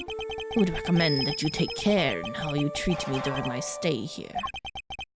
I don't want to have to set my dogs on you or your precious family. I had no choice. I gave him that cell. I gave him everything he asked for. Everything? Wait, is that how he became the fixer? Yes, darling. I obeyed his every command, and I smuggled in for him all that he wanted. Eventually, I brought dear sweet Frankie into our little conspiracy. He agreed right away, of course, because I made things easier for him, too. So, you were smuggling in contraband. How, exactly? Once a week late at night, Frankie would shut off the breakers. That allowed me to go from my office into the yard without being seen by the cameras. I simply dropped the packages down the well on the prison side and went back through the fence. Each one of them spritzed with a little of my perfume. That's what the sweet smell was. I definitely thought it was apples related, but I guess the apples was just the elephant eating them. Not being used to transport the body. Yes, it was a signal for Canis's dog. He picked up the scent, he would fetch the packages and bring them back to his master. We had to make sure Walker wasn't in his cell at the time, of course. Can't have been easy keeping him from finding out. Oh, we're all very much creatures of habit here at the prison, darling. Everything runs to a schedule. Meals, exercise hours, that sort of thing. We knew when he wasn't there. That adorable little bear of his freezes with fright at the sight of Canis's dog, poor thing. There was no risk of him raising the alarm either. There's oversight over everything here at the prison, which made her the perfect mule. Her on his side, Canis couldn't fail. Frankie would sneak out again early in the morning to switch the breakers back on, and our work was done. Apart from fixing the time codes on the cameras, which I would do later when I got the chance. You shared a great deal, Warden. Goddess of Justice will surely take your honesty into an account. I've been the most dreadful fool. I know I have. I'm supposed to be the one in charge. The day of Knight's murder was also one of our delivery days. Well, Frankie, bless his heart, did his usual work with the breakers, but there was no package for me to deliver that day, so I didn't go out into the yard. But that's the secret behind the Fixer's system. And that's why she was... Police have been trying to track down his accomplices for the longest time. Even I've had to lend them a hand myself, you know. And heaven knows how many times I've hauled the secretive scoundrel into my office to talk with me. But no matter what I say or how much evidence I present him with, he simply won't say a word. Why you were interrogating Mr. Canis over and... Exactly, I was trying to track down those horrible hench people of his. I borrowed everything the police had on that rotten scoundrel. I watched his every move, intercepted every letter he wrote. Letters. I suppose you must know about his correspondence chess games, too. But no matter what I did, I couldn't turn up any clues as to who his underlings were. Living in fear like this, it's... Oh, you can't comprehend it.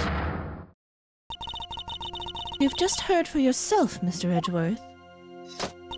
The words of Warden Lagarde's confessions have cleansed her of all suspicion. Surely there's no need to hound her any longer. Has she really been cleared of all suspicion, though? Or is there more about her to uncover?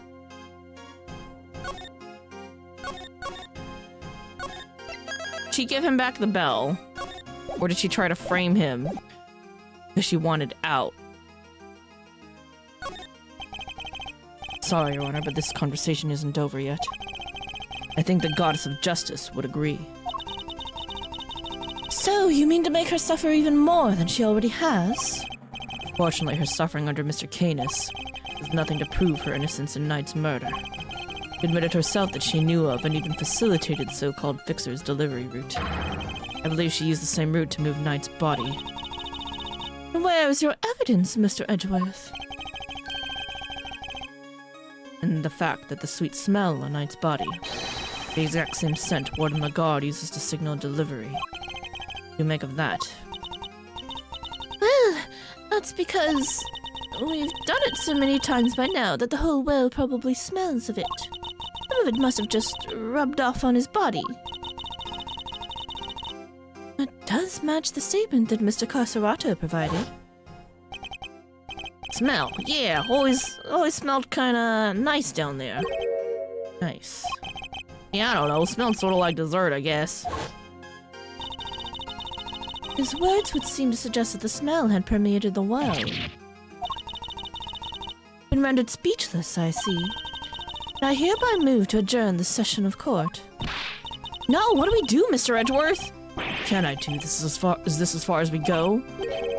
Finally, so we're actually done? Yes, Eustace, it seems we are. With the power vested in me, this court is adjourned.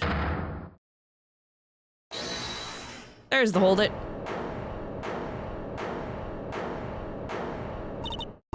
Who was that? Hey, my boy. Come on, Judge G. Things were just getting good. No way a defense attorney of his caliber would just let this go. Fender. You objecting to my adjourning this session? Heh. No. Would have shouted objection if I wanted to do that. You do you, G. Adjourn, don't adjourn, whatever floats your boat. What are you doing, Mr. Fender? Don't worry about what I'm doing. Let's all just take a chill pill, shall we? By which I mean a square of chocolatey goodness. Anyone? Trying to get yourself charged with contempt of court? No, my bad. I just had a quick request to make is all. As Simone Saint's lawyer, that is. Ah, yes, I had forgotten that you were his real attorney, Mr. Fender. How could you? You're killing me here. You blame us? You've been making Mr. Edgeworth do everything this whole time. That you are, which is why I figured it's time to put in some work. Work, you say? Somehow I don't believe you've worked a day in your life. And let's say this is me doing some prep work for the upcoming trial. Mind if I question the witness? Now, amusing, but what is there left to ask? I've got a feeling in my funny bone that the thief's here. Something more to tell us about the killer. Do I? Yes, indeed. See, as a major player on the team Simone, I can spot a sympathizer when I see one. And you don't think he did it, do you? So tell us, who did? Come on, spill the beans. We're all ears. Mr. Edgeworth, what's he doing? He's trying to coax word in the guard into giving something away. Ask yourself, why would she go through all the trouble of sending Knight's body on such an odd journey? Because she wanted to frame Mr. Canis. She did? No way! He was convicted of committing murder here. That could have been grounds for a transfer to another prison. Like a more secure facility. And where he'd be out of her hair forever, huh? Precisely, she saw opportunity and seized it. No. Saint can't not be the killer. That's not fair. I was all ready to prosecute him. I know, right? But maybe we should find out what she thinks first. Don't want to get the wrong guy, yeah? Nice, now Mr. Winter has to go along with it too. Well, Warden, are you happy to testify further? Of course! How could I refuse this silver-tongued devil? Eddykins, you have such a way with words. Just doing my job, thief. Besides, one can't tell the truth without telling the whole truth, can one? I'm simply dying to tell you all, Verty darling. Do say you'll let me. As you wish. Court is unadjourned. I can't believe you pulled that off, Mr. Fender. Whew, me either. Thank you for the timely intervention. Hey, it's the least I could do. Kay's not wrong. I've been leaning on you hard. Besides, fence never rests. Am I right? Simone's dependent on us.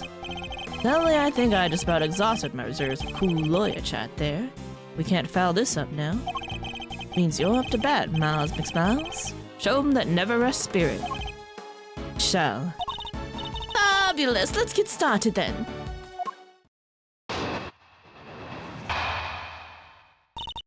My truth. Really don't think anyone could have done it but that dreadful man Canis. There's no telling what went on between him and the victim. Perhaps he simply took a disliking to him. He's certainly the type. But whatever the sordid details, it was him. He stabbed that poor man to death. Then he had his dog dispose of the body. That simply has to be what happened. The victim, Mr. Knight, yes? I did him the most terrible disservice. Yes, you killed him. I suppose you could put it that way. If I weren't such a sore excuse for a warden, this would have never happened. And that's why I have to clean up this terrible mess.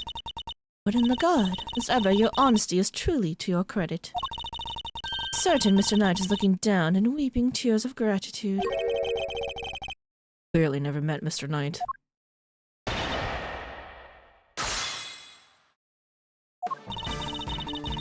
He doesn't think anyone but Canis could have done it. You seem very confident in your assertion. Why is that? Because all the other children in my little home are absolute sweethearts. They have faith in themselves and in one another. They have faith in the guards, in me. And they work hard every day to better themselves.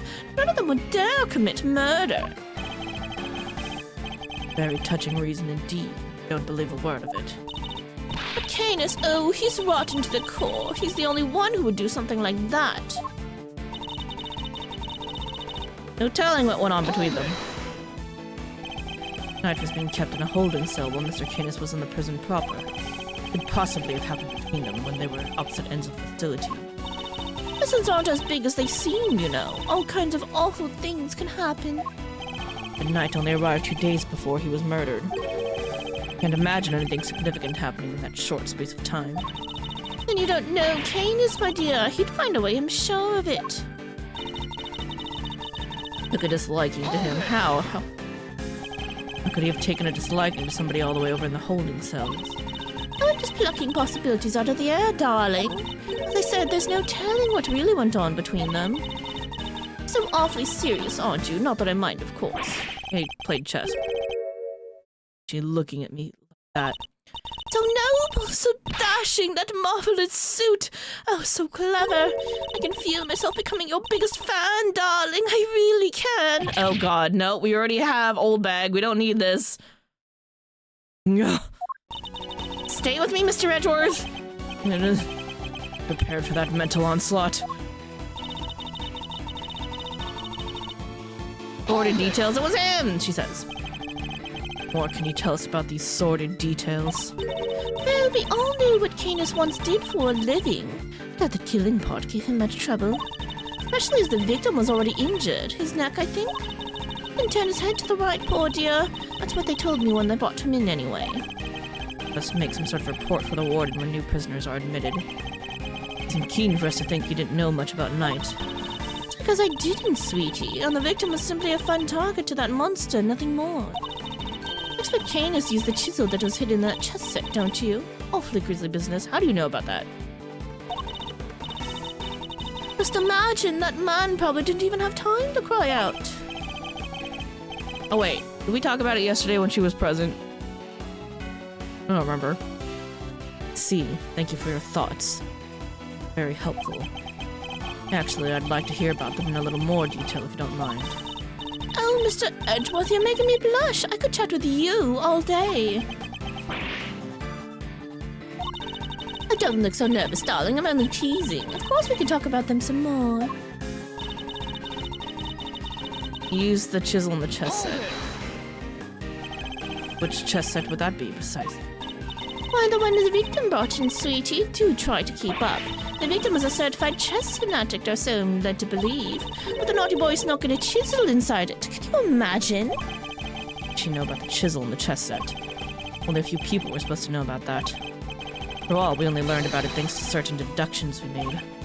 So, how did she find out? Of course, in the hands of a killer like Canis, even a chisel could serve as a deadly weapon. You work for him. I think that's the statement we gotta work with. The prior one about the chisel. Seemed to have a very strong feelings about Mr. Canis.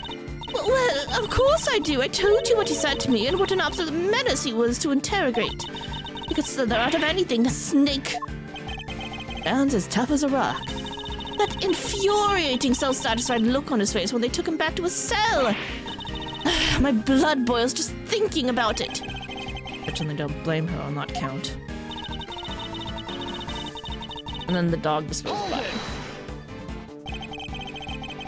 Surely you're not suggesting that the dog threw the body down the well? I told you already, darling. Canis has more dogs than that beastly creature. Remember, he has pets on the outside, too. And he brought someone in from outside the prison to help him commit the crime? Of course not, silly. How would they have made it through security? He's the so-called fixer, no? Exercise that fabulous brain of yours a little. How hard would it be for him to recruit a dog on the inside, or even plant one? Interesting. And does this dog have a name? If I knew that, my life would be so much easier now, wouldn't it? Anyway, it was just a little thought. You can ponder it in your own sweet time, darling. Slippery one. Not going to be able to catch her with this line of questioning. Warden Lagarde's testimony is a little more than a house of cards. Need to push her on the right statement to bring it all tumbling down. Alright. Fizzle.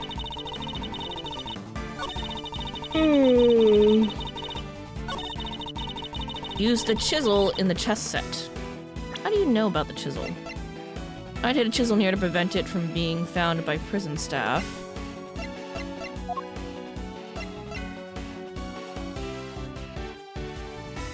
Hidden my Canis in his dog's mouth and a small bell attached to it. He hid it because he didn't want to be implied.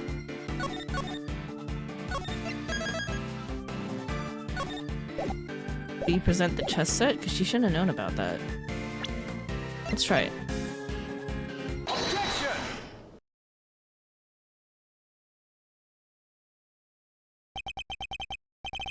Warden Lagarde, you strike me as being more careful than the image suggests. Oh, Mr. Edward, please, call me Fifi, or Sweetie Pie if you prefer. She's just like Old Bag. However, I think you may have been a little less careful than you realize in this instance. Aren't you just the most adorable little creature? Don't be embarrassed, we're all family here. No. Come on, Mr. Edward, don't let her get inside your head. Earlier that you didn't know much about Knight. In which case, I find it rather strange that you know about the chisel. Oh, well, of course I do, darling. Do you think we don't check prisoners when they come in? Objection! Not talking your way out of this, Warden. That is entirely irrelevant, and you know it. Knight didn't bring the chess set into the prison himself. It was brought by Mr. Saint when he came to visit. Knight wouldn't have had it with him when he arrived. I mean, of course that when Mr. Saint came in, we...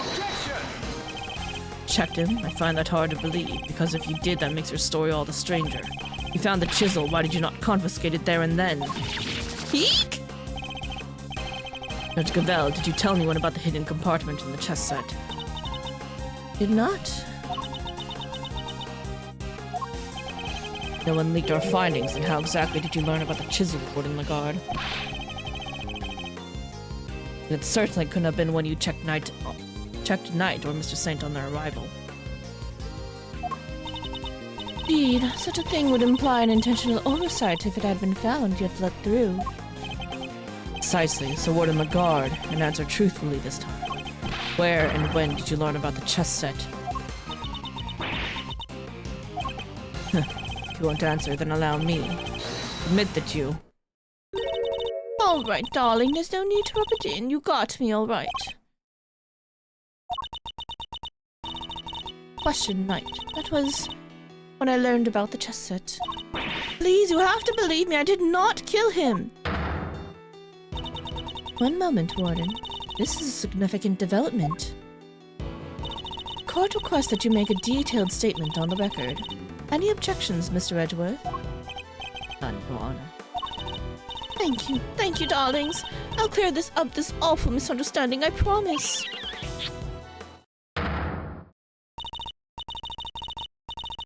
Very well, go ahead, Warden Lagarde, and please, tell the truth this time. Lies are starting to wear thin. This is my chance to expose her. My Truth, Part 2. Said I questioned Knight, but it wasn't anything serious, you understand. I make a point of talking to every newcomer to our little home. Knight was no different. We just had the chat, you might call it. After we talked, I had him taken back to his cell straight away. Okay, but how do you know there was a chisel in there? The more she lies, the more thoroughly she seals her fate. That was simply a conversation with a new detainee. That seems entirely above board. Then why would you not take the chisel if you knew about it? Exactly, Verity, darling. I knew you'd understand. I don't. What proof do you have to back up your statement? Suppose we shall see, won't we? Mr. Edgeworth, you may begin your cross-examination.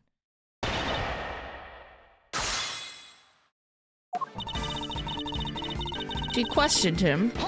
Her. So am I right in assuming that you talked to Knight the night before the show? Exactly, darling. It would have been, around 3 a.m. on the 27th. 3 a.m. That falls squarely within the window of time laid out on the autopsy report. Seems rather late for a friendly chat. Wouldn't you have been asleep? Normally, yes, but if you remember, Akkad was attacked in his cell. We had to examine the scene of the crime, gather information. These things take time, sweetie. I assure you, he was wide awake. We all were. Regardless, I find it somewhat odd that you would choose to question him at such a late hour. You're such a tease, aren't you? Anyway, no matter how odd you think it is, I had him brought to me, and that's what happened.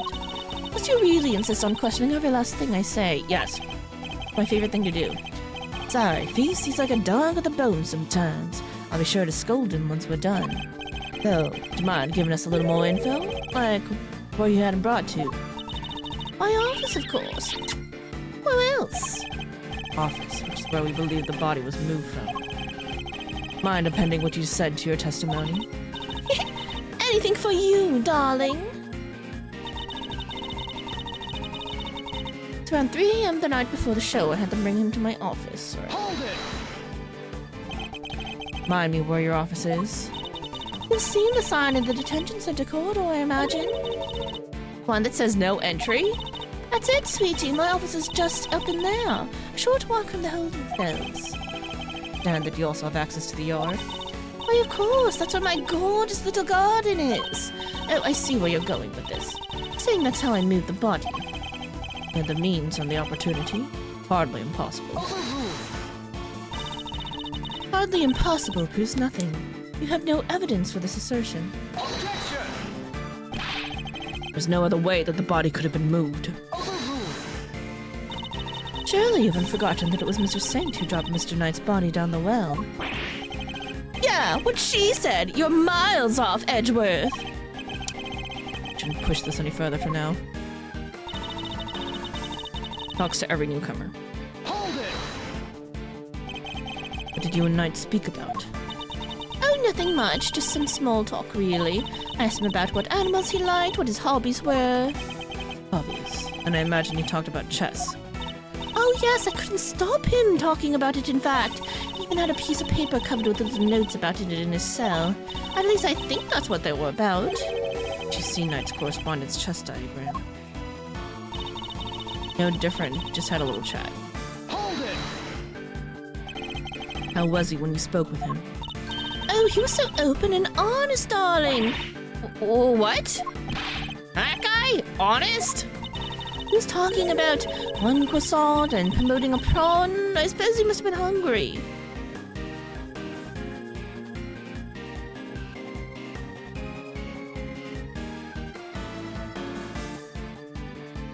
I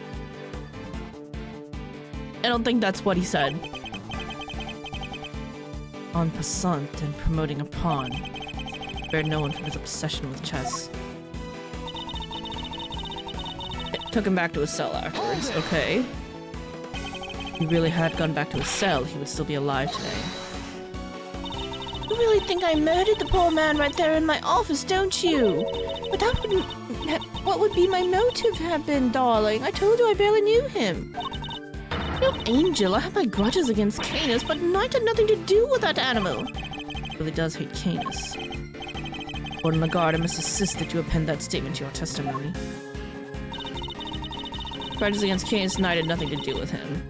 Hold it! Say that you bear a grudge against only Mr. Canis, is that correct? No, I despise him. Coming into my prison thinking he can do whatever he wants.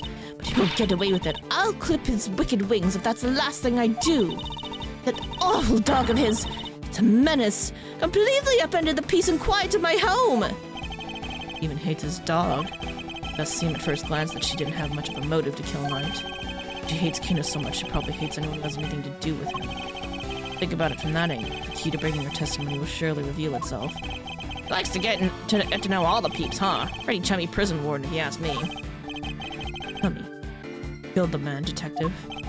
Well, guy would have been in cuffs, not to mention the neck brace. He was defenseless.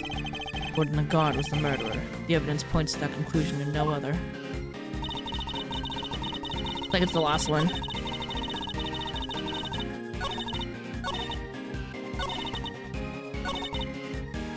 Knight had nothing to do with him. That's wrong. They were playing chess. Objection! And she would have seen the same setup in Canis. Judge Gavel, I'd like you to take a look at this. You know, it's about a game of chess. What is the significance of this, Mr. Edgeworth? It's found in Knight's cell. Exactly where you saw it too, Warden Lagarde. You didn't just see this game in Knight's cell, did you? You've seen it in Mr. Canis' cell too. Oh, what do you mean? Objection! Come now, don't tell me you haven't taken a look at the chessboard in the maximum security. I imagine he watches every move like a hawk. Or rather, I imagine you feel that doing so is your only option. She wants to find out who his cronies are, right? Personally interrogating your own prisoners is highly irregular, to say the least. But as you said, Mr. Canis threatened you, put your precious home at risk. That's why you took it upon yourself to question him.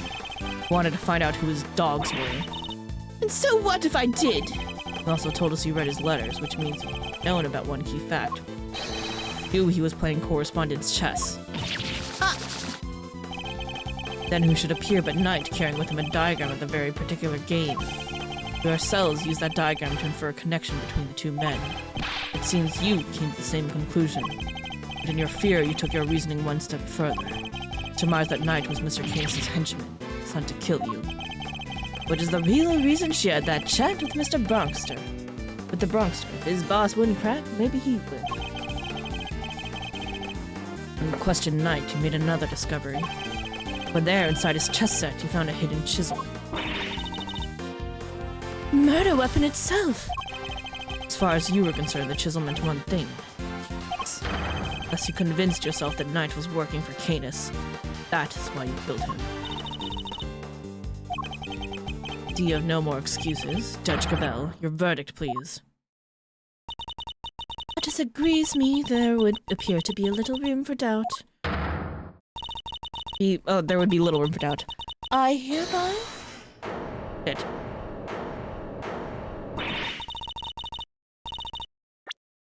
I hereby give my verdict. Bronco Knight was murdered by, and then hold it, the name of the goddess of justice. Who is it this time?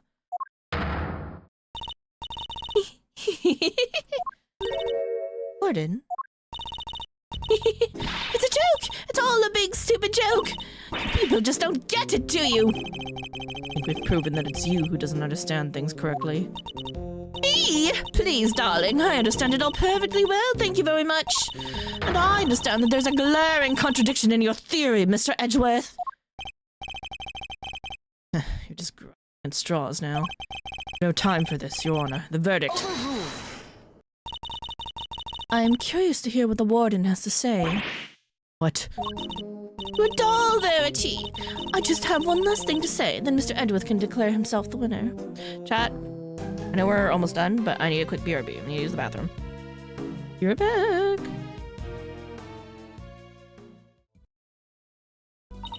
One, two. This is exactly Dr. Lupin's type of character. What a way to capture your audience's attention! I dare say I can't take my eyes off those balloons. Judge? Can we talk about which balloons you're referring to? What were you thinking? That's... yeah. They were just too much. You get sick of them after a while. Like, the year when a certain organization tried to feed us nothing but sandwiches for a week. And by the last day, they were all bad because they made them all on the first day. Then some people, all you got was a lettuce and mayo sandwich, and it was awful.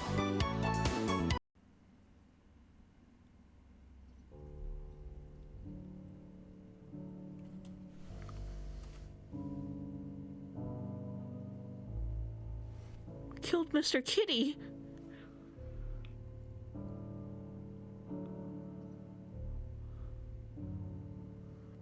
Jesus!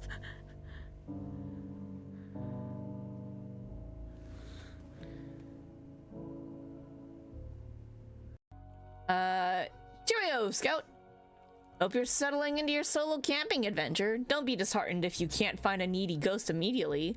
I intentionally picked a safe island that's not too haunted. When you finally find a ghost, try to help it make peace with itself, and when you do it, you'll finally graduate to 2nd degree. Signed, Scoutmaster Blake. P.S. I'll write to you every day, unless I get busy. 1 common log cabin, large potted plant. Okay. Sir? Scoutmaster Blake. Hi. Hi. Hello. Parfait here. You certainly did not send me to a relatively unhaunted island where I might take me a little bit to find a ghost friend. You, in fact, sent me to a very haunted island of bears. Sir? One that curses people and traps them here. So thanks for that. Perpetual way, right? Wait. No way. Perpetual way. Perpetual way. No way.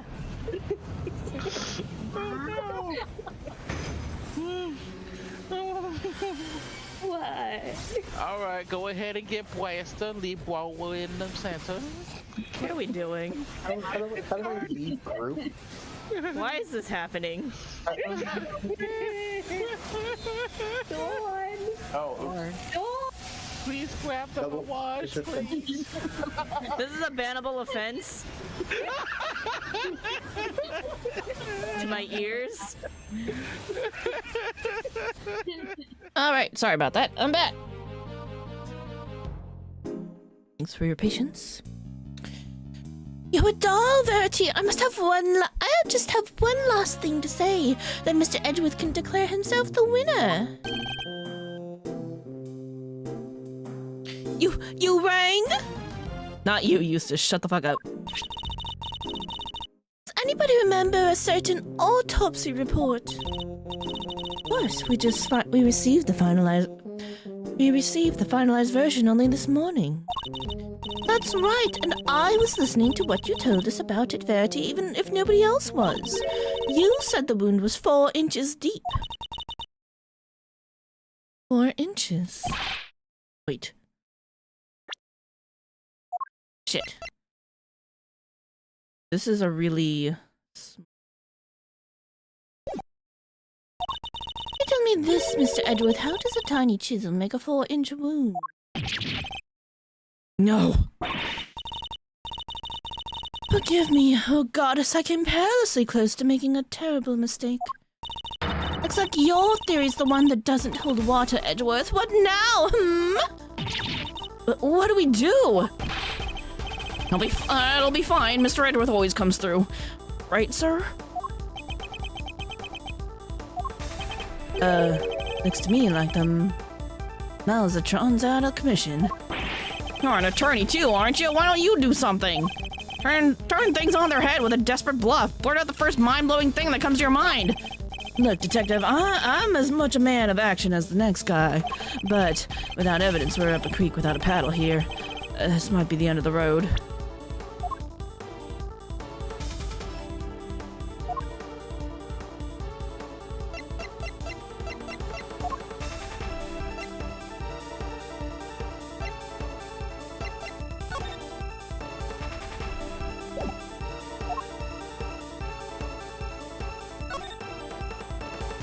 Wound was 4 inches deep and...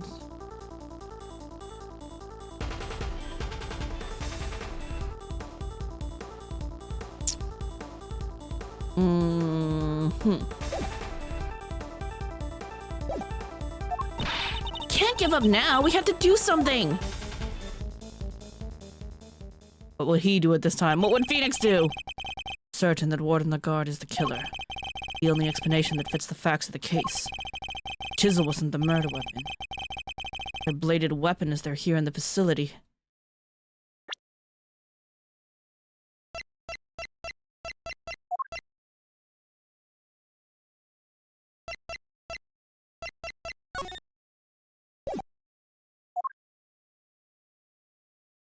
What else is there? Oranges deep wouldn't be a dog bite either. It seems we still do not have all the answers, nor the evidence to provide those answers. Alas, we must wait until the trial to see this matter resolved, I'm afraid. Objection! Ah, come on, G. You're just giving the killer a chance to destroy the evidence. Are you calling the judicial process into question, Mr. Fender? Yep. Nope, not me. Nuh-uh. I tried, Miles. Any bright ideas? What is the real murder weapon, since it's clearly not the chisel? Counter to this question throws everything we've deduced out the window. Nothing to add, Mr. Edgeworth. Allow me to remind you that claims not supported by sufficient evidence are subject to the harshest penalties. I don't know what I have. Hopeless. I can't think of anything. Time. Loath as I am to admit it, I can't give up now. Remember what Mr. Fender said. Simone's counting on us. Without us, he's... Remember how upset he was? He was devastated. Nobody's in more pain than him over Mr. Knight's death. There's no way he did it, but if we can't save him, we'll... What's more, he believes in us. He's sitting in that cell waiting for us to bring him some good news. And I, for one, won't walk away until we have some. Hey. Gee, Miles, your little bunny there's quite the motivational speaker. She's right, too. You find yourself on the ropes, think of your client. Picture them pleading with you to help them. We check the gator. Is it time for the gator to come up? We still need to check the gator. The gator ate something.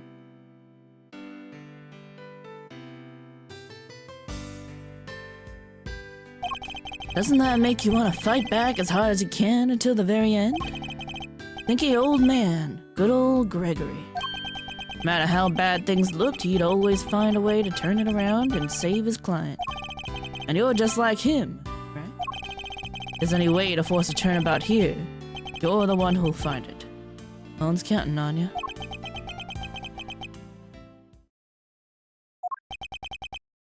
Judge Gavell. Seem to have recovered your composure, Mr. Edgeworth. But if you mean to attempt a defense, I would advise you to consider the ramifications. You've repeatedly proposed misguided theories and have made numerous false accusations. If you do so again, I will have no choice but to judge you unfit to serve as a prosecutor, and relieve you of your badge for good. Right. I've put forward a number of theories that proved to be flawed in one way or another. Nothing on the gator. Oh, there's no animals, just people. I made some sort of fundamental oversight, but my theories were misguided. Nothing to say, and the court will tolerate no more of your time wasting. I hereby... Sir! Mr. Edgeworth! Give my verdict. That's it. I've been thinking about it all the wrong way all this time. My theories weren't misguided. I was being misled. The defendant, Simone Saint. I think it's a little early for you, a little soon for that, Your Honor. I'd say it's well past due, darling. Wouldn't you agree, Verity? Edgeworth, you may proceed. What? I'd like to remind you of a few things. The sighting of his dog, Helmut, the fact that he wasn't at the show. These and other factors made Mr. Canis the obvious suspect at first. This again, Mr. Edgeworth. You seem almost proud of your blunder. But what if the real killer wanted us to suspect Mr. Canis? What if it was all carefully arranged? What if the same was true of the chisel, our purported murder weapon? Knight had been stabbed multiple times in the same place with a bladed instrument. What if he was stabbed with the chisel after the real murder weapon had been removed? Just to leave traces of blood on it for us to find. That was how the killer misled us into thinking the chisel was the murder weapon. But why mislead us in this way? Why indeed? Why make us think the chisel is the murder weapon rather than whatever was really used? Because it is more in order to get Knight transferred, in order to get Canis transferred, yes. Warden took advantage of what the chisel seemed to suggest. What it suggested? What are you talking about, darling? The winner. If I were to tell you the murder weapon was a chisel, what would you think? Huh? That Mr. Canis is the killer? There you have it. That was the trap the warden set for us. Oh, Mr. Canis had a bunch of chisels, so she wanted us to think it was one of his, right? Indeed, that was her plan right from the start. Graham Bodhidharma Canis. Your reasoning would appear to be sound. Warden Lagarde certainly seems to harbor a deep and abiding hatred for Mr. Canis. However, I think you know what I'm going to say next. But alone is not sufficient proof that the Warden Lagarde is the killer. Dude, that wouldn't be enough. Only one thing that will prove it. Real murder weapon that we now know must exist. If you cannot prove your theory, then this conversation ends here. We could just find the real murder weapon. Objection! How many times do we have to go over this? We searched the prison from top to bottom. Eustace is quite correct. No other possible murder weapon has been found, so I'm afraid you're at a bit of an impasse. I can still prove my case yet, Your Honor, because it's still here inside this prison. This would have made sure of that. The security gate? Glad you at least remember what it is.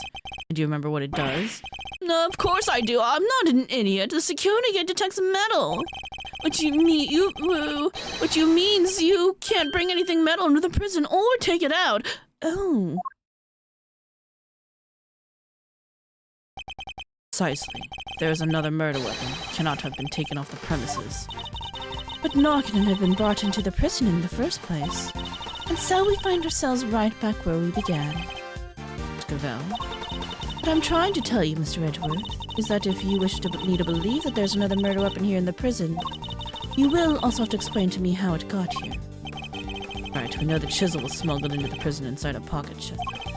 But our contention is that the chisel is not the real murder weapon. If the weapon came from outside the facility, then there must have been a way to bring it in. Yes, the question of the hour is this. Can you show me this alternate route? How did the weapon Warden the guard used to get into the prison?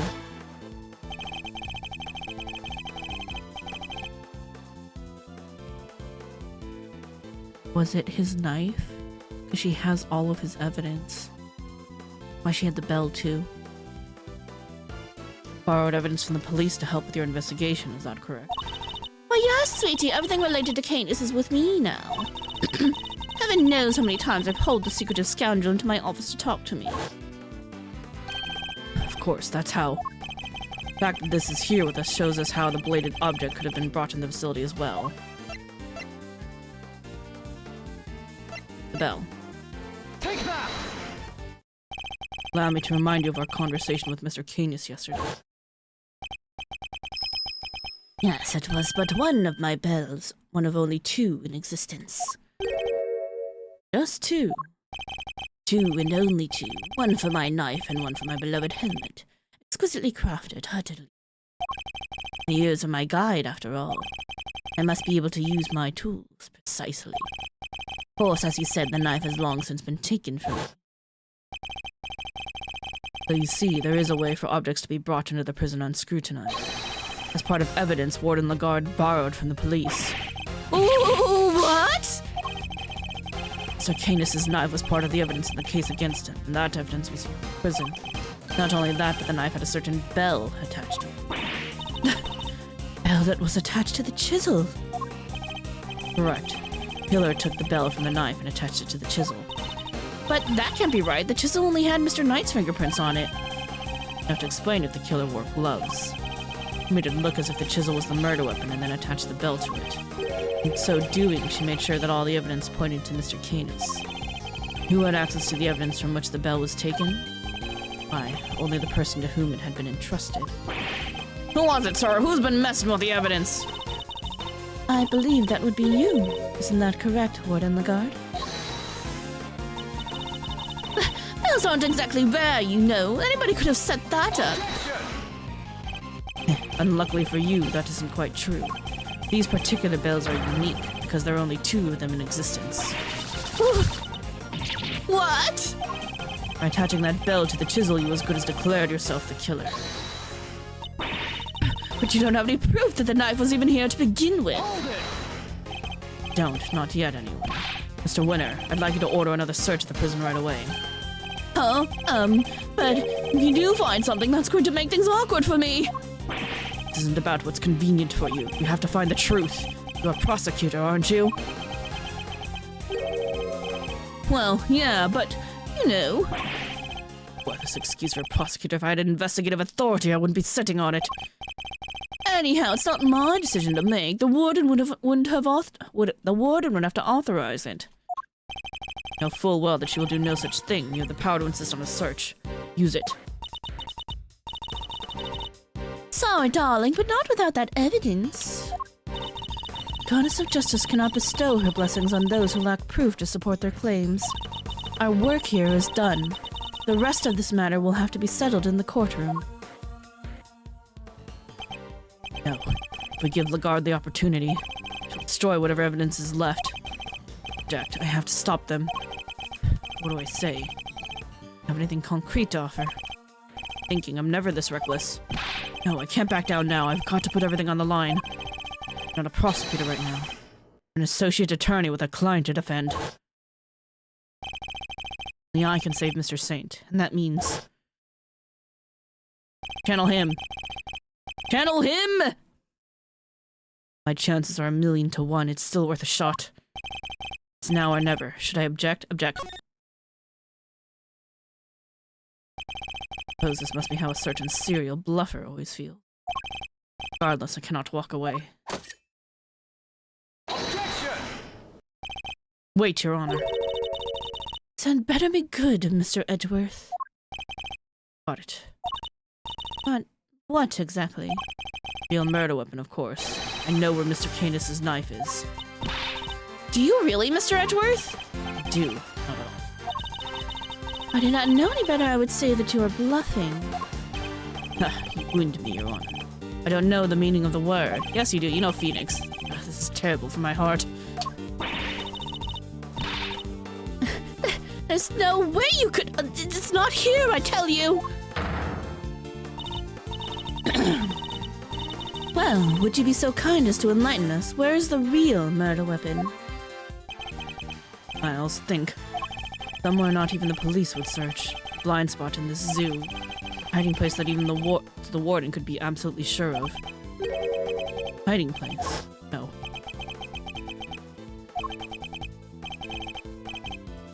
Insist. Come on, helmet, open up.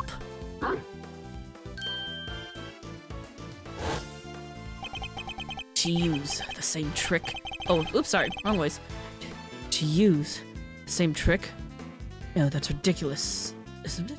The more I think about it, foolproof ways to evade detection could there be? Mr. Edgeworth, how long do you intend to keep us waiting? Dangerous possibility, I'm right. If I'm wrong, we stand to lose everything. Your Honor, this is where the real murder weapon is hidden. The pond. Take that! Specifically in the gator's mouth. Here, in the yard. Indeed. I don't believe I understand. Would you care to explain a little more? Where exactly is the real murder weapon hidden?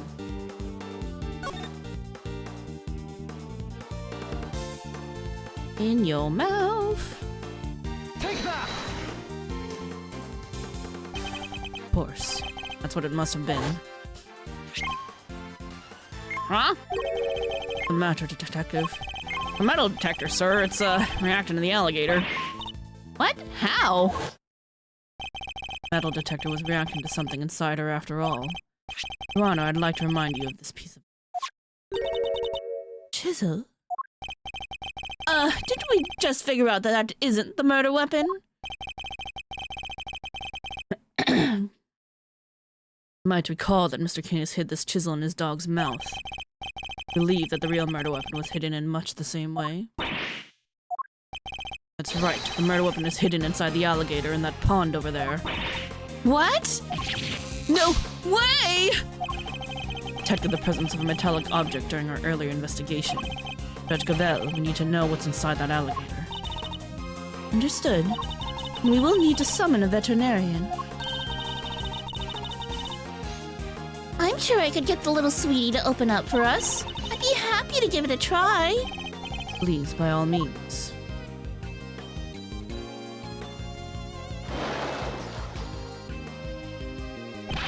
Warden Lagarde. Real murder weapon is about to be revealed. Why not do the right thing and confess? I have nothing to confess! As you wish, then you can simply wait and watch as your lies are exposed. Burr, we got it! It has to be it! Over, Fifi Lagarde. The real murder weapon was Bodhidharma Canis's knife, making you the only person who could have killed Bronco Knight. I'm not the criminal here! This is all Canis' doing! I did the right thing! Knight was a threat! He was Canis' lapdog! Curse that despicable man, Canis! Why did he have to come and ruin my perfect little home? We could have been happy forever if it wasn't for him! He ruined my paradise on Earth! He ruined everything! Curse him! Curse that pitiless butcher! That awful, terrible, despicable man! Curse him! We still go, and I can't go that long.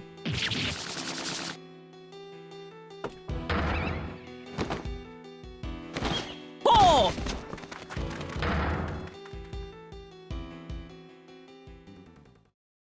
I didn't realize they were all animals. March 29th, 12:34 p.m. Detention Center Corridor.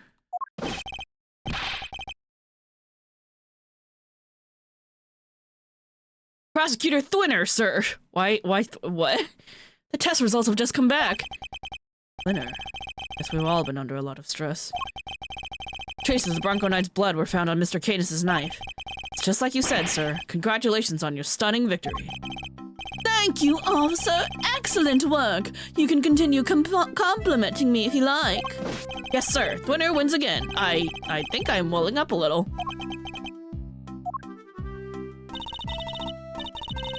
Excellent work, Eustace. Just a few loose ends to tie up and we're done. Huh? What are you talking about? I just solved the case, didn't I?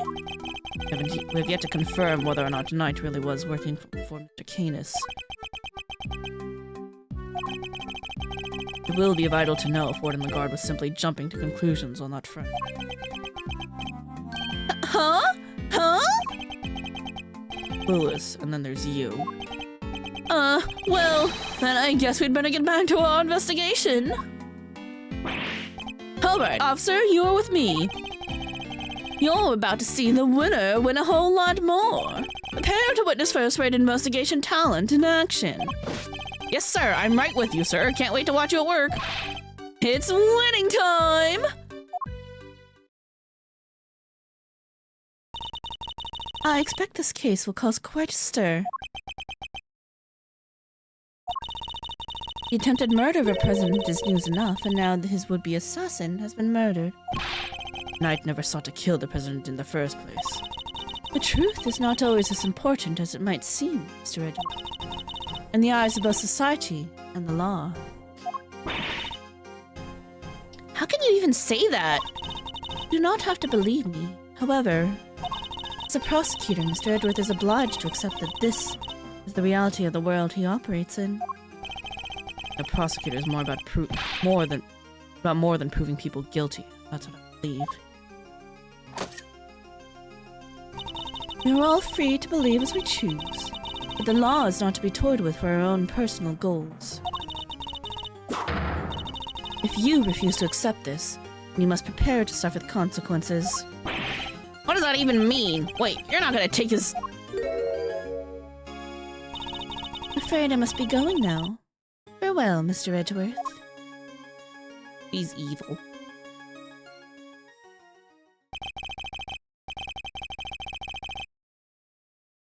Bell is right. There must be only one set of laws for everyone. Following the law means sacrificing the truth. Good conscience.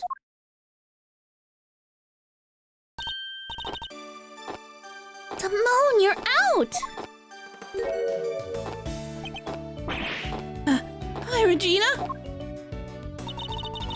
Is everything alright? They did let you out, right? Yeah, but I'm so confused about what's going on. Some guy just came and said I was free to go, and I have Mr. Edgeworth to thank. You sure do. Mr. Edgeworth found out who the real killer is. Wow, really? You did that for me, Mr. Edgeworth? Oh no, no, stop staring at me like that! I'm innocent, I swear. Don't pull the rug out from under me now. Stop it, silly. It's true. He saved you. Say thanks already. Okay. Thank you, Mr. Edgeworth. Thank you. And a great big Regina Berry thank you from me, too. Saint talking directly to me. Small victories, I suppose. Can I just ask one question, Mr. Attorney? Sure. I'm actually an attorney, though. I thought Bronco was my friend. No, my best friend. I trusted him. But now... But now? Right, but now? Well, it's just, I never knew. I never would have believed that he could hate somebody enough to want to kill them. He kept something like that from me, then he never really trusted me, did he? That's not true, Simone. Of course he trusted you. No, he didn't. If he had, he'd have just told me. I could have stopped him. I could have told him that hate never helps, that he just had to just let go of all that stuff. Mr. Saint, I think you're forgetting something. Show him the thing that proves Knight trusted him. He asked you to bring in the chess set, right?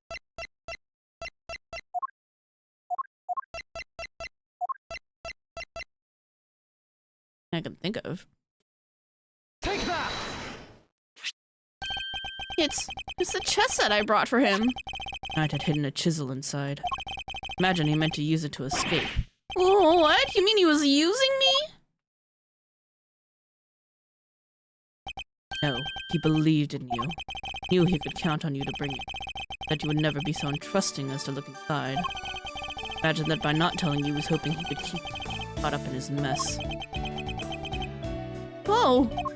Bronco, why didn't you tell me? At least you understand now, right, Simone? I'm sure he does. He may not show it, but Simone's no dummy. Good night's sleep and he'll be completely over this whole thing by tomorrow. That's not as complimentary as you think it is. I'll try. I have to. For Bronco, I have to show him that I can become the best animal trainer out there. That's the spirit. Pretty sure the monkey's training him. Oh, I almost forgot. We're doing a new show soon. I'd love it if you could come, Mr. Edgeworth. That's a magician.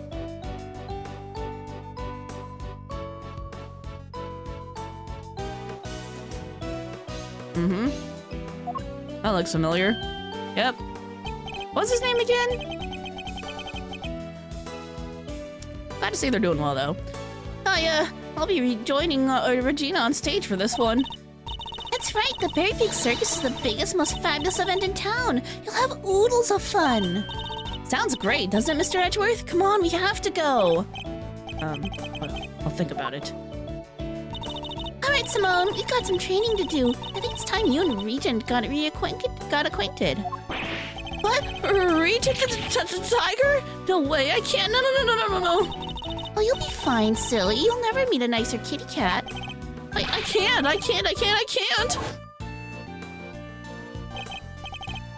Please, Regina, please, anything but that. Please. Another satisfied customer.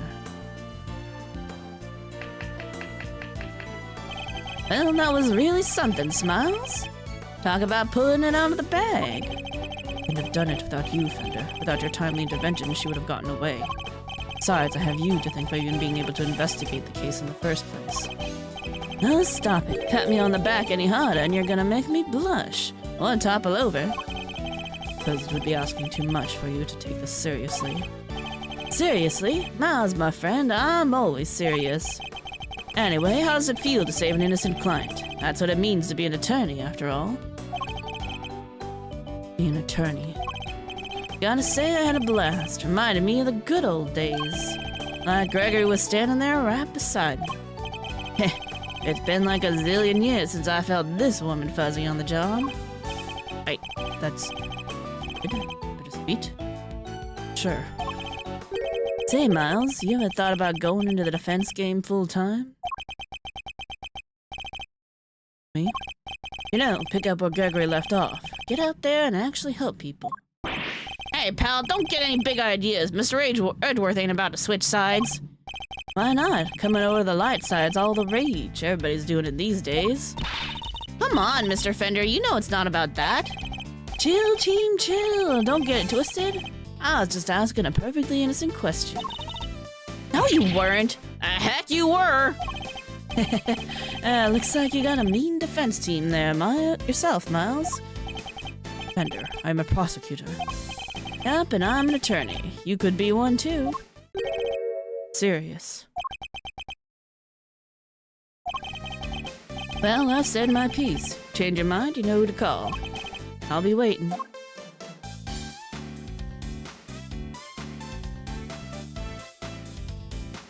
But who's gonna run the prosecutors and keep them from doing shady shit? Follow in my father's footsteps. I really do such a thing. I'm gonna become a defense attorney just like my dad. Attorney, like my father. Me?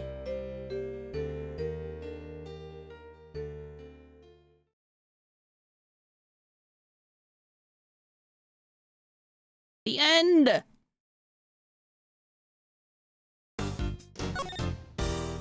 that was a ride.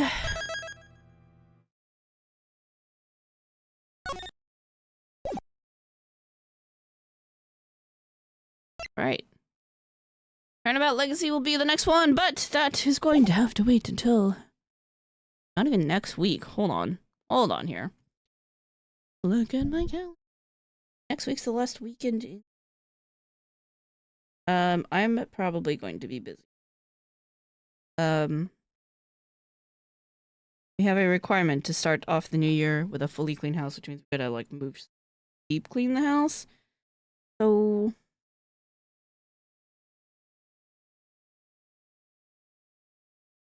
probably I'm not gonna be available next week. And that's okay. That is totally okay. It just means we'll have a little bit of a break. So there won't be a Ace Attorney stream next week, but we will kick it off right where we left off with case 3 when we get back in G. I think that's the best way to handle things. So now, come with me. Thank you all for watching. Hope you guys enjoyed the stream. It was a ride, as all Ace Attorney. Yeah, next scheduled stream Monday. Don't have raid tomorrow. Somebody's not available. I don't remember who. Might raid it next week. Not even sure. But Monday will be the next stream for Deep Dungeon and Final Fantasy XIV. And then possibly Thursday for Astrobot. No, hold on. After that, we're doing Astrobot on Tuesday. Christmas Eve, we're gonna do Astrobot during the day. We're gonna have a daytime stream, so be on the lookout for that. And thank you everybody who came by today. Ashmore, Neoneko, any other chatters I may have missed, lurkers, future VoD watchers. Appreciate you all. Have a good weekend, y'all. Have a great rest of your week. And if I don't see you until our next Ace Attorney stream, happy holidays and happy new year. Hope you all have a good one, and I'll see you then. Take care. Bye bye.